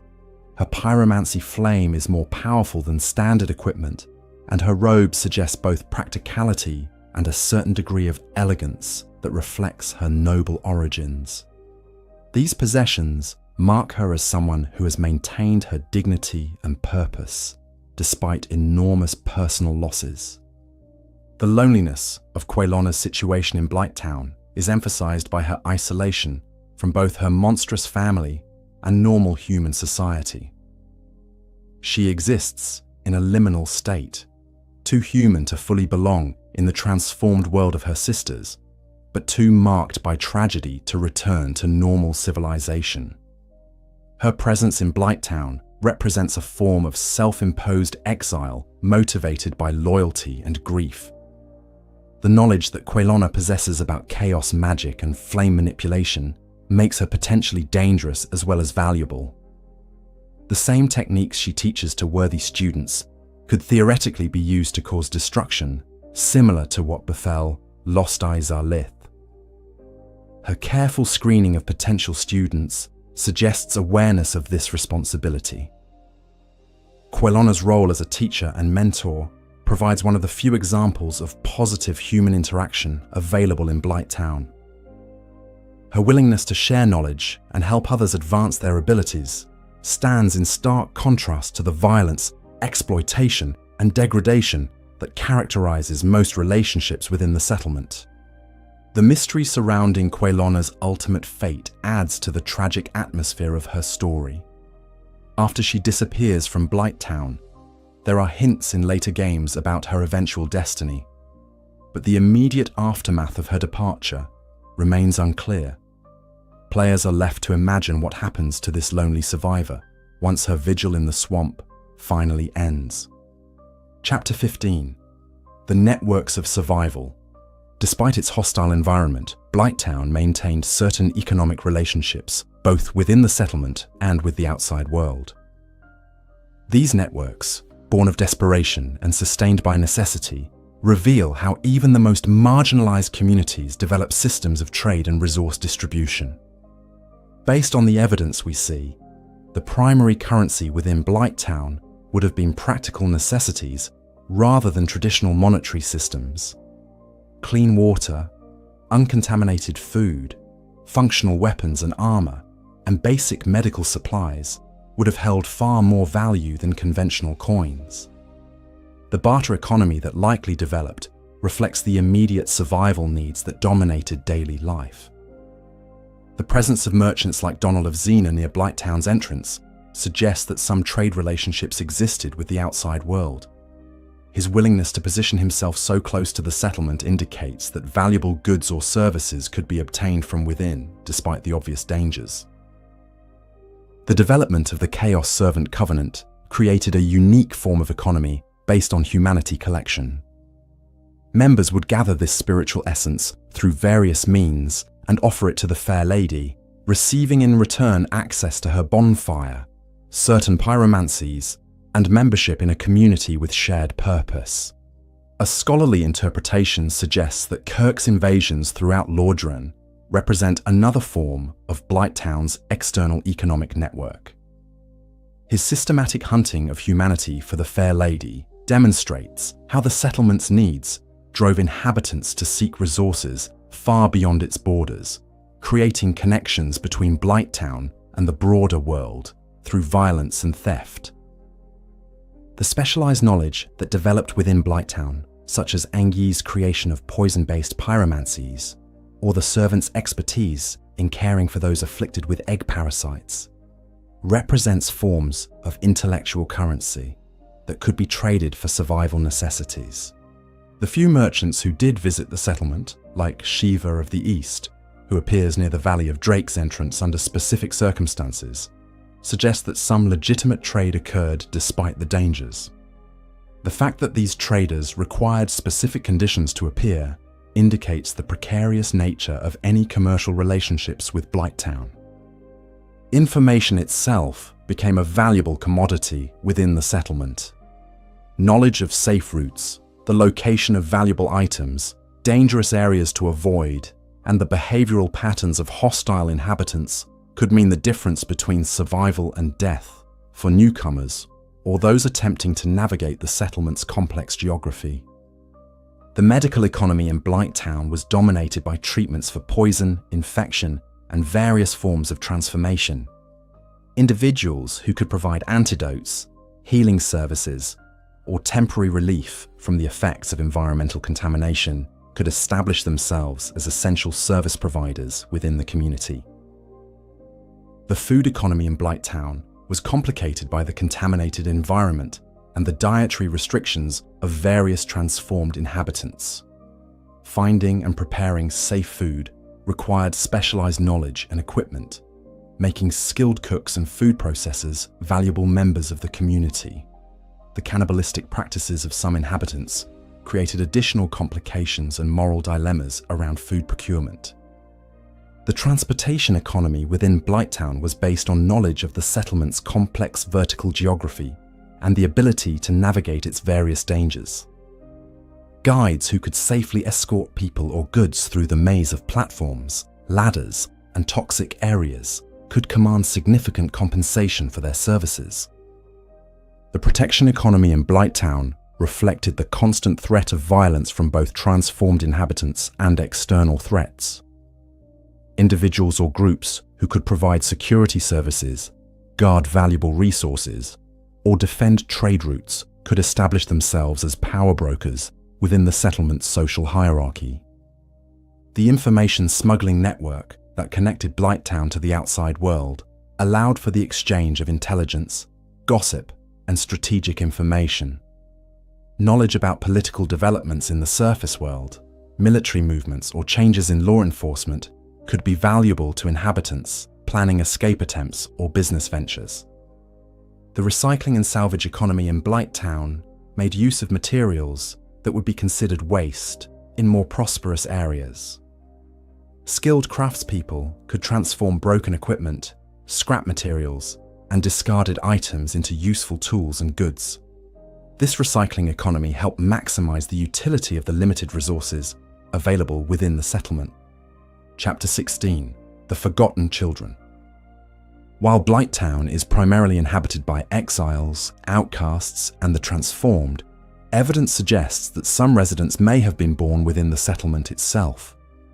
The harsh conditions would have made childbirth and child rearing extremely challenging, though the absence of visible children in the current settlement raises questions about their fate.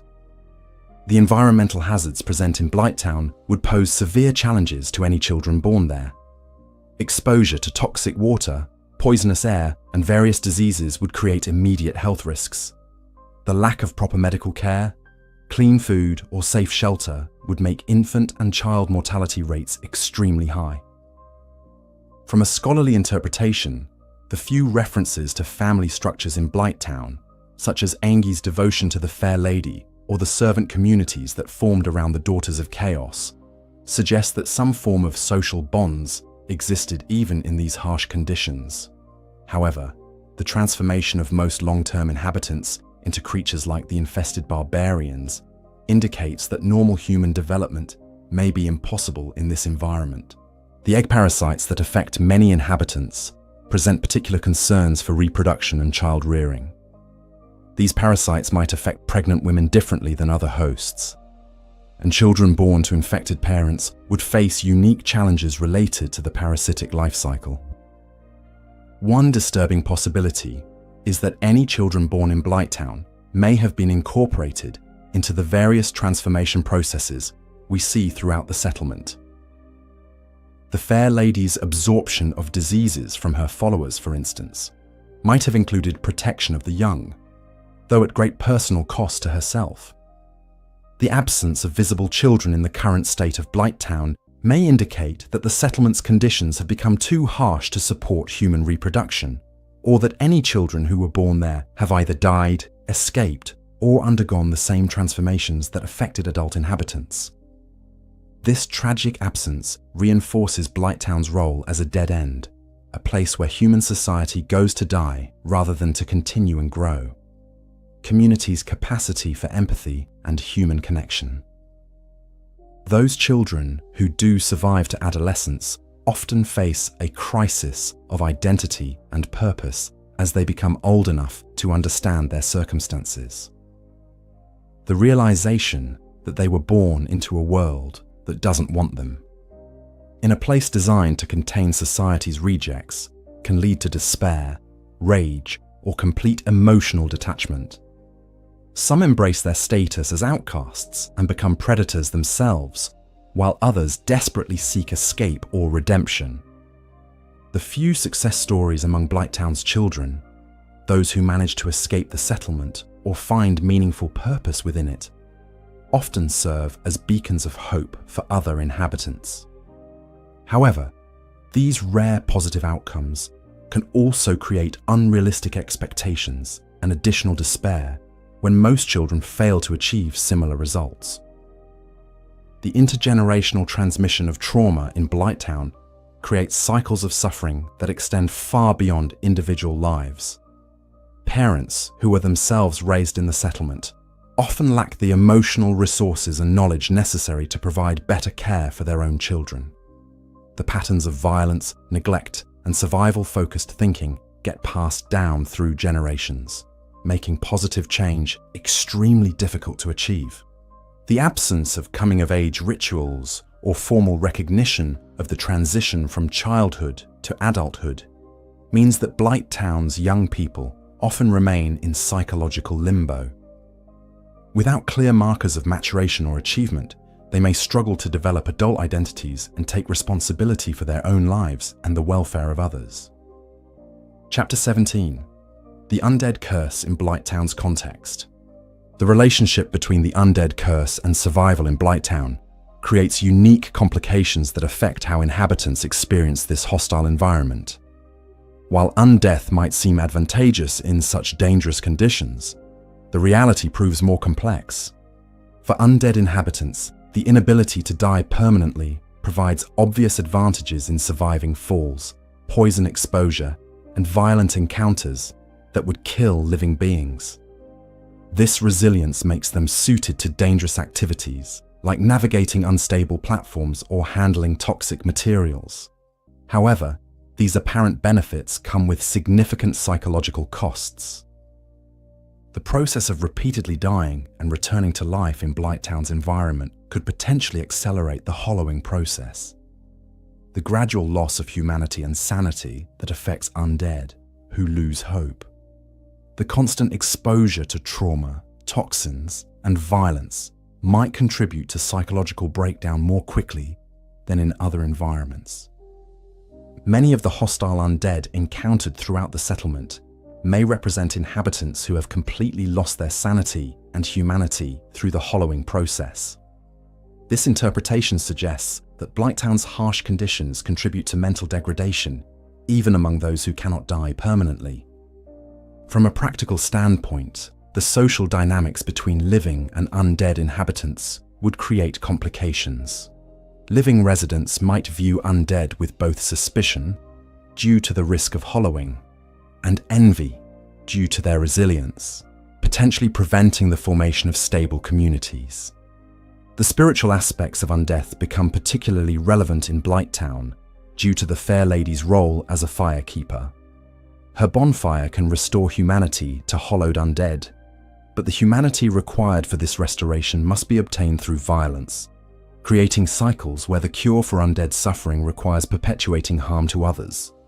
The spiritual aspects of undeath become particularly complex in Blighttown due to the presence of the Fair Lady and her role as a firekeeper. The bonfires that she maintains can restore humanity to hollowed undead, but the humanity required for this restoration must be obtained through violence and killing. This creates a cycle where the cure for undead suffering requires perpetuating the violence that creates more suffering. The interaction between undeath and the various transformation processes in Blighttown creates unique forms of corruption. Undead, who are infected with egg parasites, may experience different symptoms than living hosts. The parasites might exploit the undead's supernatural resilience to create more extreme forms of transformation, or they might be unable to properly complete their life cycle in undead hosts. The relationship between undeath and environmental poisoning in Blighttown raises questions about whether undead can be truly immune to the settlement's toxic effects. While they may not die from poison exposure, they might still experience gradual corruption or transformation. The accumulated damage from repeated exposure could manifest in ways that are worse than death. The tactical advantages that undead possess in combat situations make them valuable allies, but also dangerous enemies. Undead inhabitants who turn hostile can be extremely difficult to defeat permanently, as they will continue to resurrect and return to battle unless their source of humanity is completely exhausted. This makes conflicts within the settlement potentially endless and devastating. The psychological impact of immortality in such a hopeless environment cannot be understated. For undead trapped in Blighttown, eternity stretches ahead as an endless repetition of suffering, poisoning, and violence. The knowledge that this existence may continue forever, with no hope of natural death as an escape, can drive even strong-willed individuals to despair and madness. Chapter 18. The role of Kirk, Knight of Thorns. Among the most intriguing figures connected to Blighttown is Kirk, Knight of Thorns, whose invasions throughout Lordran are motivated by his devotion to the Fair Lady and his mission to collect humanity for her benefit. Kirk's story provides a unique perspective on how the tragedy of Blighttown extends beyond the settlement's borders to affect the broader world. Kirk's distinctive equipment, armor covered in thorns that damages enemies who attack him in close combat, reflects both his aggressive fighting style and his symbolic role as a protector of the oppressed. The thorns serve as a metaphor for the way that those who try to harm the innocent will ultimately harm themselves, while also providing practical advantages in combat situations. The invasion mechanics that govern Kirk's appearances throughout the game create a narrative about his desperate search for humanity to help the Fair Lady. Each invasion represents another attempt to collect the spiritual essence necessary to ease her suffering, showing Kirk as someone willing to commit violence in service of compassion. This moral complexity makes him one of Dark Souls' more sympathetic antagonists. Kirk's membership in the Chaos Servant Covenant places him within the community that formed around the Fair Lady, but his role as an active hunter of humanity sets him apart from the more passive servants who remain in Blighttown. His willingness to venture out into the dangerous world to seek resources for his mistress demonstrates a level of dedication and courage that exceeds that of most Covenant members. The locations where Kirk invades, the depths, the demon ruins, and Lost Izar Lith, create a geographical narrative about his journey through areas connected to the Fair Lady's story. He appears in the sewers where exiles are sent, the ruins of the ancient city where her family originated, and the hellish landscape created by her mother's failed experiment. Each location represents a different aspect of the tragedy that motivates his mission. The timing of Kirk's invasions, which occur only when the player is in human form, reflects his specific targeting of those who possess humanity. This selectivity shows that Kirk isn't a mindless aggressor, but a focused hunter with clear goals and methods. His invasions represent calculated attempts to acquire the resources his mistress needs, rather than random acts of violence. The equipment that Kirk drops upon his final defeat, his distinctive armor and weapons, tells the story of a warrior who was entirely defined by his mission. Every piece of his gear was chosen or modified to serve his role as a collector of humanity, suggesting that he had completely surrendered his individual identity to serve the Fair Lady's needs. Kirk's ultimate fate, found dead in the Fair Lady's chamber after his final defeat, represents the tragic conclusion of his story. Despite his dedication and sacrifice, he was ultimately unable to provide enough humanity to truly heal his mistress. His death in her presence suggests that he returned to her side to die, fulfilling his role as a devoted servant even in his final moments. The relationship between Kirk and other members of the Chaos Servant community is never explicitly detailed, but his special role as an active hunter suggests that he may have held a position of particular respect or authority. His willingness to take risks and venture into dangerous areas on behalf of the community would have made him a valuable member of the Covenant. The moral implications of Kirk's actions raise questions about the ethics of violence committed in service of compassionate goals. While his ultimate motivation, helping the fair lady, is sympathetic, his methods involve murdering innocent people for their spiritual essence. This moral complexity reflects the broader themes of Dark Souls about how desperate circumstances can lead good people to commit terrible acts. The effectiveness of Kirk's hunting strategy, evidenced by his repeated invasions over time, suggests that he was successful in collecting significant amounts of humanity for the fair lady. However, the fact that she remains in dire condition despite his efforts shows the limitations of his approach and the ultimate futility of trying to solve deep spiritual problems through violence. Kirk's story serves as a parallel to the player's own relationship with the Fair Lady and the Chaos Servant Covenant. Like Kirk, players can choose to collect humanity through violence to help ease her suffering, but they must grapple with the moral implications of their actions and the question of whether the ends justify the means. The legacy of Kirk's actions extends beyond his personal relationship with the Fair Lady to influence the broader world of Lordran. His invasions create additional dangers for travelers and contribute to the general atmosphere of violence and mistrust that characterizes the kingdom during its decline. Chapter 19. The Pattern of Decline. The transformation of Blighttown from whatever it once was to its current state represents a pattern of decline that mirrors broader themes throughout Lordran. Understanding this deterioration helps illuminate both the specific factors that affected the settlement and the general processes of decay that characterize the Dark Souls world. The evidence suggests Blighttown was built upon unstable foundations from its inception. As a settlement positioned to receive waste and exiles from the areas above, it was designed more for containment than sustainability. The crude wooden construction built around pre-existing stone structures indicates improvised development rather than planned growth. The environmental degradation that accumulated over time made the settlement increasingly hostile to human habitation.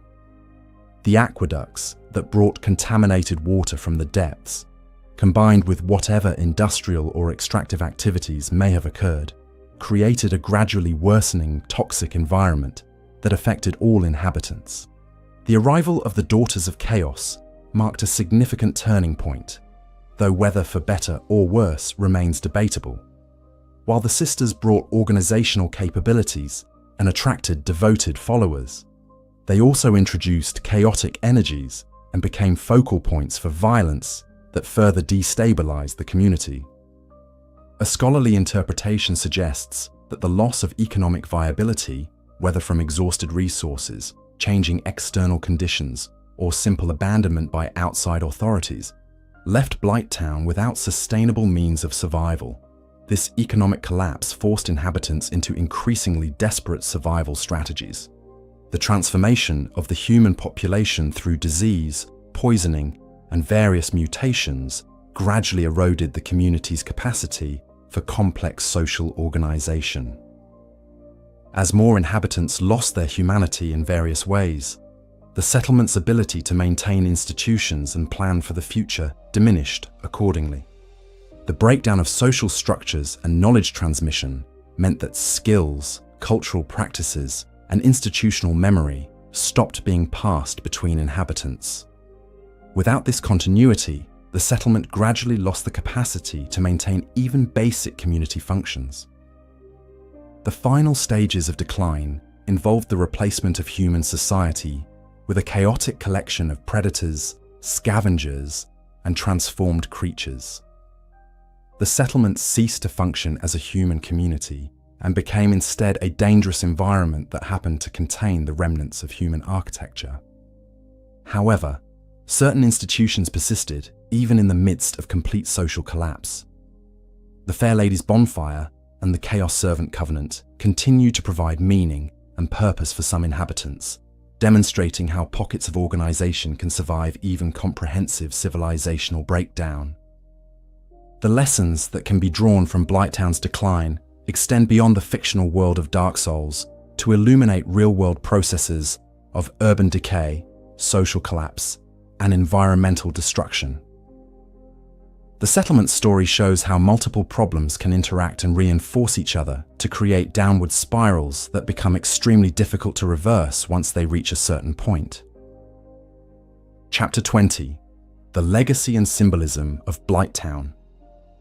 As our journey through Blighttown's complete lore draws to a close, it's important to consider the broader significance of this infamous location within both the Dark Souls universe and gaming culture as a whole.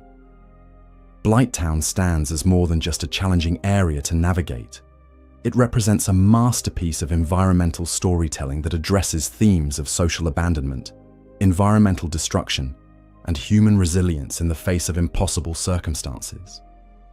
The symbolic significance of Blighttown as a representation of society's forgotten underclass cannot be overstated. The settlement serves as a physical manifestation of what happens when societies choose to ignore their most vulnerable members, rather than address the root causes of suffering and inequality. The toxic environment that poisons everyone who lives there represents the way that social problems, when ignored, inevitably spread beyond their original boundaries to affect the broader community. Blighttown's role as a vertical dungeon that must be descended into reinforces mythological and psychological themes about journeys into the underworld.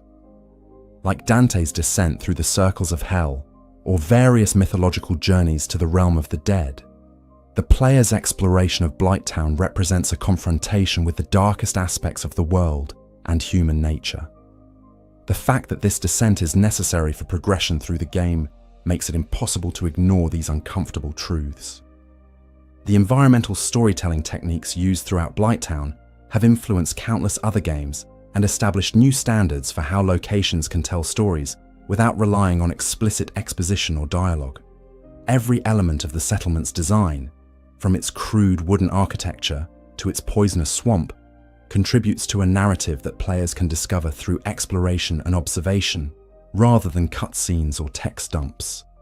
The technical challenges that Blighttown presented to players, particularly in its original release with its notorious frame rate problems, created a unique form of shared cultural experience among Dark Souls players.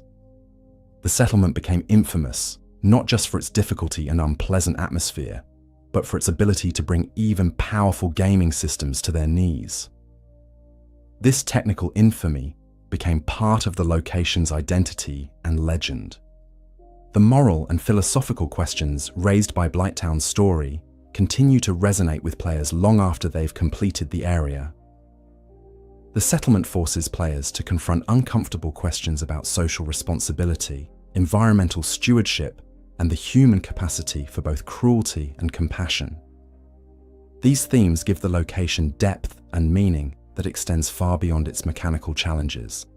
The community of Dark Souls players has developed its own folklore and culture around Blighttown, creating memes, strategies, and shared stories that have kept the location relevant in gaming culture for over a decade.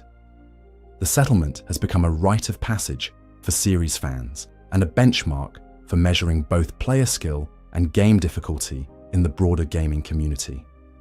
The influence of Blighttown can be seen in numerous subsequent games, both within the Dark Souls series and in other titles that have adopted similar approaches to environmental storytelling and difficulty design. The poison swamp areas that appear in later FromSoftware games are direct descendants of Blighttown's design philosophy, while the settlement's approach to telling stories through environmental details has been adopted by countless other developers. The redemption arc that some players can facilitate through their actions in Blighttown, particularly through their relationship with the Fair Lady and the Chaos Servant Covenant, provides hope and meaning within an otherwise bleak narrative. The ability to ease suffering, even temporarily, and to find purpose in service to others represents one of the few genuinely positive outcomes available in the Dark Souls universe. The artistic achievement represented by Blighttown's design and implementation demonstrates the medium of video games' unique capacity to create immersive experiences that combine visual, auditory, and interactive elements to tell complex stories. The settlement exists as a work of art that could only be fully realized through interactive media, making it a landmark achievement in game design and digital storytelling. The ongoing discussion and analysis of Blighttown within gaming communities shows how well-designed game locations can become subjects of serious critical analysis and interpretation. The settlement has generated academic papers, video essays, and countless forum discussions that treat it as a text worthy of deep literary and cultural analysis. The personal stories that players share about their experiences in Blighttown, tales of triumph over adversity, moments of unexpected beauty and ugliness, and the satisfaction of mastering seemingly impossible challenges demonstrate the location's power to create meaningful and memorable experiences that stay with players for years after completion. The technical lessons learned from Blighttown's development and the community's response to its challenges influenced subsequent game design decisions throughout the series. The developers' acknowledgement of the area's problems and their efforts to address them in later releases show how player feedback and criticism can drive positive changes in game development. The enduring popularity of Blighttown as a subject for content creators, speedrunners, and challenge run participants demonstrates the location's continued relevance and appeal within gaming culture. The settlement has become a testing ground for player creativity and skill that continues to generate new content and discoveries more than a decade after its initial release. As we conclude our deep dive into the lore of Blighttown, we're left with a complex tapestry of human suffering, environmental destruction, and social collapse, but also with examples of compassion, sacrifice, and resilience that shine all the brighter for their contrast with the surrounding darkness. The settlement stands as a testament to both the worst and best aspects of human nature, and its story continues to resonate with players who recognize in its toxic depths reflections of real-world struggles and injustices. Blighttown reminds us that even in the most hopeless circumstances, meaning can be found, connections can be made, and small acts of kindness can provide light in the darkness. The fair lady's sacrifice for her servants, Aing Yi's devotion to his mistress, and Kirk's tireless quest to ease suffering all demonstrate that humanity can persist even in the most inhuman conditions. The legacy of Blighttown extends far beyond its boundaries within the game world to influence our understanding of environmental storytelling, game design, and the power of interactive media to create meaningful artistic experiences. It stands as one of gaming's great achievements in creating a location that is simultaneously repulsive and fascinating, challenging and rewarding, hopeless and somehow beautiful in its tragic completeness. And so concludes our deep dive into the complete lore of Blighttown. We've explored its architecture of despair, its communities of suffering, its economic systems built on exploitation, and its ultimate transformation from human settlement to monstrous domain. We've discovered how environmental storytelling can create rich narratives without a single word of dialogue, and how the most challenging gaming experiences can also be the most memorable and meaningful. The story of Blighttown continues to resonate because it speaks to universal human experiences of abandonment, struggle, and the search for meaning in difficult circumstances. Next time on Lore 2 RPG, we'll explore another of gaming's most compelling locations and the stories hidden within its digital depths. Until then, keep exploring those epic tales, fellow adventurers. Remember that even in the darkest swamps and most toxic environments, there are always stories worth telling and truths worth discovering. Thank you for joining me on this journey into one of Dark Souls' most infamous and unforgettable locations. If you enjoyed this deep dive into Blighttown's complete lore, please give this video a like and subscribe for more comprehensive explorations of gaming's greatest stories. Your support helps make these epic journeys possible, and there are so many more tales waiting to be uncovered in the vast worlds of our favorite games. The style bears a striking resemblance to the architecture found in Lost Izalith, suggesting that parts of Blighttown may have once been connected to or part of that ancient city before the Witch of Izalith's catastrophic experiment transformed everything. In the vast, cursed expanse of Dranglake, where kingdoms rise and fall like tides against an unyielding shore, few locations carry the weight of history quite like Hyde's Tower of Flame. This semi-flooded realm of broken spires and weathered stones stands as a monument to ambition, faith, and the inevitable decay that claims all mortal endeavors. When you first glimpse this ruined landscape from the tunnels beneath Majula, ascending through the waterlogged passages that connect the hub of Dranglake to this ancient domain, you witness something profound, the skeletal remains of a civilization that once sought to rival the very gods themselves. The Tower of Flame rises from the waters like a beacon of defiance, its eternal fires still burning despite the centuries that have passed since its glory days. This tower appears to have served multiple functions, with its elevated position and eternal flame suggesting it may have provided navigation assistance to maritime traffic. Rather, it stands as a testament to the human desire to preserve divine light in a world increasingly consumed by darkness. The very name Hyde's Tower of Flame speaks to a dual nature, both the geographical anchor of an ancient kingdom and the spiritual beacon that guided its faithful through the long nights of their existence. As you emerge from those underground waterways, the vista that greets you is both breathtaking and melancholy. Broken walkways stretch across pools of still water, connecting towers that lean at precarious angles, their foundations eroded by time and tide. The architecture speaks of grand ambitions, soaring arches reminiscent of Anor Londo's golden age, intricate stonework that once gleamed with pride, and carefully planned layouts that accommodated both worship and warfare. Yet everything is touched by ruin, by the inexorable passage of eras that have seen kingdoms rise and crumble, like sandcastles before the inexorable waves of history. The silence that permeates Hyde's Tower is perhaps its most haunting characteristic. This is not the vibrant quiet of a sacred space in use, but the hollow emptiness of abandonment, where once the voices of priests and pilgrims might have echoed through these halls. Now only the gentle lapping of water against stone provides a soundtrack to your exploration. The occasional distant rumble of machinery or the scrape of ancient armor against marble serves as the only reminder that this place once teemed with life, purpose, and divine aspiration. Yet beneath this surface, tranquility lies a complex web of mysteries that speak to the very heart of Dark Souls 2's narrative themes.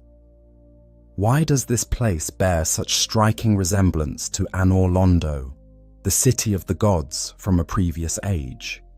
What connection do the Blue Sentinels have to the ancient blades of the Dark Moon who served Gwyndolin? How did the statues of Gwyn come to bear the heads of eagles? And what does this tell us about the degradation of knowledge across the ages? These questions form the foundation of a story that spans millennia and touches upon the cyclical nature of history itself. The inhabitants you encounter in Hyde's Tower tell their own tales of loss and perseverance. The old knights, massive sentinels in corroded armor, stand as living monuments to an era so ancient that no records remain of their original purpose. Some scholars suggest they serve as trials for would-be Blue Sentinels, Their combat prowess, a test of worthiness for those who would take up the mantle of divine justice. Others theorize that madness has claimed them, leaving only the hollow echo of duty to drive their mechanical movements through these waterlogged halls. The Haid Knights present an even more poignant mystery. These white-armored warriors sit motionless until provoked, their forms pierced with arrows that tell of some great battle or betrayal. Their very presence defies explanation. How can beings from an age when Haed stood proud still exist in this flooded ruin? Time distortion, that nebulous concept that permeates Dark Souls lore, offers the only rational explanation. These knights exist as temporal refugees, displaced from their proper era and condemned to haunt the remnants of their fallen homeland. The Tower of Flame itself serves as the area's spiritual center, its circular arena suggesting purposes beyond mere illumination. The carefully designed lever system that can expand the fighting space speaks to intentional construction for combat trials or ceremonial duels. Perhaps this was where Haed's greatest warriors proved their worth, where champions were crowned beneath the eternal fire that gave the tower its name. The very architecture tells a story of a civilization that valued both martial prowess and spiritual devotion, creating spaces where the two could intersect in meaningful ways. Leading away from the tower, the great bridge that connects to the Cathedral of Blue represents more than mere infrastructure. It symbolizes the connection between temporal power and spiritual authority, between the lighthouse that guided ships safely to harbor and the cathedral that guided souls safely to salvation. This bridge, guarded by a sleeping dragon in later iterations of the game, represents the perilous journey that any seeker of divine truth must undertake. It is not enough to see the light of salvation from afar. One must brave the guardians and overcome the trials that stand between the seeker and their spiritual destination. The Cathedral of Blue itself rises at the far end of this bridge, like a crown jewel of Haed's architectural achievement. Its spires reach toward heaven with the desperate aspiration of mortals seeking to touch the divine, while its foundational stones rest firmly in the earthly realm of politics, warfare, and human ambition. This cathedral serves not merely as a house of worship, but as the headquarters of the Blue Sentinels, that covenant of righteous warriors who carry forward an ancient tradition of protecting the innocent and punishing the guilty. Within these sacred walls dwells the old Dragon Slayer, a figure who embodies the mystery and tragedy of Haed's entire story.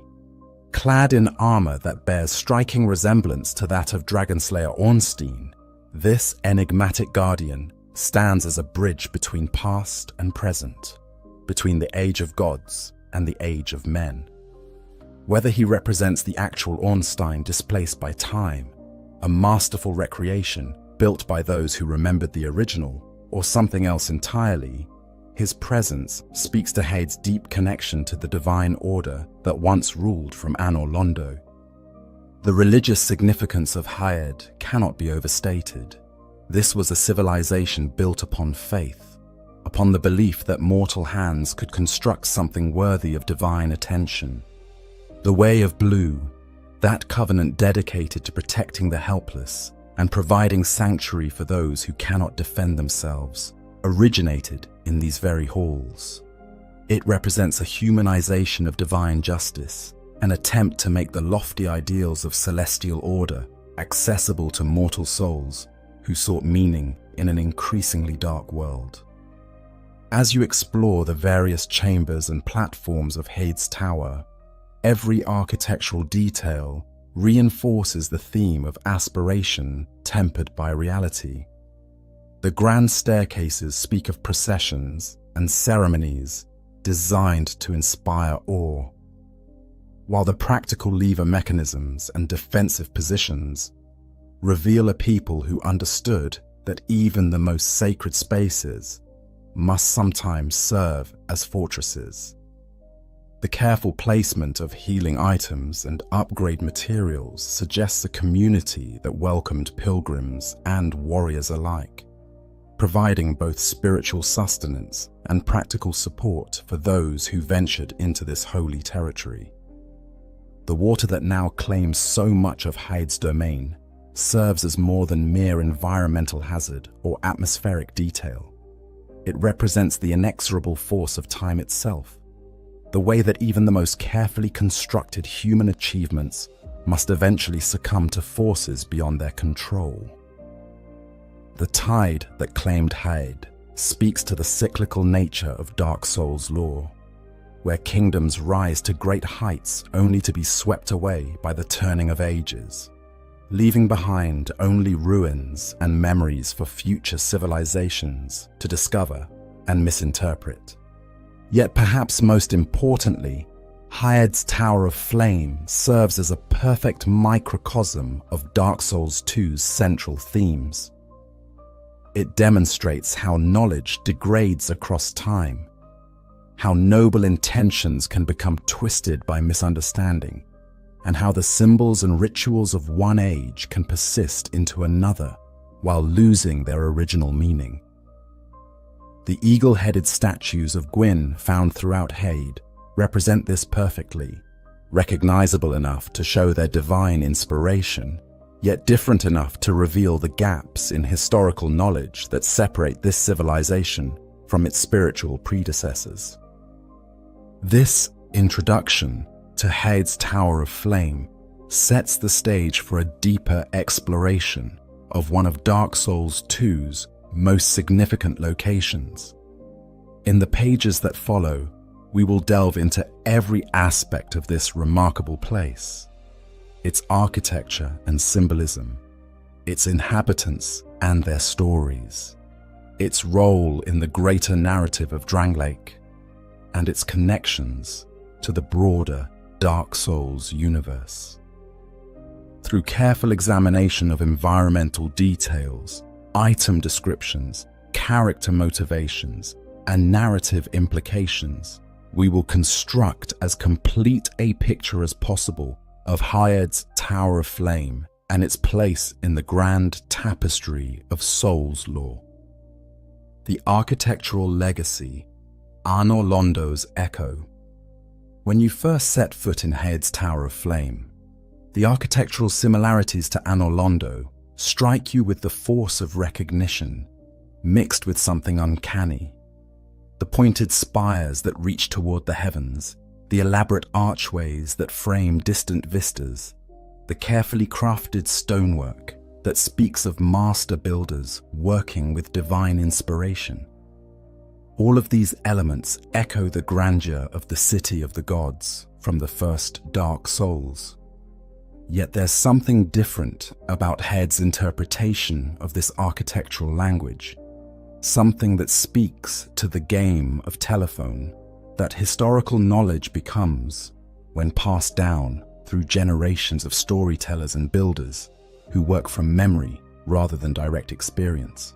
The most immediately striking features are the grand towers themselves, those spearing structures that give Hyde's domain its distinctive skyline. Unlike the perfectly preserved monuments of Anor Londo, these towers show the weight of ages. Some lean at angles that seem to defy structural logic, their foundations undermined by the rising waters that have claimed so much of the original city.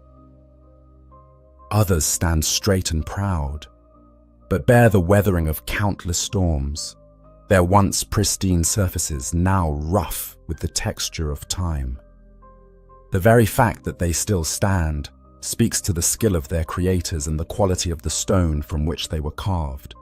But their battered condition tells the story of a civilization that has weathered trials its builders never imagined.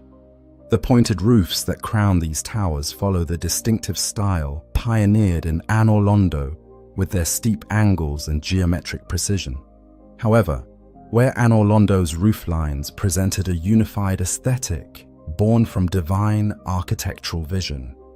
Head's interpretations show subtle variations that suggest human hands working to recreate divine perfection.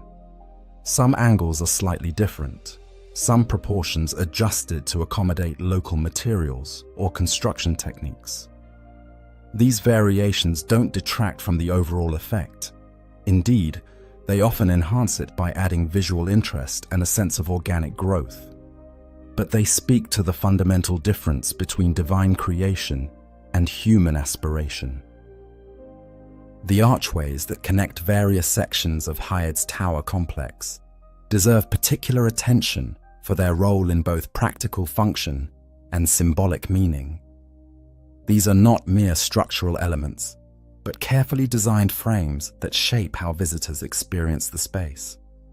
As you move from one area to another, each archway presents a new vista, a new perspective on the tower complex that builds toward the ultimate revelation of the Cathedral of Blue rising in the distance.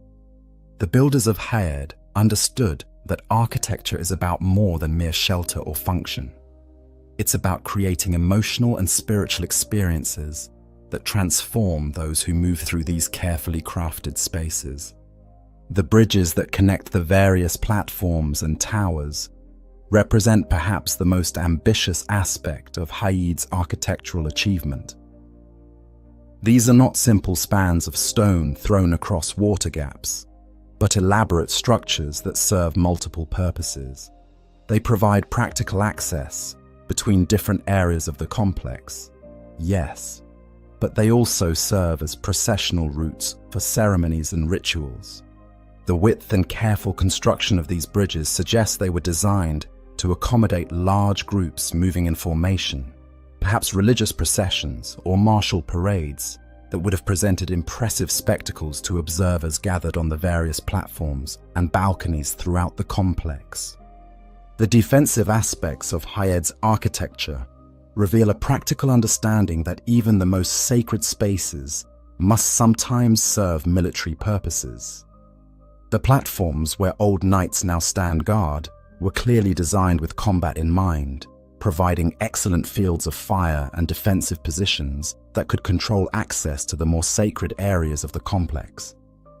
The careful placement of stairs, corridors, and choke points shows that Hayed's builders learned from the military architecture of Anor Londo, while adapting it to their own strategic needs and geographical constraints.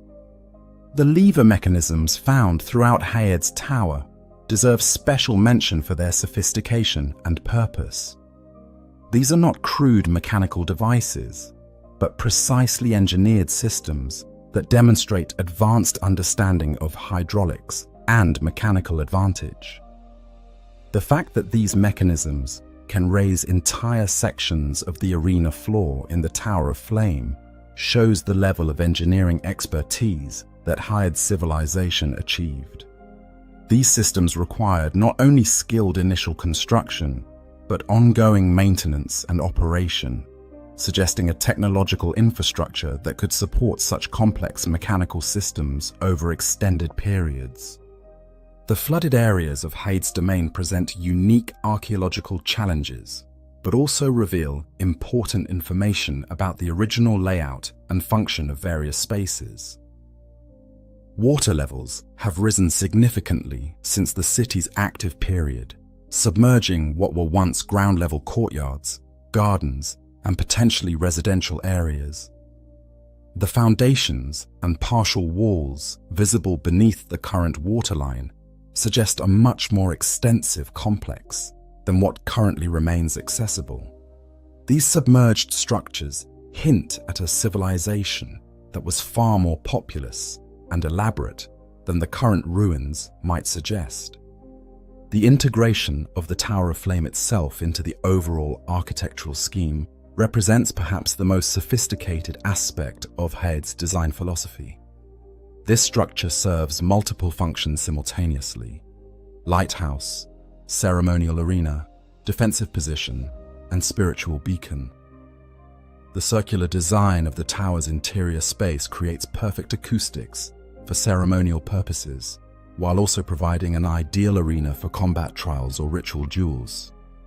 The carefully designed sightlines ensure that the eternal flame at the tower's apex is visible from multiple vantage points throughout the complex, serving as a constant reminder of the spiritual purpose that underlies all of Hayed's earthly activities.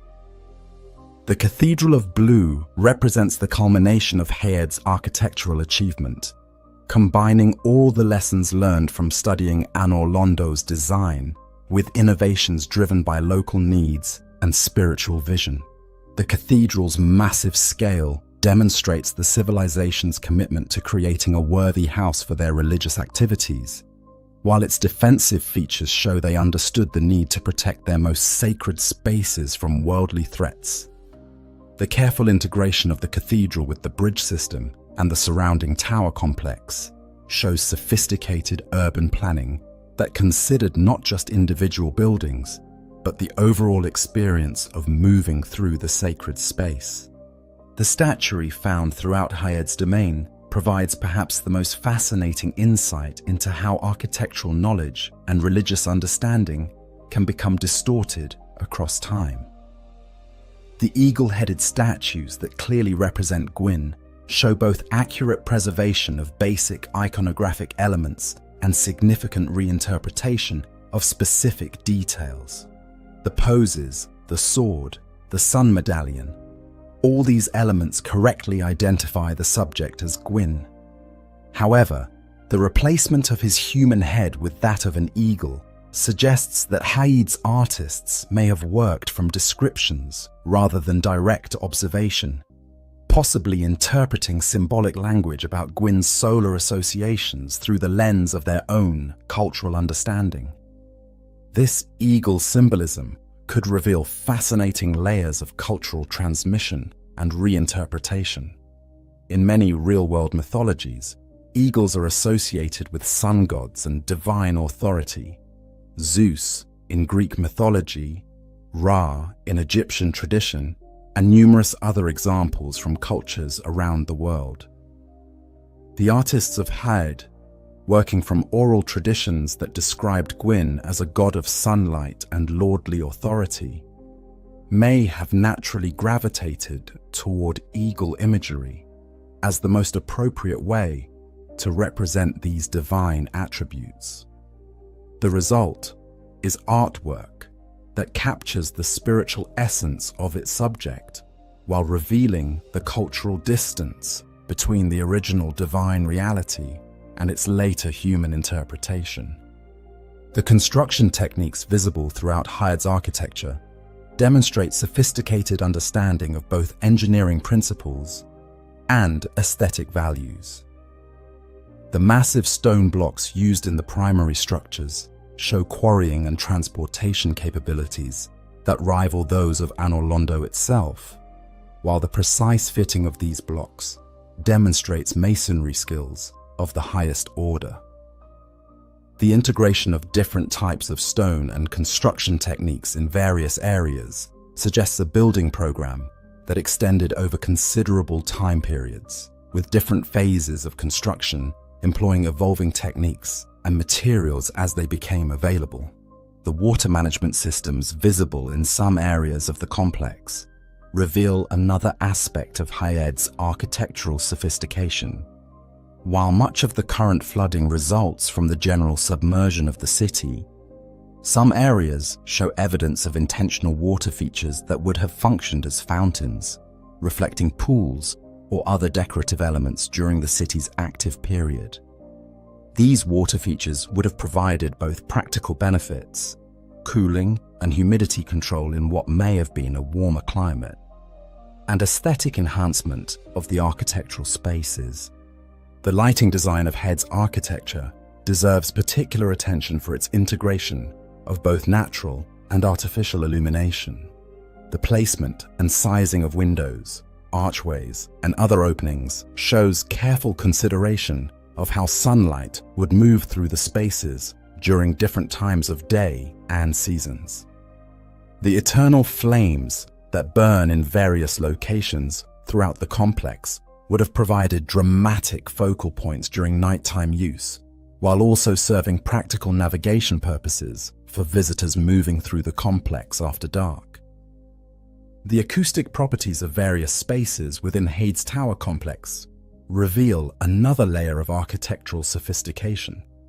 The cathedral spaces are designed to enhance vocal music and spoken word, while the more intimate chambers provide privacy for quiet conversation or contemplation.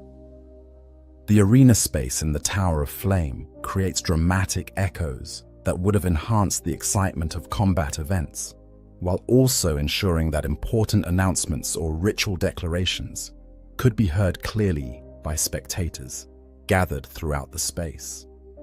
The integration of defensive and ceremonial functions throughout Hades' architecture reflects a realistic understanding of the world in which this civilization existed.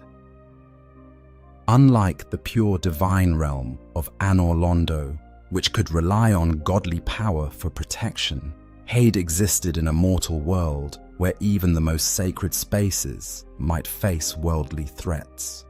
The result is architecture that seamlessly blends defensive necessity with spiritual aspiration, creating spaces that could serve as both temples and fortresses as circumstances required.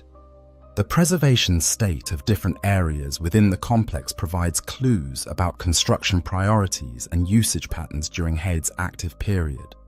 The areas that remain in the best condition were clearly the most important or most frequently maintained, while areas showing greater deterioration may have been secondary spaces or areas that were abandoned before the final submersion of the city.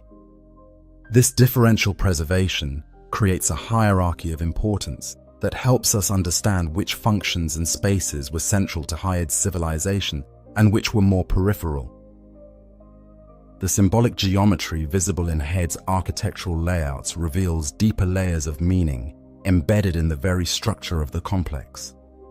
The circular forms of the tower arena, the radiating patterns of the bridge connections, the axial alignments between major structures, all of these geometric relationships speak to architectural design principles that went beyond mere practical function to incorporate symbolic and spiritual meanings. These geometric relationships would have been meaningful to the inhabitants and visitors of Hades, creating layers of significance that transformed practical architecture into sacred space. The history and rise of Hades civilization. The origins of Hades remain shrouded in the mists of time, lost to the same historical amnesia that claims so much knowledge in the world of Dark Souls. What we know from item descriptions and environmental evidence indicates that Hades was founded by remnants of the late inhabitants of Anor Londo, suggesting a civilization that arose from the decline of the Age of Gods, carrying both knowledge and faith into a new era dominated by human ambition and mortal limitations. The very name Hades has become uncertain, whether it refers to a kingdom, a land, or simply the name of this particular region remains unclear, as no records survive from early enough periods to provide definitive answers. The founding of Hades appears to represent one of humanity's most ambitious attempts to recreate the glory of the divine age in mortal terms. The architectural evidence suggests a massive undertaking that would have required coordinated effort from thousands of skilled workers over periods spanning decades or centuries. The scale of the construction projects, the sophistication of the engineering solutions, and the integration of defensive and ceremonial functions all point to a civilization at the height of its power and confidence, willing to commit enormous resources to creating something worthy of divine attention. The cultural foundations of Hades civilization reveal fascinating insights into how divine knowledge and traditions can be preserved, transmitted, and transformed by human institutions. The Blue Sentinels and the Way of Blue, both of which originated in Hades, represent clear institutional descendants of the Blades of the Dark Moon who served Gwyndolin in Anor Londo. However, the transformation from direct divine service to human institutional structure reveals both the possibilities and limitations of cultural transmission across the boundaries between divine and mortal realms. The Blades of the Dark Moon served a specific divine entity with direct supernatural oversight and clear divine mandate. Their blue-eye orbs were gifts from Gwendolyn that carried actual divine power and purpose. The Blue Sentinels, by contrast, operate as a human institution with human leadership, using cracked blue-eye orbs that represent worn remnants of the original divine artifacts.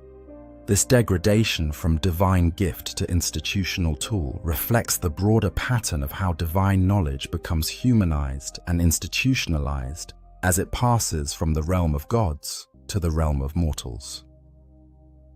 The Way of Blue represents an even more profound transformation of divine concepts into human religious practice. What began as direct service to specific deities evolves into a more generalized religious and ethical system focused on protecting the innocent and providing sanctuary for those who cannot defend themselves. This evolution shows how spiritual truth can be preserved even as its specific institutional forms change to meet the needs of different eras and different circumstances. The military aspects of Haed civilization reveal a society that understood the need to balance spiritual aspiration with practical defense. The Haed Knights, those white armored warriors whose equipment demonstrates the civilization's advanced metallurgical capabilities, represent a military elite that combined martial excellence with religious devotion. Their special alloy, which remains mysterious even to the craftsmen of Drangleic, demonstrates technological achievements that allowed Haed to field warriors equipped with weapons and armor superior to those available to later civilizations. The creation of such advanced metallurgy suggests not only skilled craftsmanship, but also access to rare materials and sophisticated techniques that may have been inherited from the Age of Gods or developed through intensive research and experimentation. The durability of Haed weapons and armor, which remain functional after centuries of neglect, speaks to a level of technological achievement that subsequent civilizations have been unable to match or even fully understand. The religious life of Haed appears to have centered around the preservation and reinterpretation of divine knowledge for human understanding and practice. The eternal flames that burn throughout the complex represent more than mere practical lighting. They serve as tangible connections to the first flame and the divine order that established the fundamental patterns of the world. The careful maintenance of these flames would have required dedicated priests and sophisticated understanding of the spiritual and practical techniques necessary to sustain divine fire in mortal spaces. The Tower of Flame itself likely served as the primary focus of Haed's religious activities, with its arena providing space for ceremonial combats, religious trials, and other sacred events that combine spiritual significance with martial display.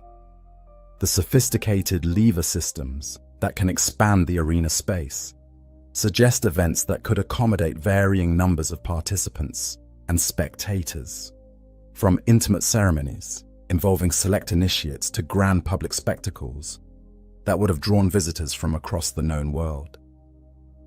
The Cathedral of Blue represents the culmination of Haed's religious architecture, designed to serve as both house of worship and institutional headquarters for the Blue Sentinels. The scale and grandeur of this structure demonstrate the importance that Haed's civilization placed on creating a worthy center for their religious and military institutions. The integration of ceremonial spaces with practical administrative and defensive functions shows sophisticated understanding of how religious institutions must operate in the practical world. while maintaining their spiritual focus. The educational and cultural aspects of Hayed civilization remain largely mysterious, but the sophistication of their achievements suggests well-developed institutions for preserving and transmitting knowledge. The accurate preservation of certain aspects of Anor Londo's architectural and religious traditions implies systematic efforts to maintain cultural memory across generations. However, the distortions and misunderstandings visible in other aspects of their culture, such as the eagle-headed statues of Gwyn, suggest that this preservation was not perfect and that some knowledge was lost or transformed in transmission. The economic foundations that supported Hayed's ambitious construction and maintenance projects must have been substantial, though little direct evidence remains of their specific nature. The sheer scale of the building projects suggests either access to significant natural resources, extensive trade networks, or both. The advanced metallurgy and sophisticated engineering visible throughout the complex would have required not only skilled craftsmen, but also the economic infrastructure necessary to support their training, tools, and materials. The integration of lighthouse functions with the Tower of Flame suggests that Hayed may have served as an important maritime hub, providing navigation aids for ships traveling along the coast and potentially controlling or facilitating sea trade in the region. This maritime connection could have provided both the economic resources necessary for major construction projects and the cultural exchange that would have brought knowledge and influences from distant lands. The political structure of Hayed's civilization remains largely opaque, but the institutional development of the Blue Sentinels and the coordination required for major construction projects suggest sophisticated governmental or organizational systems. The ability to maintain complex engineering projects, like the lever systems in the Tower of Flame, implies administrative structures capable of organizing labor, managing resources, and maintaining institutional knowledge across extended time periods. The relationship between Hayed and other contemporary civilizations provides important context for understanding its place in the broader historical development of the Dark Souls world.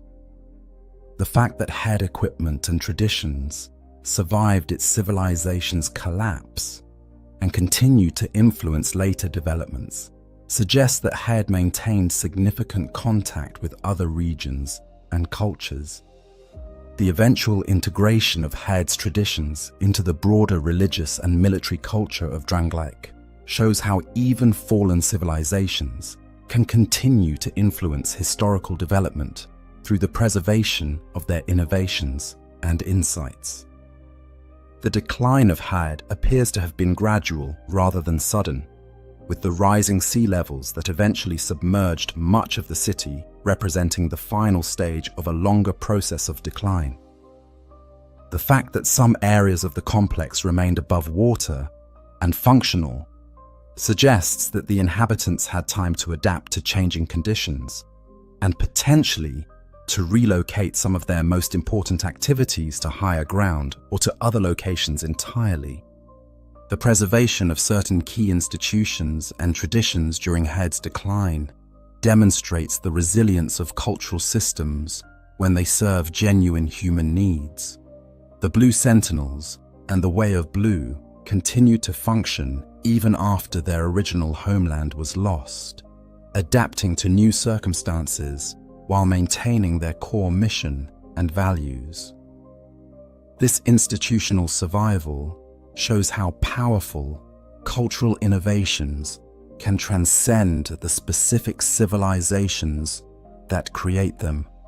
The influence of Hayed on later developments in Drangleic shows how even fallen civilizations continue to shape historical development through the people, ideas, and institutions that survive their collapse. The integration of Blue Sentinel traditions into Drangleic's political and military systems demonstrates how successful cultural innovations can be adopted and adapted by successive civilizations, creating continuity of development that transcends the boundaries between specific historical periods. The mystery surrounding many aspects of Hayed's history reflects the broader themes of knowledge loss and cultural amnesia that permeate Dark Souls lore. Even civilizations that achieve remarkable things and create lasting institutions can see much of their specific history lost to time, leaving later generations to piece together fragmentary evidence and wonder about the full scope of what was lost. This pattern of partial preservation and partial loss creates the archaeological puzzles that make exploration of these ancient sites so compelling for those who venture into their ruins.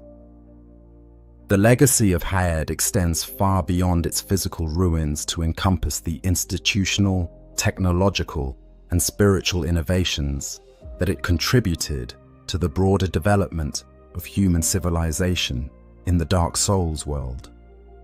The advanced metallurgy, sophisticated architecture, religious institutions, and military traditions that originated in Hayed all continued to influence later developments, demonstrating how even collapsed civilizations can continue to contribute to human progress through the preservation and transmission of their achievements. The Old Dragon Slayer, guardian of memory. In the heart of the Cathedral of Blue, beyond the great drawbridge that spans the waters of Hayed's domain, stands perhaps the most enigmatic figure in all of Dark Souls 2. The Old Dragon Slayer. This imposing warrior, clad in armor that bears unmistakable resemblance to that of Dragon Slayer Ornstein from the first Dark Souls, embodies all the mysteries and ambiguities that make Hayed's Tower of Flame such a fascinating location. His very presence raises fundamental questions about the nature of identity, memory, and the persistence of heroic ideals across the vast spans of time that separate the Age of Gods from the Age of Men. The armor worn by the Old Dragon Slayer tells its own story of time's passage and the degradation of even the most carefully preserved artifacts. Where Ornstein's original golden armor gleamed with divine light and supernatural durability, the Old Dragon Slayer's gear shows the unmistakable marks of age and wear. The once brilliant gold has faded to a darker hue. The intricate engravings have been worn smooth by centuries of use, and the overall condition speaks to equipment that has seen extensive service without the divine maintenance that preserved Ornstein's original gear in pristine condition. The Leo ring that can be obtained after defeating the Old Dragon Slayer provides crucial evidence about both the connection to Ornstein and the passage of time. The ring's description notes that after many years of use, its face has worn down, though close inspection still reveals the engraved lion that gave the ring its name and its power. This detail is particularly significant because it demonstrates that this is not a replica or imitation, but the actual ring that once belonged to the original Dragon Slayer, aged by centuries of use but still retaining its essential identity and power. The combat techniques employed by the Old Dragon Slayer reveal both continuity with and evolution from Ornstein's original fighting style. The fundamental spearwork remains essentially identical: the lightning-fast thrusts, the sweeping attacks that can catch unwary opponents off guard, the devastating jumping strikes that demonstrate superhuman athletic ability. However, the addition of dark magic attacks represents a significant departure from Ornstein's original repertoire, suggesting either learned adaptation to new circumstances or fundamental changes in the warrior's nature and allegiances. The use of dark magic by the Old Dragon Slayer has sparked considerable debate among those who study the deeper mysteries of Dark Souls lore. Some interpret this as evidence of corruption or fall from grace, suggesting that the noble knight who once served the Lord of Sunlight has somehow been tainted by dark forces. Others propose that the dark magic represents practical adaptation, a recognition that the old divine powers are no longer reliable, and that survival in the current age requires mastering new and different forms of power. The physical condition of the old Dragon Slayer provides additional clues about his nature and origins. Unlike the perfectly preserved divine beings encountered in Anor Londo, the old Dragon Slayer shows signs of age and wear that suggest mortality rather than divine immortality. His movements, while still formidable, lack some of the supernatural grace that characterized Ornstein in his prime. This degradation could indicate either a divine being diminished by time and circumstances, or a mortal warrior who has achieved remarkable longevity through supernatural means. The arena where the old Dragon Slayer makes his stand, the first chamber of the Cathedral of Blue, serves multiple symbolic and practical purposes. As a test of worthiness for those seeking to join the Blue Sentinels, the encounter serves as the ultimate trial that separates the truly capable from the merely ambitious. The requirement to face such a formidable opponent before gaining access to the Covenant headquarters ensures that only those with genuine martial capability and unwavering determination can join the ranks of the Blue Sentinels.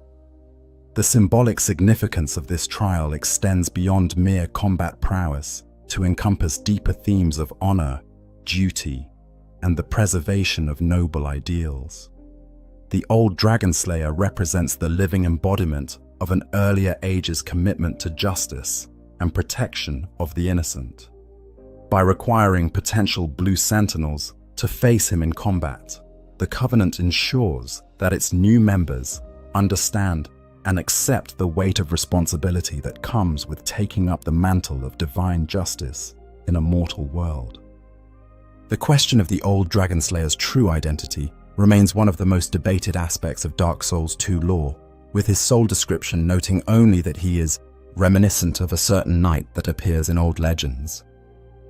Several theories have emerged to explain his presence and nature, each with its own supporting evidence and implications. One interpretation holds that this could be the original Ornstein, somehow transported to this time and place through the temporal distortions that affect the Dark Souls universe. This theory finds support in the authentic equipment and sophisticated combat techniques that match those of the original Dragon Slayer. An alternative theory suggests that the old Dragon Slayer represents an artificial construct created by those who wish to preserve Ornstein's legacy and fighting techniques for future generations. The builders of Haird, with their deep knowledge of Anor Londo's traditions and their sophisticated understanding of both technology and magic, might have possessed the capability to create such a construct, using fragments of the original Ornstein soul or equipment as foundation material. A third possibility proposes that the old Dragon Slayer represents a form of spiritual inheritance or reincarnation, where the essential heroic qualities of Ornstein have manifested in a new form suited to the changed circumstances of the current age. This interpretation would explain both the similarities and the differences between the old Dragon Slayer and the original Ornstein, suggesting a continuity of heroic spirit rather than literal identity. The presence of red phantom knights in certain versions of the encounter adds another layer of complexity to the old Dragon Slayer's role as guardian and test.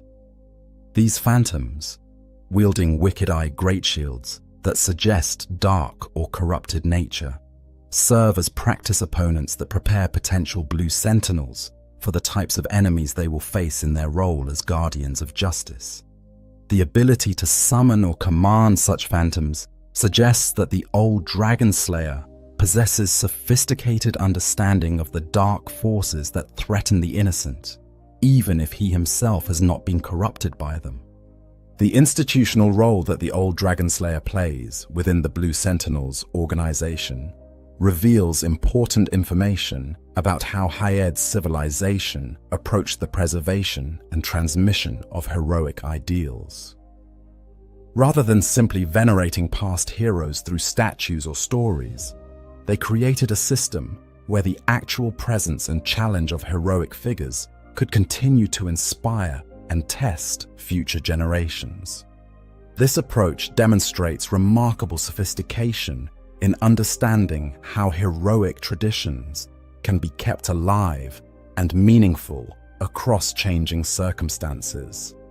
The tactical aspects of the old Dragon Slayer encounter provide insights into the combat doctrines and expectations of the Blue Sentinels. The combination of lightning attacks that emphasize raw power and dark magic that demonstrates adaptability to changing circumstances suggests that the Covenant may have expected its members to be versatile warriors capable of facing any threat. The requirement to master both offensive capability and defensive positioning during the encounter ensures that new Sentinels understand the full scope of martial skills they will need in their duties. The emotional and psychological impact of facing the old Dragon Slayer extends beyond the immediate challenge of combat to encompass deeper themes of legacy and inspiration.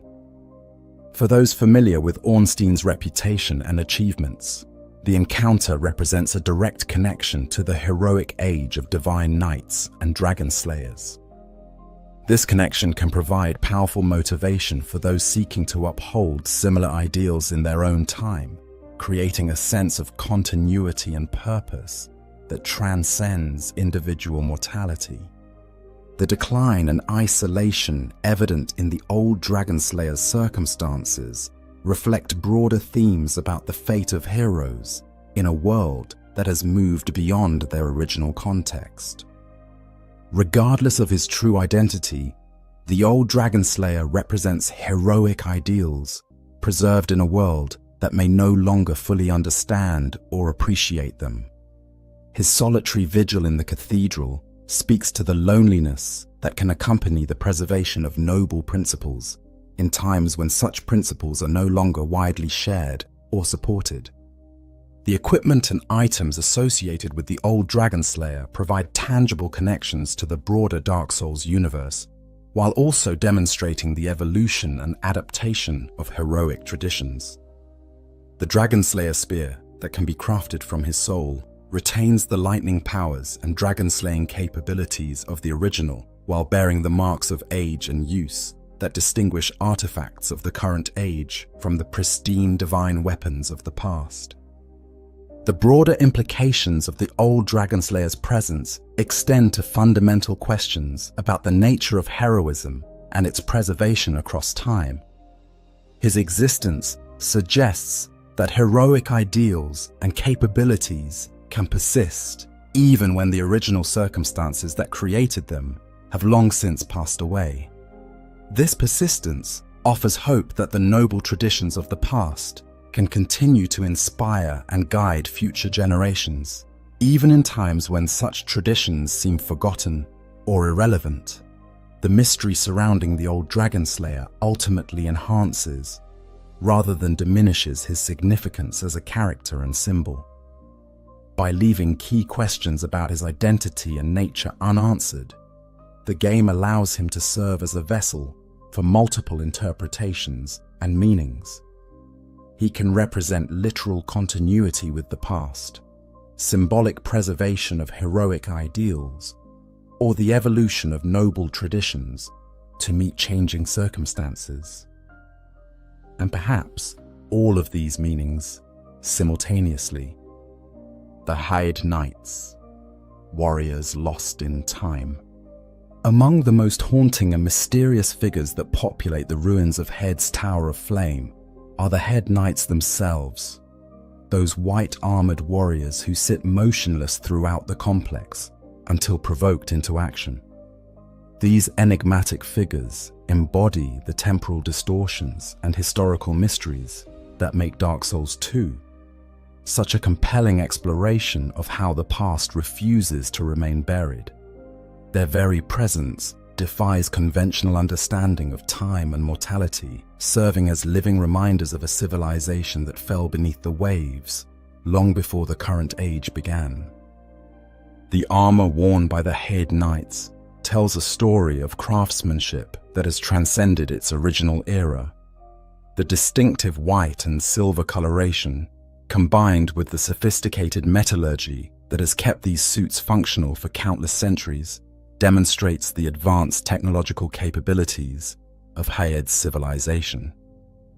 The special alloy used in their construction remains a mystery even to the smiths of Drangleic, who have attempted to recreate it, but succeeded only in producing the inferior bradded steel that approximates but cannot match the original's durability and effectiveness.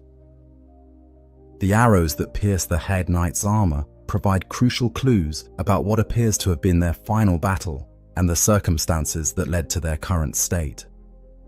These projectiles, embedded deep in gaps between plates and in some cases penetrating the helmets themselves, suggest a fierce conflict where these warriors fought against overwhelming odds. The positioning and angle of many arrows could indicate attacks from multiple directions, possibly suggesting a siege or ambush situation where the knights found themselves surrounded and outnumbered. The fact that these arrows remain embedded in the armor centuries later raises important questions about the nature of the knight's current existence. Living beings would have long since removed such projectiles or succumbed to their wounds, while purely mechanical constructs would likely show different patterns of damage and preservation. The arrows suggest that the head knights exist in some intermediate state between life and death, preserving the wounds of their final battle as permanent reminders of their service and sacrifice. The passive behavior exhibited by most Hayed knights until they are attacked or until certain game events occur provides fascinating insights into their mental and spiritual state. This passivity suggests that they retain some level of consciousness and decision-making capability, choosing not to engage in hostile action unless directly threatened or triggered by specific circumstances. This behavior could indicate several possibilities: residual honor and restraint from their original training, confusion about their current circumstances, or specific programming or instructions that govern their current existence. The breathing sounds made by the Hayed knights create an unsettling audio signature that reinforces their liminal status between life and death. These are not the mechanical sounds one might expect from animated armor or constructs, but actual respiratory patterns that suggest some form of life or animation that requires air circulation. Notably, these breathing sounds are identical to those made by King Vendrick in his hollowed state, creating a mysterious connection between these ancient warriors and the more recent monarch of Drangleic, though the significance of this shared audio detail remains unexplained. The variety in weapons and fighting styles among the Hayed knights suggests a military organization that valued tactical flexibility and specialized roles. Some knights wield sword and shield combinations that emphasize defensive capability and measured offensive action, while others employ spears that provide greater reach and thrusting power, and still others carry larger weapons that sacrifice speed for devastating striking power. This variety indicates a sophisticated military doctrine that recognized the need for different types of warriors to handle different tactical situations. The distribution of Hayed knights throughout various locations in Drangleic raises important questions about their origins and the scope of their original duties. While most are found in Hayed's Tower of Flame itself, individual knights appear in locations as diverse as the Forest of Fallen Giants, the Lost Bastille, and even the depths of the gutter. According to item descriptions, only time distortion could explain their presence in Drangleic. suggesting that these warriors exist as temporal refugees, displaced from their proper era and condemned to haunt the remnants of their fallen homeland. Their presence suggests that certain significant events or individuals can become unstuck from their proper historical moment, appearing in later ages as echoes or fragments of the past. The quality and craftsmanship of head knight equipment extends beyond mere durability to encompass aesthetic and functional excellence that reflects the civilization's values and capabilities. The elegant lines of their armor design balance protection with mobility, creating suits that are both beautiful and effective. The weapons show similar attention to both form and function, with careful attention to balance, reach, and striking power that indicates weapons designed by masters of their craft for warriors who demanded the highest quality tools for their dangerous profession. The symbolism embedded in Hayed Knight armor and equipment reveals important information about the cultural and religious context in which they served. The color scheme of white and silver associates them with purity, nobility, and divine service, while the careful attention to ceremonial details suggests warriors who served functions beyond mere combat. These were likely knights who participated in religious ceremonies, state functions, and other public events where their appearance and bearing were as important as their fighting capability. The connection between the head knights and the Blue Sentinels provides important continuity between past and present, showing how military and religious traditions can persist across the collapse and renewal of civilizations. The fact that head knights carry cracked blue eye orbs, the worn remnants of the divine artifacts used by the Blades of the Dark Moon, demonstrates their role as the institutional predecessors of the Blue Sentinels. This connection shows how the ideals of protecting the innocent and punishing the guilty can survive even when the specific institutions that originally embodied them have fallen. The training and discipline visible in head knight combat techniques suggest a military culture that emphasized excellence, precision, and adaptability. Their movements show the muscle memory of countless hours of practice and drill, while their tactical awareness and ability to respond effectively to different types of threats demonstrate education that went beyond mere weapon proficiency to encompass broader understanding of combat principles and strategic thinking. The psychological state of the hired knights remains one of their most mysterious aspects. Their passive behavior until provoked suggests some level of conscious choice and restraint, while their immediate and effective response to threats demonstrates that their combat training and instincts remain intact. This combination could indicate warriors who retain their basic personality and training while being confused or disoriented about their current circumstances and purpose. The relationship between the Hayed Knights and the broader narrative of curse and undeath in Dark Souls provides important context for understanding their current state. Like many other characters in the Dark Souls universe, they seem to exist in a condition that transcends normal mortality while falling short of true immortality.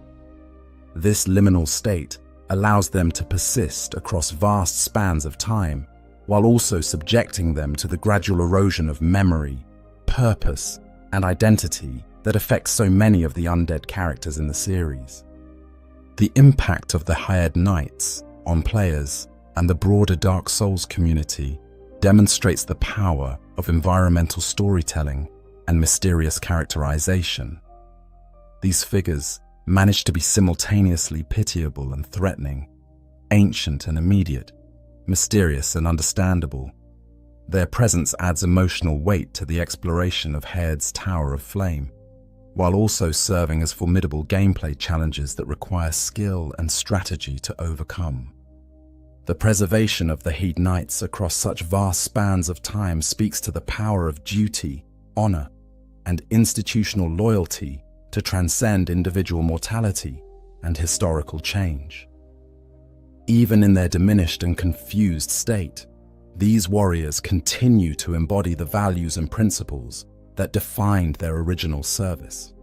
Their persistence suggests that truly noble ideals can survive even the most catastrophic historical changes, maintaining their essential character even when their original context has been lost. The technical aspects of how the head knights have been preserved remain largely mysterious, but their existence suggests sophisticated understanding of the relationship between soul, body, and consciousness that goes beyond conventional necromancy or simple undeath. Their preservation seems to have maintained not just their physical forms and combat capabilities, but also significant portions of their original personalities and moral frameworks, indicating a process or circumstance that is far more sophisticated than simple reanimation. The tragedy inherent in the head knight's situation provides emotional depth that elevates them beyond mere obstacles or gameplay mechanics to become genuine characters worthy of sympathy and respect. These are warriors who served with honor and distinction, who fought bravely in their civilization's final battles, and who now exist in a world that has largely forgotten their service and sacrifice. Their persistence in maintaining their posts and their restraint in the face of potential threats demonstrate that their essential nobility has survived even when everything else about their world has changed. The Blue Sentinels and Cathedral of Blue. The Cathedral of Blue stands as more than mere architecture in the flooded realm of Head's Tower of Flame. It serves as the institutional heart of one of Dark Souls 2's most significant covenants, and represents the evolution of divine justice from its origins in the Age of Gods to its expression in the Age of Men.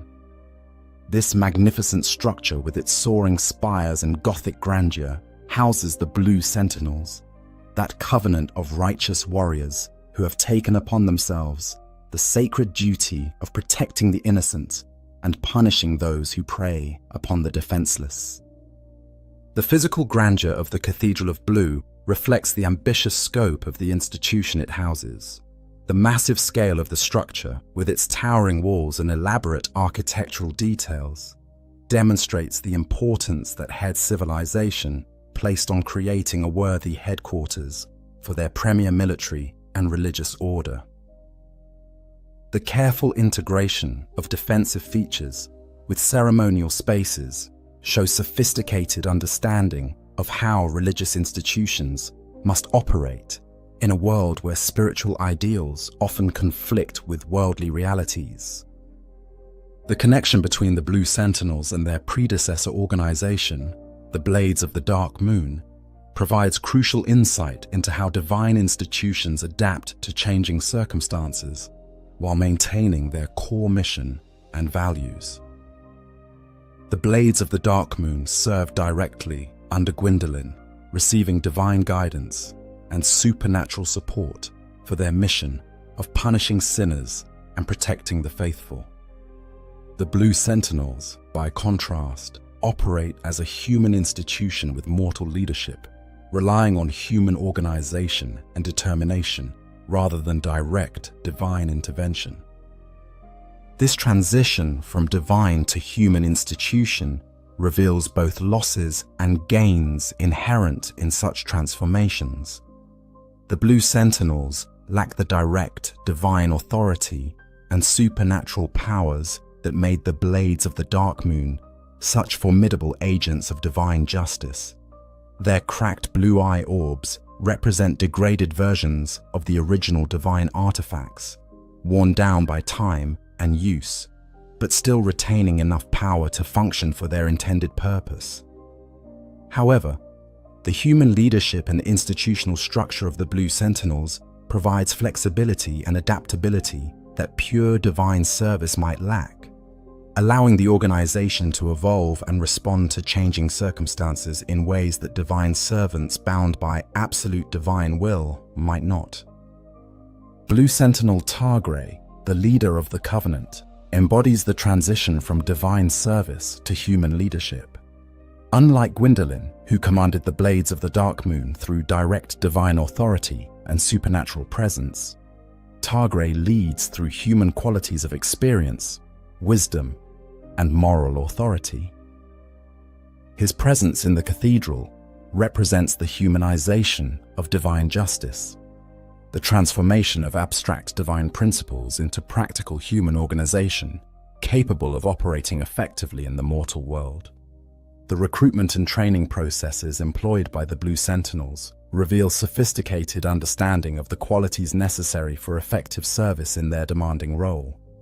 The requirement that potential members demonstrate their worthiness through successfully helping other players defeat bosses or overcoming the trials presented by the Old Knights and the Old Dragon Slayer ensures that only those with genuine combat capability and proven commitment to helping others can join the Covenant.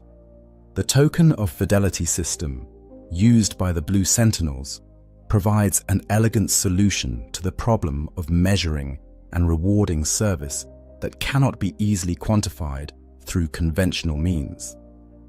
These tokens represent more than mere administrative tools. They serve as tangible symbols of trust, commitment, and successful service that create bonds of mutual obligation and respect between Covenant members. The requirement to possess such tokens before joining the Covenant ensures that potential members understand the Covenant's values and have already demonstrated their commitment to upholding them. The Guardian Seal ring that Blue Sentinels receive upon joining the Covenant serves multiple practical and symbolic functions. Practically, it enables the automatic summoning system that allows Sentinels to respond immediately when Way of Blue members are threatened by invaders. Symbolically, it represents the burden of constant vigilance and the commitment to place service to others above personal convenience or safety. The ring's inscription emphasizes the dignified nature of the oath to protect others, framing Covenant service as a noble calling rather than mere gameplay mechanic. The relationship between the Blue Sentinels and the Way of Blue creates a symbiotic system that addresses fundamental problems of justice and protection in a world where evil often seems to have significant advantages over good. The Way of Blue provides a Covenant option for those who wish to align themselves with righteousness but lack the combat capability or inclination to serve as active warriors. The Blue Sentinels provide the martial strength and commitment necessary to protect these peaceful members and to actively pursue and punish those who prey upon the innocent. The invasion and protection mechanics associated with the Blue Sentinels reveal sophisticated understanding of the moral complexities inherent in any system of justice. The ability to invade the worlds of sinners and wretches provides a mechanism for active pursuit of wrongdoers, ensuring that evil actions have consequences that extend beyond their immediate effects. However, the distinction between sinners, those who have killed 10 other players, and wretches, those who have killed 100, recognizes that not all transgressions are equivalent and that the response to wrongdoing should be proportional to its severity. The geographical reach of Blue Sentinel operations extends far beyond the Cathedral of Blue to encompass activities throughout Drangleic and potentially beyond. The Covenant's influence in commercial centers like Volgan, where merchants require their blessing to operate shops, demonstrates how the organization has evolved beyond purely military functions to encompass broader social and economic influence. This expansion shows how successful institutions can grow beyond their original mandate to address related needs and opportunities in the societies they serve. The sparring matches and dueling systems within the Cathedral of Blue provide important training opportunities that help maintain the combat readiness of Covenant members, while also serving as recruitment and evaluation tools. These controlled combat encounters allow Sentinels to practice their skills against worthy opponents without the life and death stakes of actual invasion situations. The formal nature of these duels, conducted within the sacred space of the cathedral, emphasizes the honorable and disciplined approach that distinguishes Blue Sentinel activities from the chaotic violence of Red Phantom invasions. The miracle rewards available to successful Blue Sentinels represent tangible recognition of their service, while also providing practical tools that enhance their effectiveness in their duties. Miracles like Wrath of the Gods and Bountiful Sunlight connect the Covenant to the ancient divine traditions from which it descended, while providing powerful abilities that can make the difference between success and failure in challenging encounters.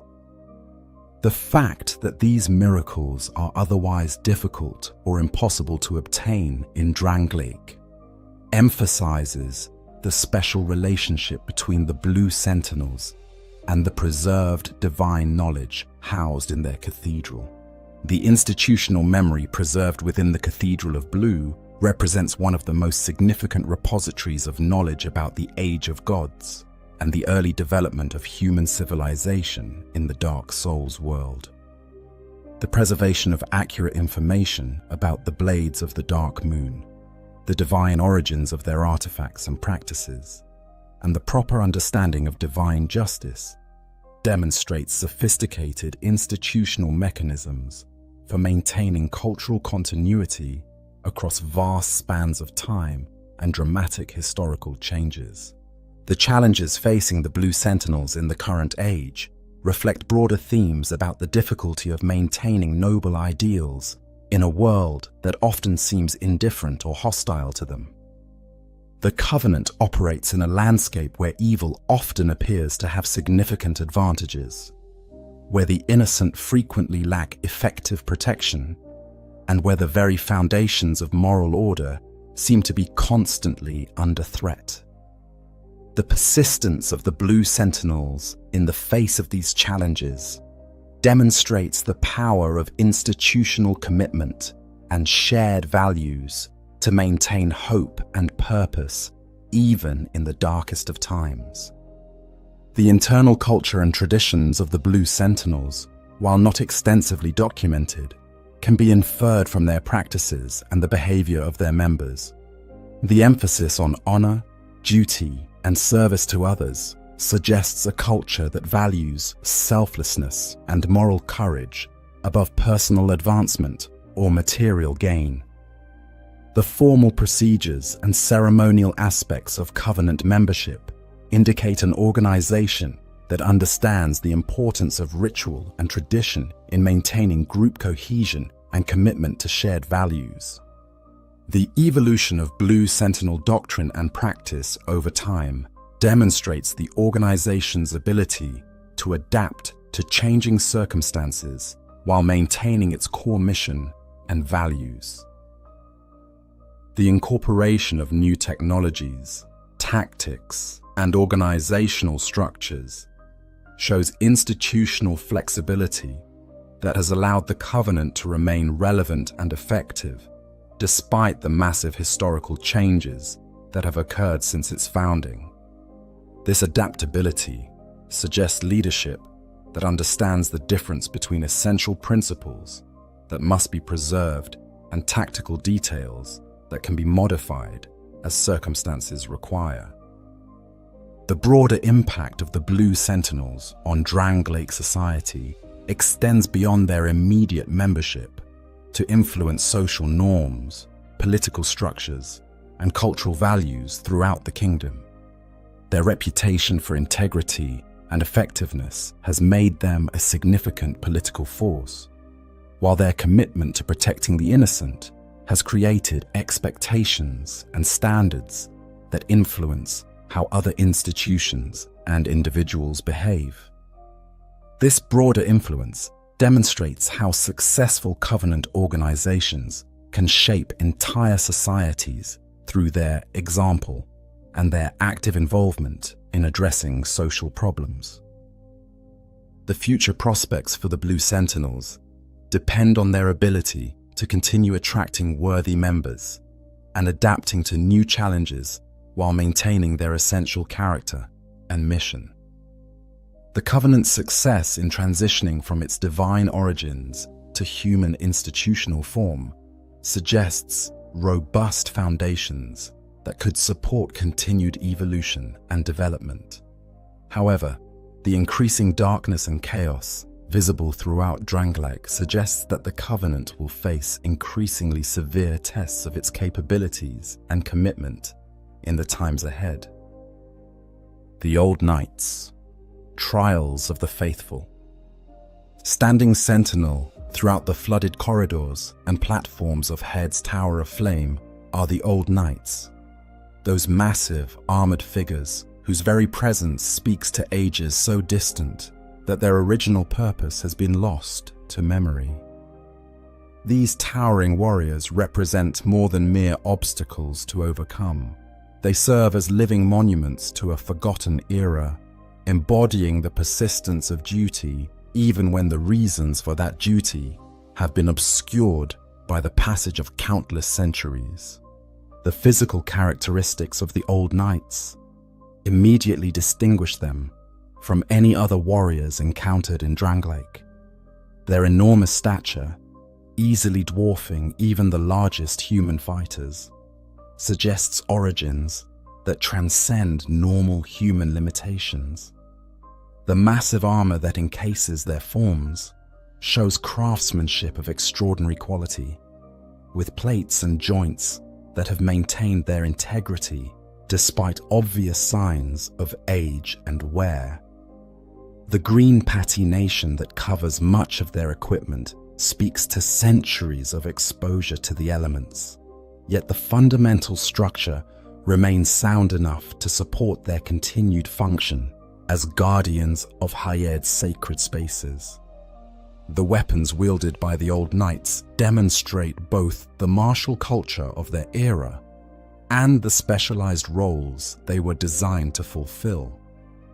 The variety in their armaments, from massive greatswords that require tremendous strength to wield effectively, to crushingly heavy maces that can shatter armor and bone with equal ease, to sword and shield combinations that balance offensive capability with defensive protection, suggests a military organization that understood the value of tactical flexibility and specialized equipment for different combat situations. The combat techniques displayed by the Old Knights reveal training and discipline that has persisted across the vast span of time since their active service ended. Their movements, while slowed by age and the weight of their equipment, still demonstrate the fundamental principles of effective combat that characterize professional soldiers of the highest caliber. The careful timing of their attacks, the efficient use of reach and leverage in their weapon techniques, and their ability to coordinate offense and defense all speak to training that was thorough, professional, and designed to create warriors capable of facing any threat. The strategic positioning of Old Knights throughout Hayed's Tower complex reveals careful thought about defensive priorities and the protection of important locations. These warriors are not randomly distributed, but placed in positions that control access to key areas, protect important items and resources, and provide overlapping fields of coverage that would have made unauthorized access to sacred spaces extremely difficult during the complex's active period. Their current positions suggest that they continue to fulfill their original defensive mission, even though the specific threats they were designed to counter may no longer exist. The relationship between the Old Knights and the lever mechanisms found throughout the area provides fascinating insight into the sophisticated systems that once operated in Head's Tower.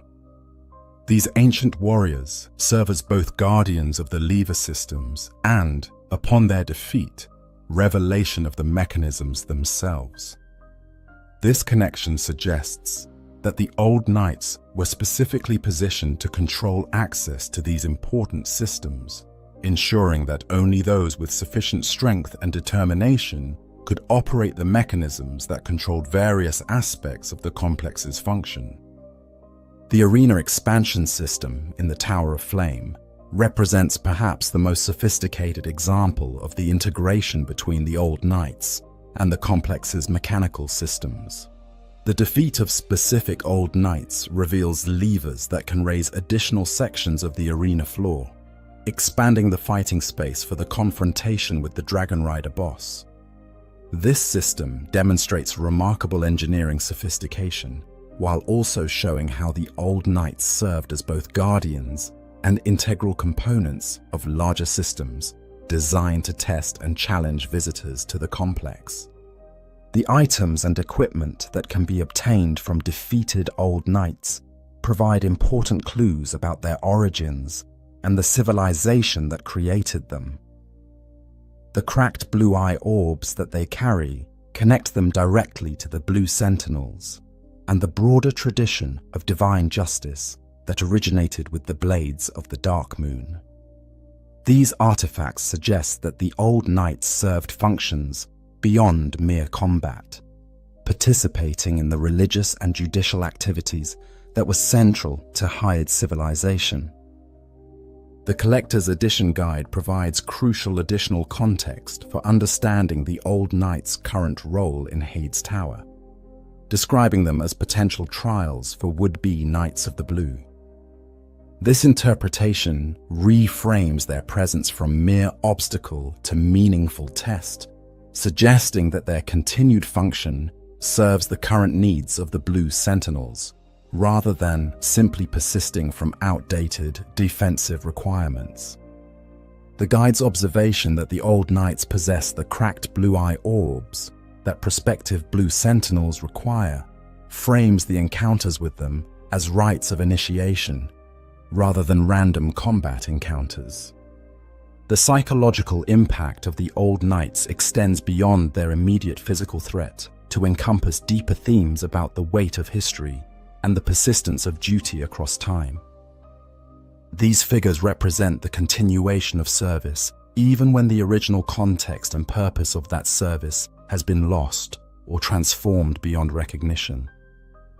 Their steadfast maintenance of their posts, despite the obvious changes in their environment and circumstances, demonstrates a commitment to duty that transcends individual understanding or immediate reward. The technical aspects of how the old knights have been preserved across such vast spans of time remain largely mysterious, but their continued function could suggest preservation methods or circumstances that go far beyond conventional understanding of armor animation or undead persistence.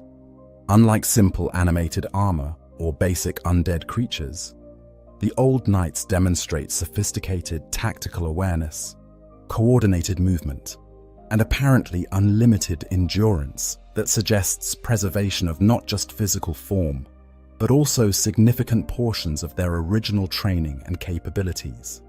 The variation in old knight equipment and capabilities across different encounters suggests either specialized roles within their original organization or adaptation to different defensive requirements in various locations. Some old knights focus on pure offensive power with massive two-handed weapons, while others emphasize defensive capability with shields and more measured attacks. This variety indicates military doctrine that recognize the need for different types of fighters to handle different tactical situations and threats. The relationship between the old knights and the other inhabitants of Hyde's Tower provides important context for understanding the complex social and military relationships that once characterized this civilization. The passive behavior of the head knights until specific triggers are activated, combined with the immediate hostility of the old knights toward any intruders, suggests different roles and different activation conditions for these various guardian types. The old knights appear to represent the first line of defense, while the head knights serve as more specialized or reserved forces.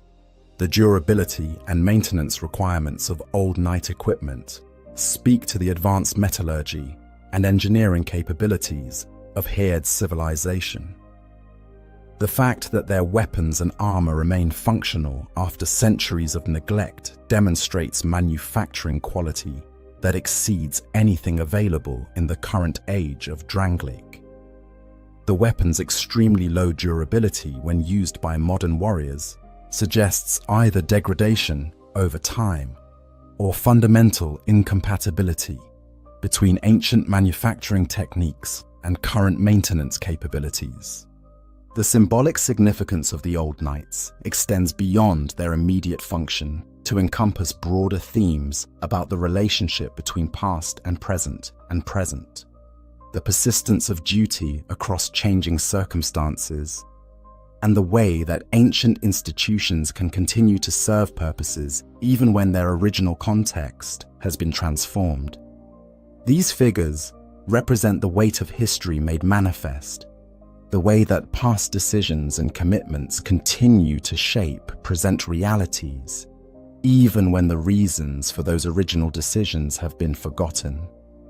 The environmental storytelling provided by the Old Knights' positioning and behavior reveals important information about the layout and function of Haid's tower during its active period. Their placement near important items, their protection of key passages, and their integration with mechanical systems all provide clues about how the complex operated when it was a living, functioning center of religious and military activity.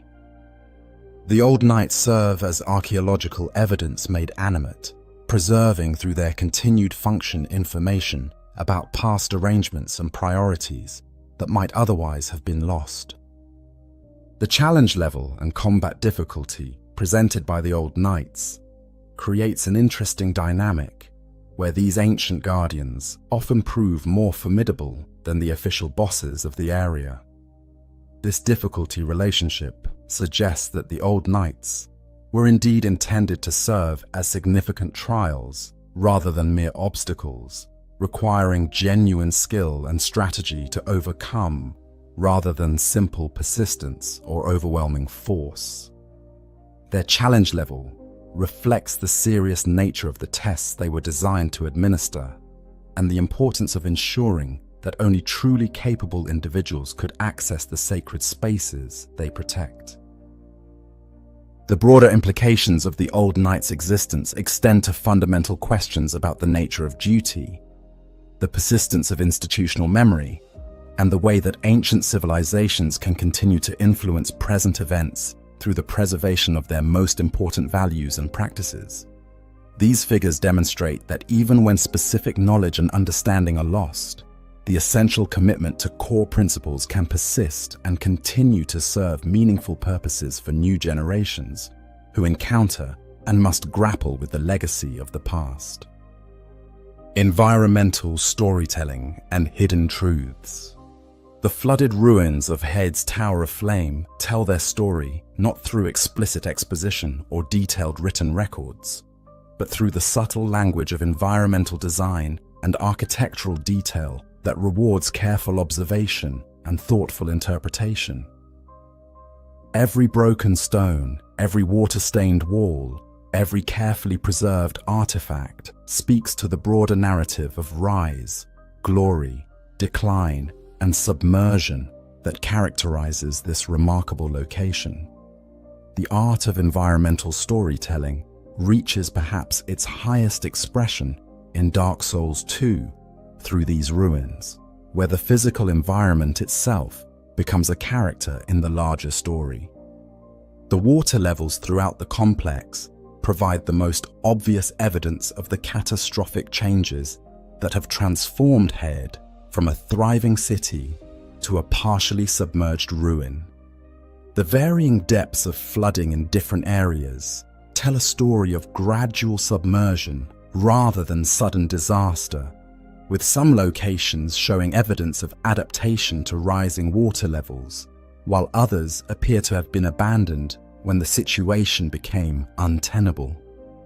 The preservation of certain items and structures above the waterline suggests that the inhabitants had time to relocate their most valuable possessions and potentially to continue some activities in the areas that remained accessible. The positioning and condition of various architectural elements reveal important information about the priorities and activities of Hade's civilization during different periods of its existence. The most elaborate and best preserved structures are those associated with religious and ceremonial functions. The Cathedral of Blue, the Tower of Flame, and the various platforms and bridges that connected these sacred spaces. The differential preservation suggests that these areas receive priority for maintenance and protection, even as other parts of the complex were allowed to deteriorate or were abandoned to rising waters. The mechanical systems integrated throughout the complex demonstrate sophisticated engineering capabilities, while also providing clues about the practical needs and activities that shape daily life in Hade. The lever-operated arena expansion system in the Tower of Flame speaks to regular events that required flexible space configurations, suggesting either religious ceremonies with varying attendance requirements or combat events that needed different arena sizes for different types of encounters. The complexity and reliability of these systems indicate not only skilled initial construction, but also ongoing maintenance and operation by personnel who understood their function and importance. The distribution and placement of valuable items throughout the complex reveals important information about storage priorities, security concerns, and the final activities of Hade's inhabitants before the complex was abandoned or became inaccessible. Items hidden in difficult-to-reach locations suggest either security measures designed to protect valuable resources from potential threats or emergency caching of important materials during the final crisis that led to the complex's abandonment. The specific types of items preserved in different locations provide clues about what the inhabitants considered most worth protecting and preserving for potential future recovery. The statuary and decorative elements found throughout Hade provide fascinating insights into the religious beliefs, cultural values, and historical knowledge of the civilization that created them. The eagle-headed statues that clearly represent Gwyn demonstrate both accurate preservation of certain iconic elements and significant misunderstanding or reinterpretation of specific details. The poses, weaponry, and solar symbolism correctly identify the subject as the Lord of Sunlight, while the avian head suggests that the artists worked from descriptions rather than direct observation, interpreting symbolic language about divine solar associations through the lens of their own cultural understanding. The integration of divine and architectural symbolism throughout the complex suggests sophisticated understanding of how physical space can be designed to support and enhance spiritual experience. The carefully planned sightlines that ensure the Tower of Flame's eternal fire is visible from multiple vantage points throughout the complex create a unified visual experience that reinforces the spiritual significance of the sacred flame. The geometric relationships between major structures follow patterns that suggest symbolic meaning beyond mere practical function, creating layers of significance that would have been meaningful to the initiated, while remaining accessible to casual observers. The defensive features integrated throughout the complex tell a story of a civilization that understood the need to balance spiritual openness with practical security considerations. The strategic positioning of choke points, the overlapping fields of coverage from various defensive positions, and the integration of defensive and ceremonial functions show sophisticated military engineering adapted to the specific geographical and architectural constraints of the site. These features suggests that Hayed's builders learned from the military architecture of Anor Londo, while adapting it to their own strategic needs and circumstances. The water management and drainage systems, visible in various areas of the complex, provide evidence of the original layout and function of spaces that are now partially or completely submerged. The sophisticated understanding of hydraulics and water control demonstrated by these systems suggests engineering capabilities that extended beyond mere construction to encompass ongoing maintenance and operation of complex mechanical systems. The failure or abandonment of these systems during the final crisis provides clues about the nature and timeline of the events that led to the complex's submersion. The preservation patterns of different materials throughout the complex reveal important information about construction techniques, material properties, and environmental conditions during both the active period and the subsequent abandonment. Stone structures show differential weathering that provides clues about exposure to wind, water, and other environmental factors, while metal objects demonstrate the superior metallurgy of Hayed's craftsmen compared to later civilizations. The organic materials that have survived in certain protected environments provide rare insights into daily life activities that are not preserved in more durable architectural elements.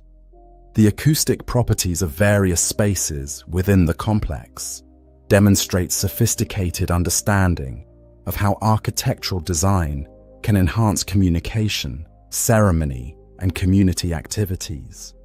The cathedral's spaces provide natural amplification for spoken word and vocal music, while more intimate chambers offer privacy for quiet conversation or contemplation. The arena space in the Tower of Flame creates dramatic echoes that would have enhanced the excitement of combat events, while also ensuring that important announcements could be heard clearly throughout the space. The lighting design visible throughout the complex reveals careful consideration of both practical illumination needs and aesthetic enhancement of architectural spaces. The placement and sizing of windows, archways, and other openings show understanding of how natural light moves through spaces during different times of day and seasons, while the positioning of eternal flames and other artificial light sources provides dramatic focal points and practical navigation aids. The integration of natural and artificial lighting creates atmospheric effects that enhance the spiritual and emotional impact of moving through these sacred spaces. The hidden passages and secret areas discoverable throughout the complex suggest either security features designed to protect important resources and personnel, or simply additional spaces that are not immediately obvious to casual visitors.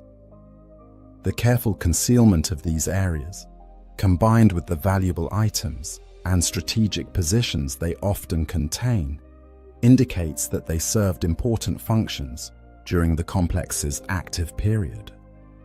The specific design and location of these hidden spaces provide clues about the security concerns and operational requirements that shaped the complex's final configuration.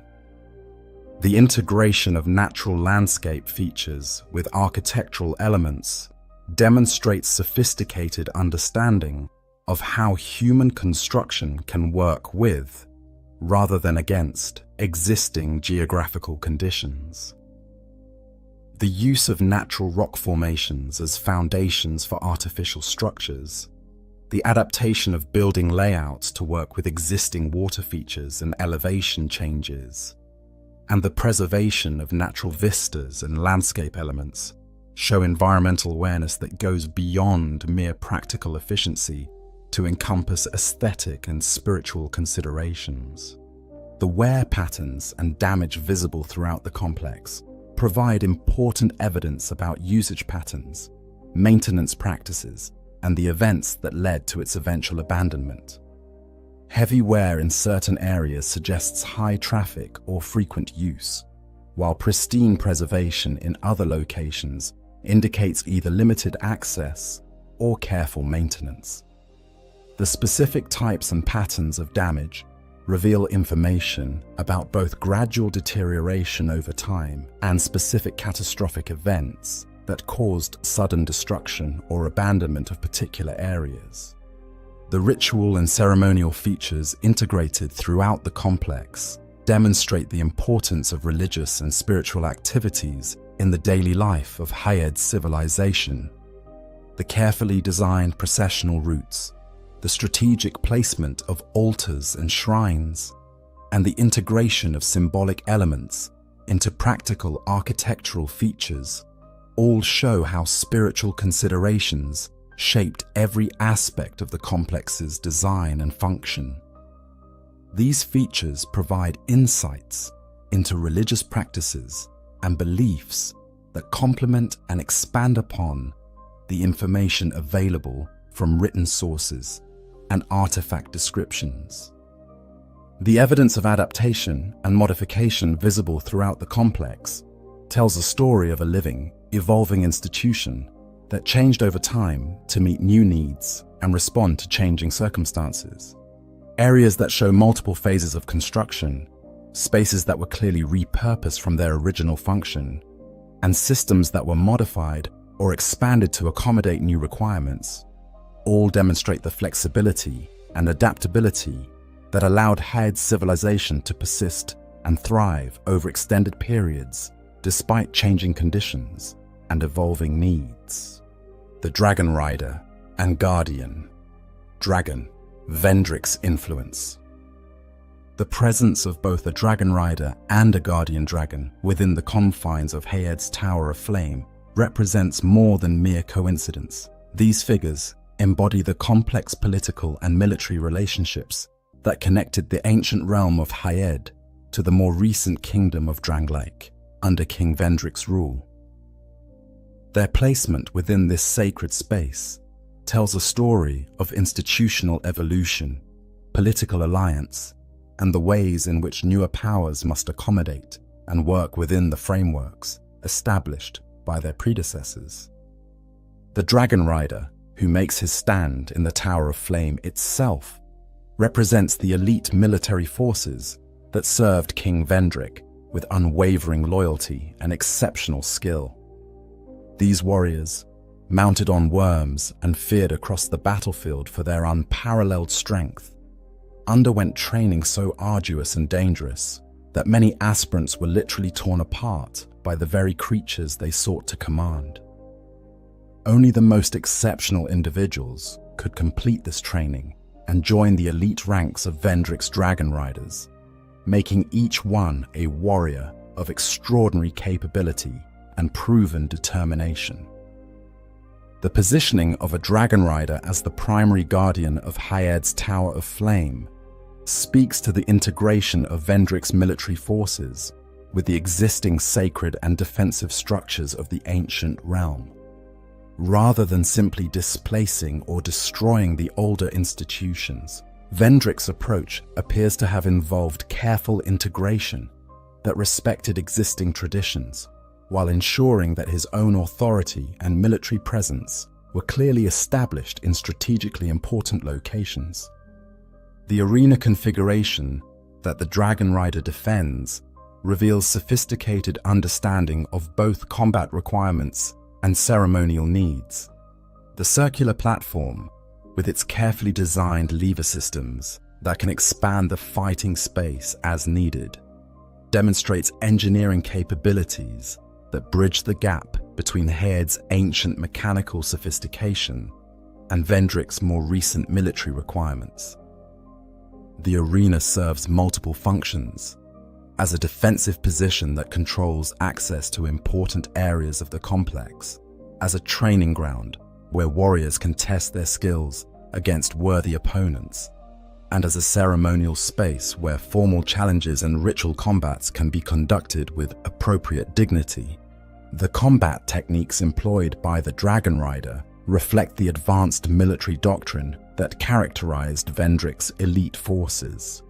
The combination of heavy armor for protection, skilled weapon work with halberd and shield, and tactical awareness that allows effective use of the arena's features demonstrates training that prepared these warriors for combat against the most formidable opponents. The Dragon Rider's fighting style emphasizes controlled aggression and tactical patience, allowing him to take advantage of opponent mistakes while maintaining defensive positioning that minimizes his own vulnerability.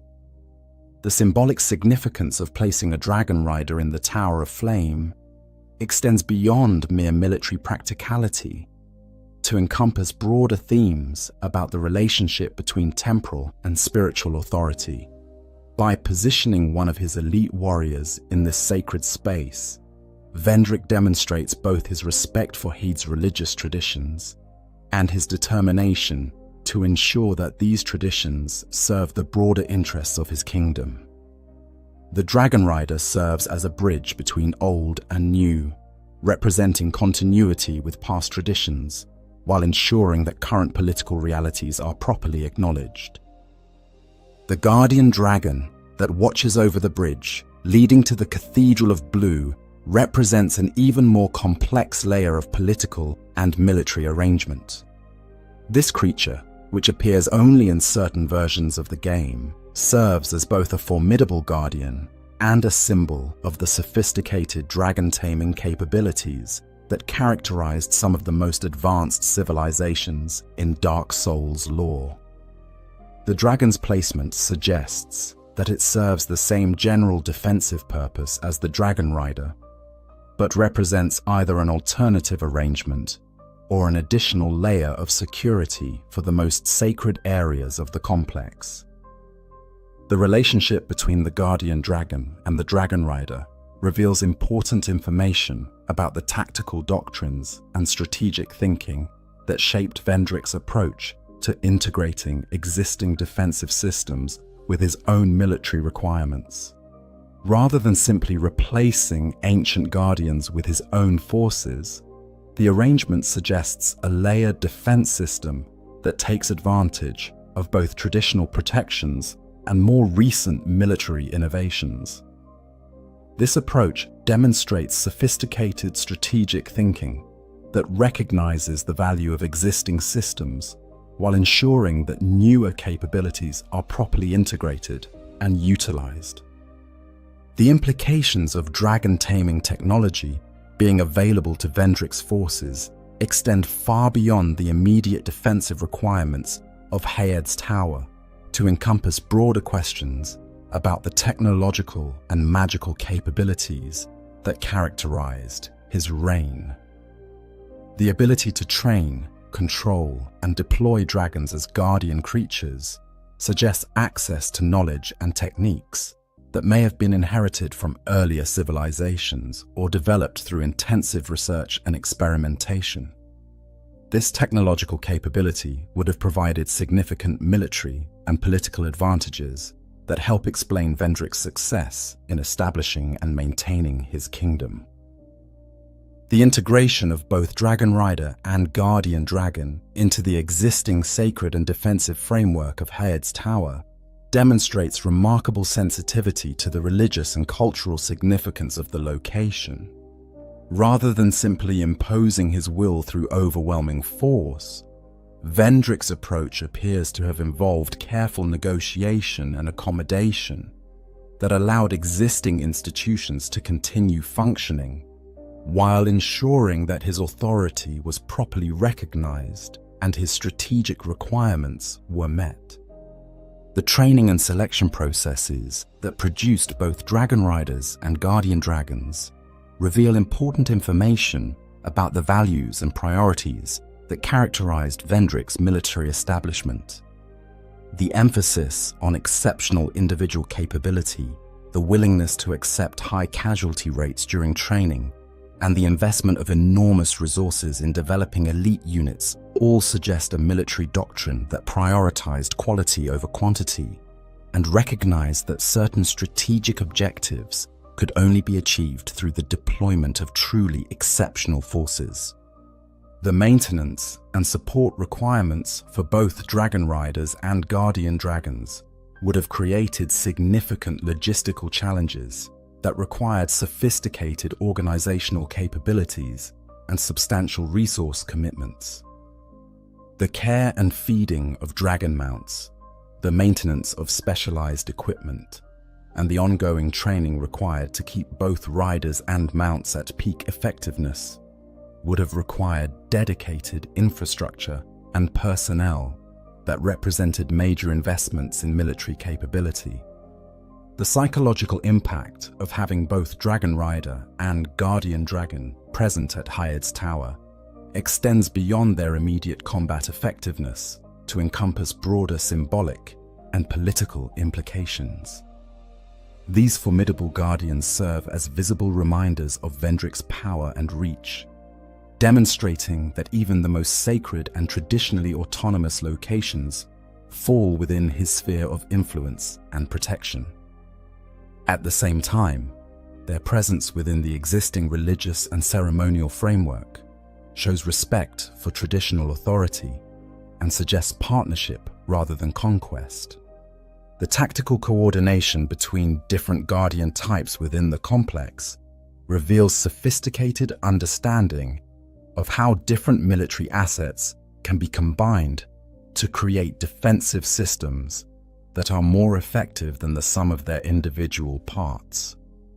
The Old Knights serve as initial challenges that test basic combat competency.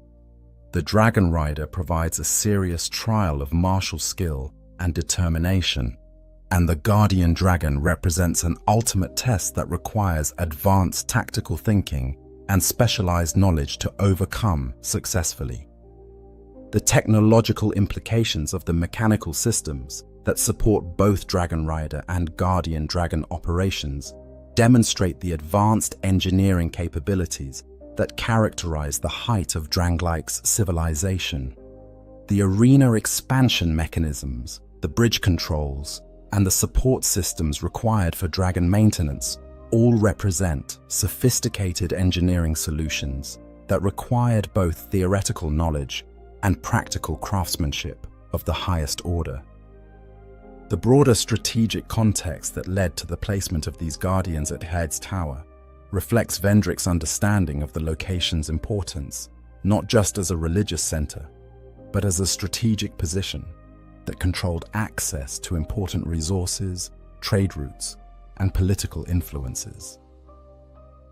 The investment of elite military assets in defending this location suggests that Vendrick recognized its value as more than just a symbolic or ceremonial site, seeing it as a crucial element in the broader strategic framework that supported his kingdom's security and prosperity. The evolution of Guardian duties and responsibilities from the ancient era of Hayed's independence to the more recent period of integration with Vendrick's kingdom demonstrates the flexibility and adaptability that allowed both institutions to survive and thrive despite dramatic changes in political circumstances. The ability to maintain essential functions while adapting to new requirements and authorities shows institutional resilience that transcends the specific individuals or organizations involved in any particular historical moment. The fall of Hayed and submersion by the sea. The submersion of Hayed beneath the rising waters represents one of the most poignant examples of how even the greatest human achievements must ultimately succumb to forces beyond mortal control. We know from item descriptions that Hayed was later subsumed by the sea, though the specific causes and timeline remain mysterious. The gradual drowning of this magnificent civilization serves as a powerful metaphor for the cyclical nature of history in the Dark Souls universe, where kingdoms rise to extraordinary heights only to be swept away by the inexorable turning of ages. The archaeological evidence visible throughout the flooded areas tells a story of gradual rather than sudden submersion, suggesting that the inhabitants of Hade had time to adapt to changing conditions and potentially to salvage some of their most valuable possessions and institutions. The differential water levels in various areas of the complex indicate that the flooding occurred over an extended period, with some sections becoming inaccessible earlier than others. This gradual process would have allowed for organized evacuation of personnel and resources from the most vulnerable areas, while maintaining operations in spaces that remained above the waterline. The specific pattern of submersion reveals important information about the geographical and geological factors that contributed to Hade's downfall. The areas that remain accessible today are generally those with higher elevation or better drainage, while the most extensively flooded sections appear to be those that were originally at lower elevation or in natural water collection areas. This pattern suggests that the submersion resulted from a combination of rising sea levels and the natural topography of the site, with water following predictable paths as it claimed increasingly large portions of the complex. The preservation of certain structures and areas above the waterline demonstrates both the quality of Hade's construction and the careful planning that went into the layout of the complex. The most important religious and ceremonial structures, the Cathedral of Blue, the Tower of Flame, and the primary bridges and platforms, were positioned at elevations that allowed them to survive the submersion and continue functioning even after large portions of the complex became inaccessible.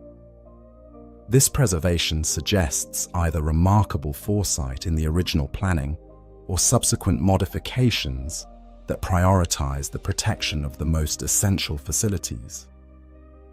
The evidence of attempted adaptation to rising water levels visible in various areas of the complex tells a story of a civilization that refused to simply abandon their achievements without a fight.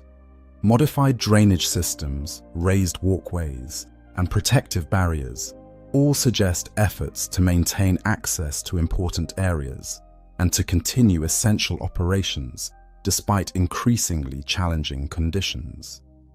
These adaptations demonstrate both the technical capability and the determination that characterized Hade's response to the crisis that ultimately overwhelmed them.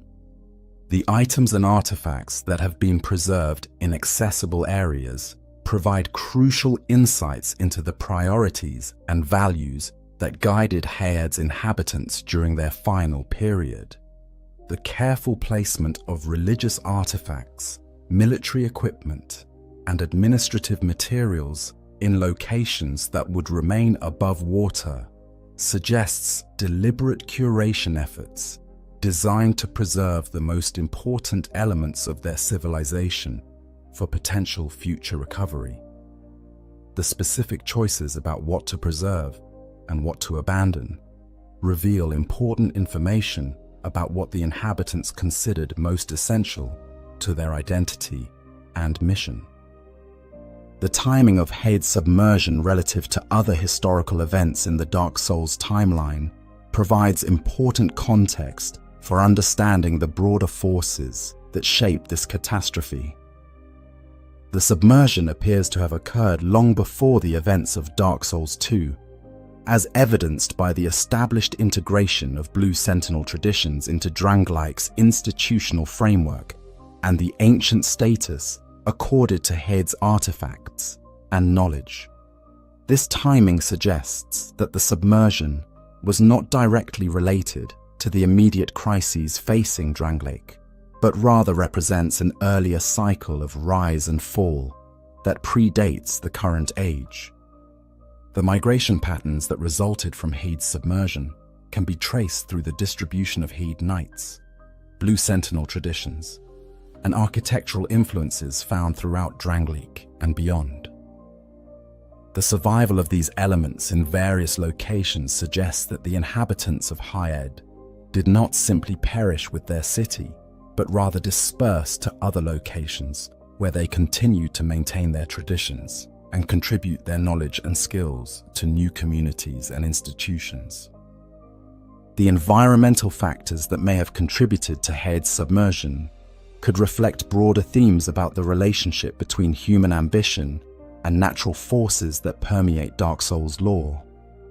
The rising sea levels that claimed the city may have resulted from global climatic changes, geological shifts, or supernatural influences related to the cycles of fire and darkness that govern the broader world. The inability of even Hayed's advanced technology and sophisticated engineering to prevent this submersion demonstrates the limits of human achievement when confronted with forces beyond mortal control. The psychological and cultural impact of watching their civilization gradually disappear beneath the waves must have been devastating for Hayed's inhabitants, creating trauma and loss that would have influenced their subsequent development and the transmission of their traditions to future generations. The preservation of certain rituals, practices, and beliefs in later institutions suggests efforts to maintain cultural continuity despite the loss of the physical spaces and infrastructure that originally supported these traditions. The strategic implications of Hayed's submersion extend beyond the immediate loss of the city itself to encompass broader changes in trade routes, political relationships, and military balance throughout the region. The loss of Hayed as a functioning port and political center would have created opportunities for other cities and kingdoms to expand their influence, while also eliminating important resources and capabilities that had previously contributed to regional stability and prosperity.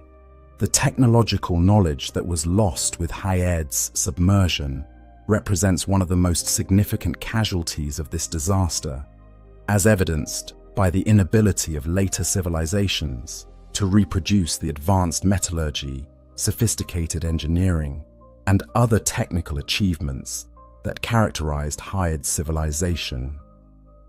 The loss of institutional knowledge, skilled craftsmen, and physical infrastructure created technological regression that affected not only immediate successes, but also subsequent civilizations that might have benefited from continued development of these capabilities.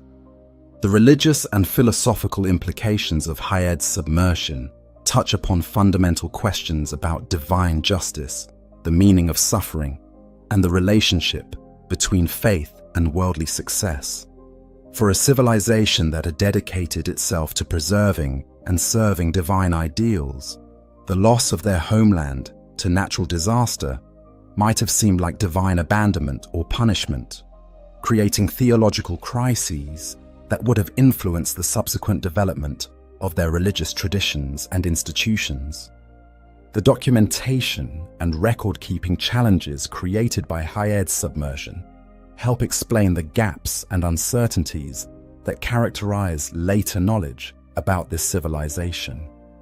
The loss of libraries, archives, and administrative records to flooding would have created immediate problems for the survivors, while also ensuring that future generations would have limited access to detailed information about Hayed's history, achievements, and the specific circumstances of its decline. The economic disruption caused by Hayed's submersion would have had cascading effects throughout the broader region, as trade networks, resource flows, and commercial relationships that had developed around the city's central role were suddenly disrupted. The need to establish new economic arrangements and to replace the services and capabilities that Hayed had provided would have created both challenges and opportunities for other communities and institutions in the area.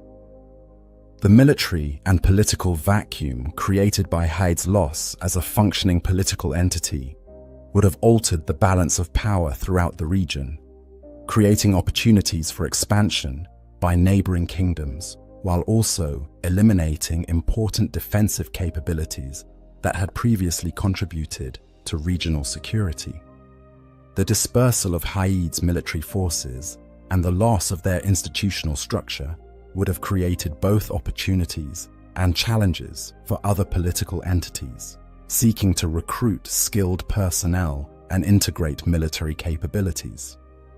The cultural legacy of Hayed's submersion can be traced through the continued influence of its institutions, traditions, and values in later civilizations, demonstrating how even catastrophic loss can lead to the preservation and transmission of important cultural elements.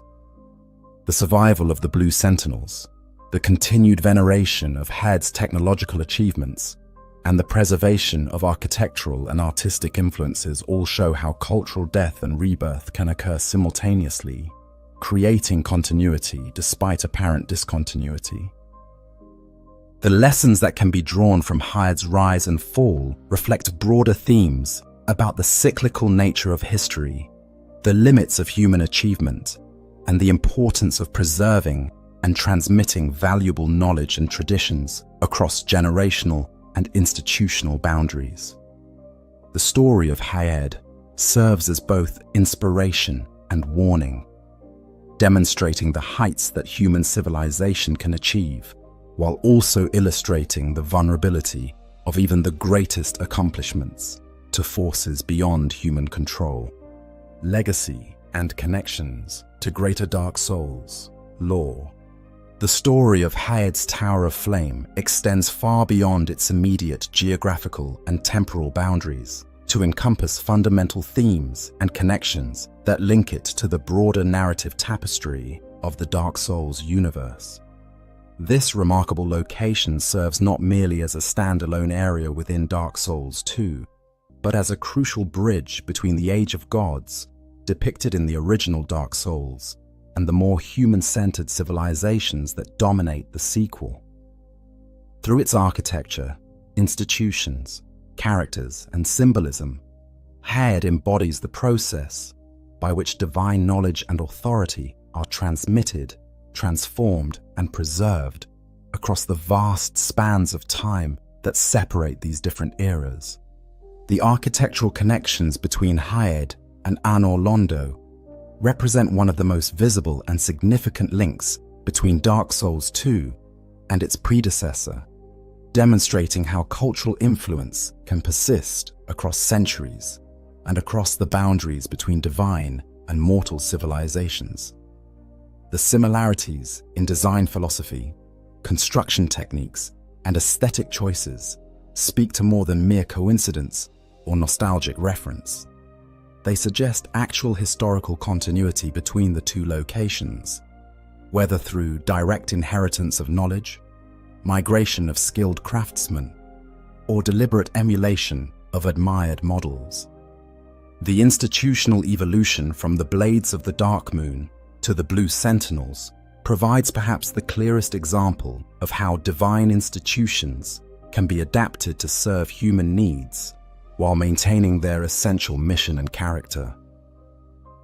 This transformation illustrates broader themes about the democratization of divine authority and the humanization of abstract spiritual principles that characterize much of Dark Souls 2's approach to its source material. The Blue Sentinels represent what the Blades of the Dark Moon might become in a world where direct divine guidance is no longer available, but where the need for justice and protection of the innocent remains as urgent as ever. The degradation of divine artifacts from the pristine blue-eye orbs of Gwyndolin's servants to the cracked blue-eye orbs carried by Hayed Knights and Blue Sentinels provides a powerful metaphor for the broader process of cultural transmission and the inevitable loss of perfection that occurs when divine gifts are adapted for human use. This degradation is not simply decay, but transformation. The cracked orbs still function for their intended purpose, but require human organization and determination to achieve effects that once flowed directly from divine will. The reinterpretation of Gwyn's imagery in Heed's eagle-headed statues demonstrates how religious and historical knowledge can be preserved in essence, while being transformed in detail as it passes from one cultural context to another. The accuracy of basic iconographic elements, combined with the misunderstanding of specific details, creates a perfect example of how oral tradition and cultural memory work to transmit important information across time, while also introducing changes that reflect the understanding and assumptions of each generation of transmitters.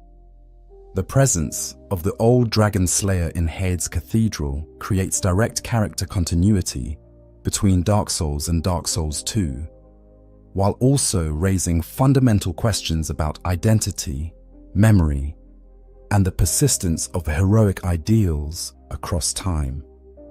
Whether this figure represents the literal Ornstein, a spiritual successor, or an artificial recreation designed to preserve his legacy, his presence demonstrates how individual heroic figures can transcend their original historical moment to become enduring symbols that inspire and challenge future generations. The technological achievements visible throughout Hades complex, particularly the advanced metallurgy that created weapons and armor superior to anything available in the current age, illustrate the theme of technological regression that characterizes much of Dark Souls lore. The inability of current craftsmen to reproduce Hades alloys parallels similar patterns throughout the series, where ancient achievements remain unparalleled by later civilizations, suggesting cycles of advancement and decline that prevent linear progress. The cyclical nature of kingdoms rising and falling that Hades exemplifies connects directly to the broader Dark Souls theme of eternal recurrence, and the futility of attempting to permanently escape the cycles of fire and darkness that govern the world's fundamental structure. Hades' rise as a successor to Anor Londo's divine authority, its eventual submersion beneath the sea, and its influence on subsequent civilizations like Drangleic all demonstrate the pattern of rise, glory, decline, and renewed influence that characterizes historical development in the Dark Souls universe. The preservation of specific knowledge and traditions through institutional continuity demonstrates how certain human achievements can transcend the collapse of the civilizations that created them by embedding themselves in organizations and practices that prove adaptable to changing circumstances. The survival of Blue Sentinel traditions, haired metallurgy, and architectural influences shows how cultural evolution can preserve essential elements while allowing adaptation to new conditions and requirements. The integration of lighthouse and religious functions in the Tower of Flame creates symbolic connections to broader themes about guidance, hope, and the human need for orientation in both physical and spiritual realms. The tower serves as both practical navigation aid for ships seeking safe harbor and spiritual beacon for souls seeking divine guidance, embodying the dual nature of human institutions that must address both worldly and transcendent needs simultaneously. The flooding that claimed much of Hades' domain connects to recurring water symbolism throughout the Dark Souls series, where water often represents both purification and destruction, renewal and ending. The submersion of Hades beneath the rising sea parallels similar themes of civilizations being claimed by natural forces that appear in various forms throughout the series, suggesting that even the greatest human achievements must ultimately yield to forces beyond human control. The time distortion that allows Hades knights and other figures from the ancient past to appear in the current age demonstrates the fluid nature of temporal boundaries in the Dark Souls universe, where past, present, and future can intersect in ways that defy conventional understanding. This temporal flexibility allows past achievements and failures to directly influence current events, while also suggesting that the choices made in any given age can have consequences that extend far beyond their immediate historical moment.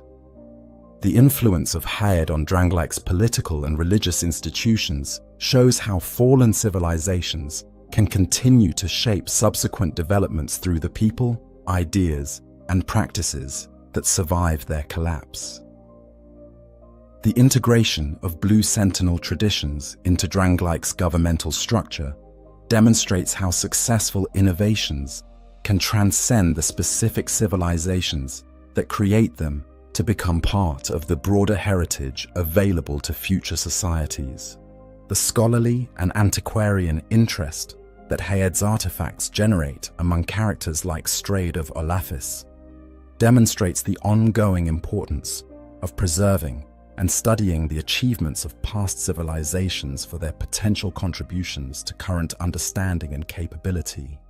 The respect accorded to Hayed's technological and institutional achievements shows how even collapsed civilizations can maintain relevance and influence through the enduring value of their innovations.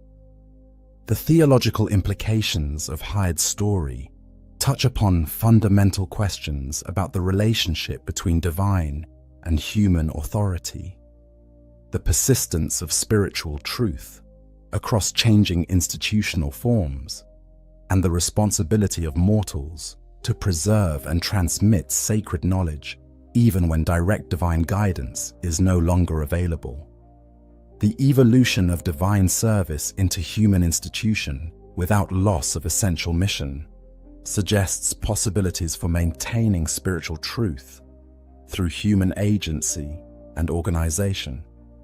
The broader narrative function that Hayed serves within Dark Souls 2's story structure demonstrates how individual locations can embody larger themes and provide concrete examples of abstract concepts that might otherwise remain purely theoretical. Hayed makes tangible the ideas of cyclical history, cultural transmission, institutional evolution, and the relationship between ambition and limitation that permeate the game's philosophical framework. The ongoing mystery and debate that surrounds many aspects of Hayed's story reflects the broader Dark Souls approach to storytelling that values interpretation and discovery over explicit exposition. The gaps in knowledge and the multiple possible explanations for various phenomena encourage active engagement with the material and allow different players to develop their own understanding of the deeper meanings and connections that link Hayed to the broader Dark Souls universe. The enduring influence of Hayed's legacy on subsequent events and developments within Dark Souls 2 and potentially beyond demonstrates how the consequences of past choices and achievements continue to shape future possibilities long after their original creators have passed from the scene. The preservation of certain traditions, the loss of specific knowledge, and the adaptation of inherited practices all contribute to the complex web of causation that connects past, present, and future within the Dark Souls narrative framework. Through its comprehensive exploration of themes related to heritage, loss, preservation, and transformation, Hayed's Tower of Flame serves as a microcosm of the entire Dark Souls universe, embodying in a single location the vast cycles of time, the persistence of hope amid decay, and the eternal human struggle to create meaning and preserve value in a world that seems designed to frustrate such efforts. The complete story of Hayed thus becomes not just the tale of a single civilization, but a meditation on the nature of civilization itself and humanity's enduring quest to transcend the limitations of mortality through the creation of lasting institutions, enduring art, and persistent traditions that can survive the individuals who created them. Thank you for joining me on this comprehensive exploration of Hayed's Tower of Flame. If you enjoyed this deep dive into Dark Souls 2 lore, please hit that like button and subscribe for more detailed examinations of the intricate worlds crafted by FromSoftware. What aspects of Hayed's story resonated most with you? Share your thoughts in the comments below, and let me know which Dark Souls location you'd like to see covered next in this level of detail.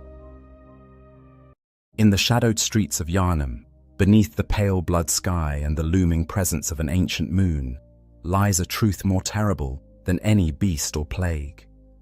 It is the truth of cosmic incomprehension, the yawning chasm between human understanding and the alien intelligence of entities so vast, so fundamentally different from ourselves, that even their benevolence becomes a source of horror. These are the Great Ones, beings that exist across multiple planes of reality, whose very presence warps the fabric of our world, and whose attempts at communication with humanity have resulted in nothing but madness, transformation, and despair. Bloodborne's cosmic horror doesn't simply borrow from H.P. Lovecraft's literary tradition, it evolves it, transforms it into something uniquely interactive and experiential, where Lovecraft's protagonists often discover cosmic truths through forbidden texts or archaeological findings. Bloodborne's hunter lives them, embodies them, and ultimately becomes them. The game's genius lies not just in presenting incomprehensible entities, but in making the player experience incomprehension itself through mechanics, environmental storytelling, and a narrative structure that deliberately obscures as much as it reveals.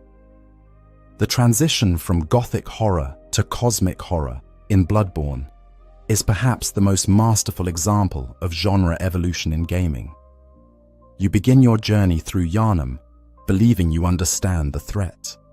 A bloodborne plague has transformed the city's inhabitants into beasts, and your role as a hunter is to cleanse the streets of these abominations.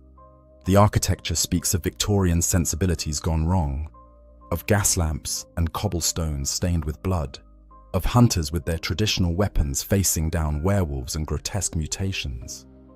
This is familiar territory, a gothic nightmare that operates within understandable parameters. But Bloodborne's true horror begins not with the revelation of cosmic entities, but with the slow realization that everything you thought you understood was merely the surface of something infinitely more complex and alien.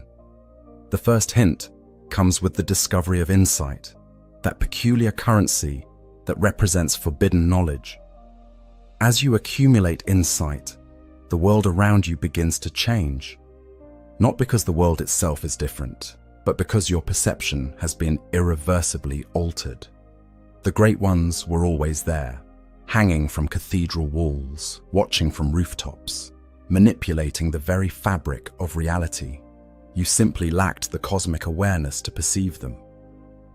This transformation of perception mirrors the fundamental incomprehensibility of the Great Ones themselves.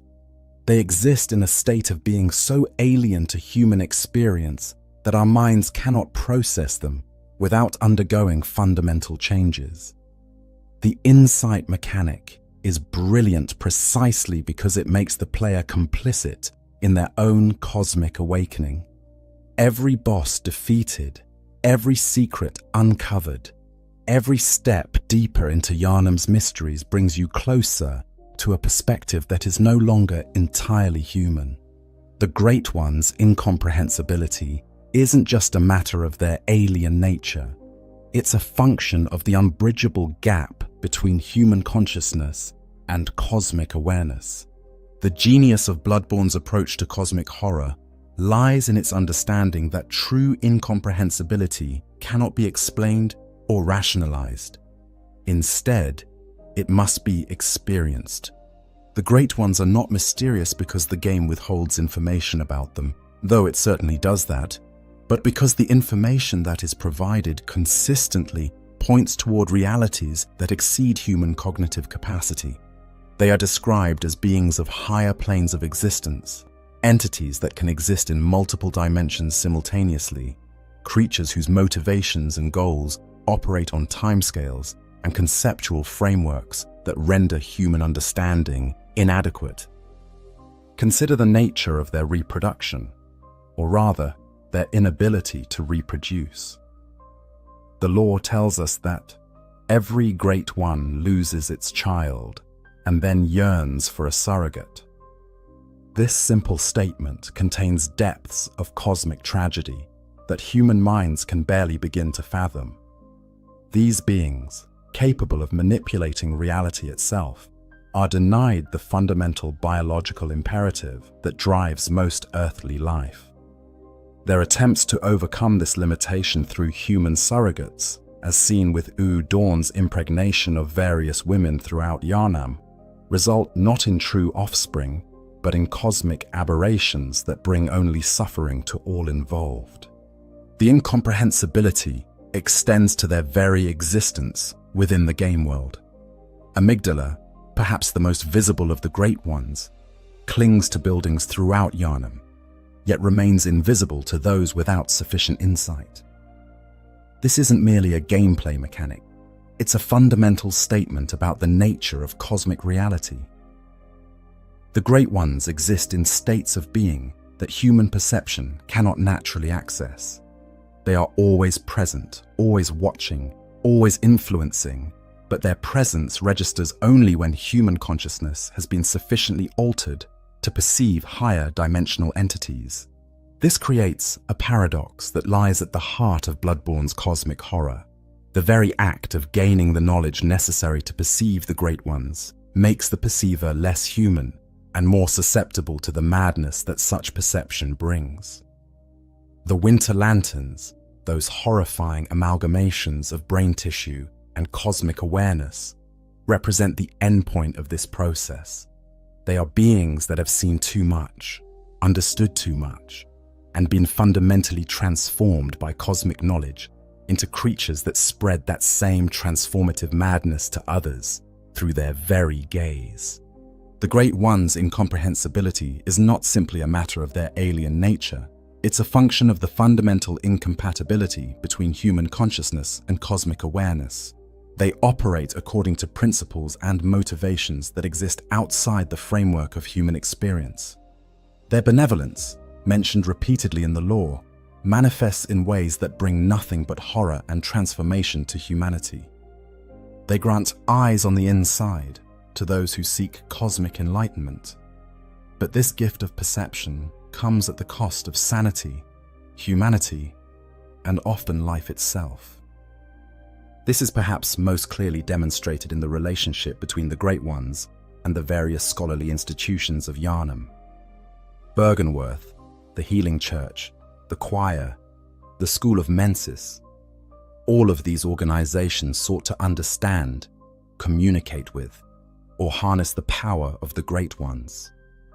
All of them failed catastrophically, not because they lacked intelligence or dedication, but because they attempted to apply human frameworks of understanding to entities that exist beyond such limitations.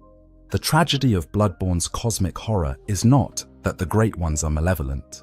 Indeed, they are consistently described as sympathetic beings who respond to human calls for aid. The tragedy is that their very nature makes beneficial contact impossible. They cannot help humanity without fundamentally changing what humanity is. They cannot communicate without driving their recipients mad. They cannot grant enlightenment without destroying the human capacity for mundane happiness and ignorance. This incomprehensibility extends even to the game's multiple endings, each of which represents a different response to cosmic awareness. In one ending, you submit to Gehrman and awaken from the nightmare, choosing ignorance over cosmic truth. In another, you replace Gehrman as the guardian of the hunter's dream, accepting a role you cannot fully understand in service of entities whose motivations remain opaque. In the third, you ascend to become a Great One yourself, achieving the ultimate cosmic transformation at the cost of everything that once made you human. The beauty and horror of these endings lie in their fundamental ambiguity. The game provides no clear indication of which choice is correct, because the Great One's incomprehensibility extends to the very nature of choice itself. From a cosmic perspective, human concepts of success, failure, happiness, and suffering may be entirely meaningless. The hunter's journey through Yharnam is not a story of heroism or failure. It's a meditation on the impossibility of bridging the gap between human consciousness and cosmic awareness. As we delve deeper into the nature of specific Great Ones, their failed communications with humanity, and the various attempts to understand or harness their power, we begin to see the full scope of Bloodborne's cosmic horror. It is not simply that these entities are alien or powerful, it is that they represent a fundamental challenge to the very possibility of understanding. They force us to confront the limits of human consciousness and the terrifying possibility that there are truths in the universe that we are not only incapable of understanding, but that would destroy us in the very attempt. The Great Ones of Bloodborne stand as monuments to cosmic incomprehension, entities so fundamentally alien that even their benevolence becomes a source of existential terror. They remind us that in a universe vast and strange beyond human imagination, consciousness itself may be a trap, and the pursuit of ultimate truth may be the greatest folly of all. The nature of cosmic understanding. The insight mechanic in Bloodborne serves as perhaps the most elegant gameplay representation of cosmic horror ever devised. It is not merely a currency or stat. It is a philosophical statement about the nature of knowledge itself and the terrible price of cosmic awareness. Every point of insight represents a step away from comfortable human ignorance and toward a perspective that is increasingly alien, increasingly dangerous, and increasingly incompatible with human existence. From the moment you encounter your first boss and gain that initial point of insight, you begin a transformation that cannot be reversed. The doll in the hunter's dream awakens, becoming animate through your newfound awareness. This simple change contains profound implications. Reality itself is mutable, dependent not on objective truth, but on the perceiver's capacity for cosmic understanding. The doll was always capable of animation. She simply required a consciousness capable of perceiving her true nature to manifest that animation. This principle extends throughout Yharnam in ways both subtle and terrifying. As your insight increases, enemies gain new attacks, new capabilities, new forms of menace. The church doctors begin firing arcane projectiles from their lanterns. The church servants wielding crosses develop a frenzy-inducing aura. Mad ones spawn during the Witch of Hemwick fight. These changes are not simply gameplay mechanics designed to increase difficulty. They represent the fundamental malleability of reality when perceived through cosmic awareness. The genius of this system lies in its inversion of traditional RPG progression.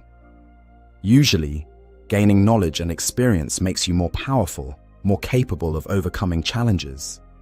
In Bloodborne, gaining insight makes you more vulnerable.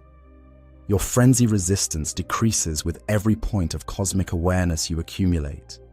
The very knowledge that should empower you instead opens you to new forms of madness and destruction. This mechanical design perfectly captures the Lovecraftian principle that some knowledge is too dangerous to possess. Consider the description of Madman's knowledge, one of the items that grants insight. Making contact with eldritch wisdom is a blessing, for even if it drives one mad, it allows one to serve a grander purpose, for posterity. This text encapsulates the cosmic horror of enlightenment, the recognition that madness may be an inevitable consequence of true understanding, and that this madness might somehow serve purposes beyond human comprehension. The concept of eyes on the inside represents the game's central metaphor for cosmic transcendence. Master Willem's famous declaration that "we need more eyes" is not simply a call for greater observation or study. It is a recognition that human perception is fundamentally limited, that true understanding requires a form of awareness that transcends biological sensory organs. The eyes on the inside are organs of cosmic perception, tools for processing realities that exist beyond the three-dimensional space that human consciousness can naturally navigate. This transcendence, however, comes at a cost that human language can barely articulate. The living failures in the research hall represent the most obvious example of this price. These enlarged patients, their heads swollen with cosmic knowledge, cannot survive the weight of their expanded awareness. They are living testament to the incompatibility between human physiology and cosmic consciousness. Their enlarged craniums, filled with celestial understanding, have made them too heavy for their own bodies to support. They represent enlightenment as a form of suffering, awareness as a burden that human form cannot bear. The tragedy of the research hall extends beyond individual patients to encompass the entire project of cosmic communication. Saint Adeline, who begs for brain fluid to further her transformation, represents the voluntary pursuit of cosmic awareness. She understands that the process will fundamentally change her, yet she pursues it with religious fervor. Her eventual transformation into something barely recognizable as human illustrates the ultimate incompatibility between human consciousness and cosmic understanding. The choir, those elites of the healing church who sought direct communication with the Great Ones, provide perhaps the most detailed exploration of failed cosmic understanding in the game. Their badge description reveals their fundamental misconception. Here we stand, feet planted in the earth, but might the cosmos be very near us, only just above our heads? This statement reveals both ambition and naivety, the belief that cosmic reality is merely a matter of reaching a little higher, of extending human understanding just slightly beyond its current limits. The reality, as demonstrated throughout the game, is far more complex and terrifying. The cosmos is not just above our heads in any spatial sense that human consciousness can navigate. It exists in dimensions of reality that require fundamental transformation of consciousness to perceive, let alone understand. The choir's experiments with Ebraiatas, their creation of the celestial emissary, their attempts to ascend humans into cosmic entities, all of these efforts represent variations on the same theme: the impossibility of bridging the gap between human consciousness and cosmic awareness without fundamentally destroying what it means to be human. The celestial emissary itself stands as perhaps the most successful example of human cosmic ascension in the game. Yet even this success is profoundly ambiguous. The emissary achieved its cosmic status through methods that remain obscure, transforming from whatever human form it once possessed into something capable of wielding cosmic power. Yet this transformation rendered it almost entirely passive, responding to threats only when directly attacked, spending its existence in contemplation of cosmic truths that human consciousness could never comprehend. This passivity reveals another aspect of cosmic incomprehensibility: the possibility that cosmic awareness operates according to temporal frameworks that make human concepts of action and urgency meaningless. From the perspective of a being that can perceive multiple dimensions of reality simultaneously, that exists across various planes of existence, the concerns that drive human behavior may appear as fleeting and insignificant as the movements of insects. The winter lanterns provide perhaps the most visceral representation of cosmic understanding's dangers. These entities, with their swollen heads filled with cosmic awareness and their bodies dressed in blood-stained versions of the doll's attire, represent knowledge as a form of contagion. Their very presence induces frenzy in observers, spreading cosmic awareness through proximity. They are walking demonstrations of the principle that some knowledge cannot be safely contained within individual consciousness, that cosmic truth inevitably spreads, transforms, and destroys whatever it touches. Their singing, that haunting, off-key melody that can be heard from a distance, serves as an auditory representation of cosmic communication. It is clearly an attempt at expression, at sharing something of their transformed perspective. Yet it registers to human consciousness only as discord, as something wrong and threatening. This disconnect between intention and reception illustrates the fundamental communication barrier between cosmic entities and human consciousness. The brain of Mensis represents the ultimate expression of collective cosmic awareness. This massive entity, constructed from countless messenger-like creatures, fused into a single cosmic intelligence, demonstrates both the appeal and the horror of shared cosmic consciousness. It possesses knowledge that transcends individual human understanding, yet this knowledge manifests only as destructive frenzy to any human consciousness that attempts to perceive it directly. The fact that you can eventually make contact with the brain of Mensis through the specific gesture learned from the celestial emissary suggests that some form of cosmic communication is possible, but only through carefully ritualized interactions that limit the exchange to what human consciousness can barely survive. Even this limited contact requires the brain to be rendered helpless, dropped into a dark pit where its power is somehow contained or diminished. This principle, that cosmic communication is possible only under strictly controlled circumstances, extends throughout the game's exploration of human Great One interactions. The doll can serve as an intermediary between the hunter and the moon presence, but only within the carefully constructed space of the hunter's dream. Ebri Artas can provide cosmic knowledge to the choir, but only in limited doses and through specific rituals that prevent complete cosmic transmission. The tragedy of cosmic understanding in Bloodborne lies not in its impossibility, but in its inevitable consequences. The game suggests that true cosmic awareness is achievable.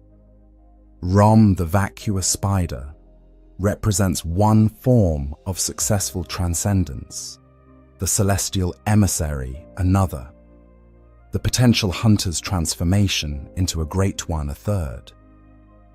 But each of these achievements comes at the cost of everything that made the original entity recognizably human. This cost extends beyond individual transformation to encompass entire communities and civilizations. Yharnam itself can be understood as a city that achieved cosmic contact and was destroyed by it. The old blood that flows through its citizens, the presence of Great Ones throughout its architecture, the various nightmare realms that overlap with physical reality, all of these represent the consequences of successful cosmic communication. The city gained access to cosmic knowledge and power, and this access fundamentally transformed it into something that could no longer support human flourishing. The incomprehensibility of cosmic understanding in Bloodborne ultimately stems from a fundamental mismatch between human consciousness and cosmic reality. Humans think in terms of cause and effect, beginning and end, self and other.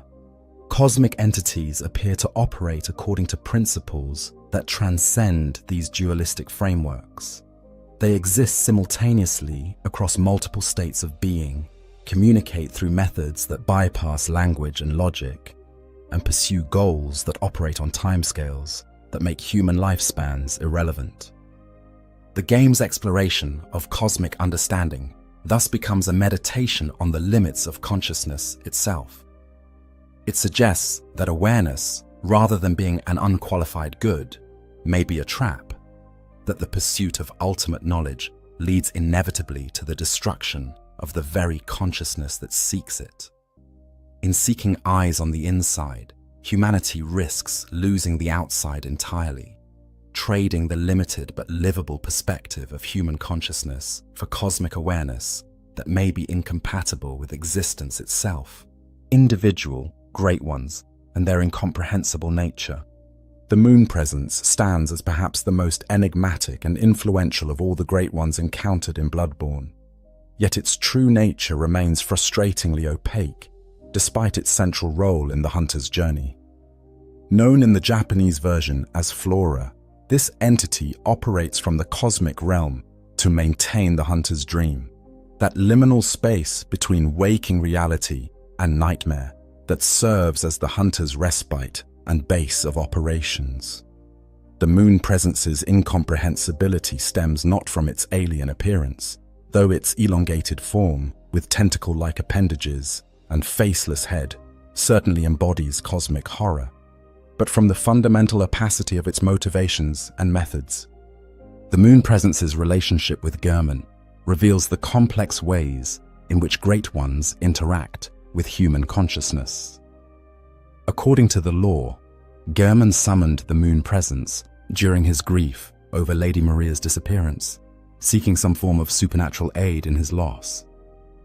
The moon presence responded to this call, but its assistance took a form that Gehrman could never have anticipated: eternal servitude as the host of the hunter's dream, forever bound to facilitate an endless cycle of hunters who would carry out the moon presence's inscrutable will. This pattern, a human calling upon cosmic forces for aid and receiving help that comes in a form that destroys or fundamentally alters the petitioner, repeats throughout Bloodborne's lore.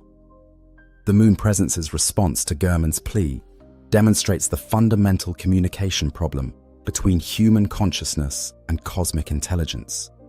Gehrman sought comfort and perhaps the return of his beloved student. The moon presence provided a solution that addressed some cosmic need for hunters, while trapping Gehrman in an eternal role he never chose. The hunter's dream itself serves as a manifestation of the moon presence's cosmic perspective. This realm operates according to rules that bend or break the laws of physical reality as humans understand them. Death becomes temporary. Weapons and items can be upgraded through mysterious, messenger-mediated transactions, and travel between distant locations becomes instantaneous through tombstone portals. Yet these miraculous conveniences serve the moon presence's agenda rather than the hunter's well-being, creating a closed loop that ensures the hunter's participation in whatever cosmic project the moon presence has undertaken. The moon presence's ultimate goal remains one of the game's greatest mysteries. The various third umbilical cords scattered throughout Yharnam provide hints. These items grant insight into the cosmic realm and are specifically described as allowing one to resist the lure of sleep. The implication is that the moon presence uses the hunter's dream to maintain some form of cosmic control, creating circumstances that serve its needs while appearing to benefit the trapped humans who participate in the system. The entity's method of maintaining this control reveals another aspect of cosmic incomprehensibility: the manipulation of perception and reality through dream logic. The hunter's experience of death and resurrection, of returning to the dream when killed in the waking world, suggests that the moon presence has to maintain multiple versions of reality simultaneously. The hunter exists in a state of quantum superposition, simultaneously alive in the dream and capable of death in the waking world, with the moon presence serving as the cosmic observer whose attention maintains this paradoxical state. Udorn represents perhaps the most alien of all the Great Ones, precisely because it exists in a state that human consciousness can barely conceptualize. Described as formless, Udorn transcends physical existence entirely, manifesting only through voice and influence. This formlessness is not simply an absence of physical form. It represents a mode of being that operates entirely through conceptual and auditory channels, existing as pure communication without the spatial limitations that define material existence. The lore describes Udorn as inhabiting blood, using this vital fluid as a medium for cosmic influence. This creates a horrifying intimacy between the Great One and humanity. Every drop of blood in every human body potentially serves as a conduit for Udorn's presence. The various pregnancies attributed to Udorn Throughout Yharnam, Ariana's cosmic child, the theoretical parentage of Mergo, suggest a form of reproduction that bypasses physical contact entirely, occurring through mystical communion that human consciousness cannot fully comprehend. Udon's communication through voice creates particular problems for human understanding. The various Carol runes that bear Udon's name, Udon Writhe, Formless, Udon, represent attempts to translate cosmic vocalizations into symbols that human consciousness can process. Yet these translations inevitably lose something essential in the process, providing mechanical benefits to the hunter while failing to convey the cosmic truths that Udon's voice originally expressed. The entity's relationship with Queen Yharnam and the birth of Mergo reveals another aspect of cosmic incomprehensibility, the way Great Ones can simultaneously exist across multiple temporal states. Mergo is described as stillborn, yet the child's cry echoes throughout the nightmare of Mensis, suggesting a form of existence that transcends the human concepts of life and death.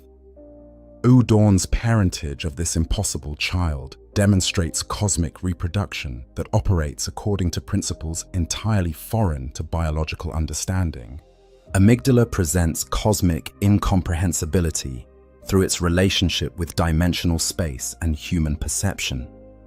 These entities cling to buildings throughout Yharnam, existing in plain sight yet remaining invisible to human consciousness until sufficient cosmic awareness has been developed. This invisibility is not a matter of stealth or camouflage. It represents a fundamental limitation of human perceptual apparatus when confronted with entities that exist across multiple dimensional planes simultaneously. The amygdala's behavior patterns reveal cosmic intelligence operating according to non-human logic.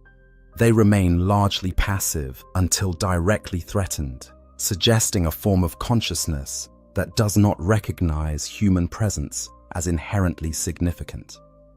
When they do respond to threats, their attacks often seem disproportionate or poorly calibrated to human-scale conflicts, as if they are responding to provocations that exist on cosmic scales that dwarf individual human actions.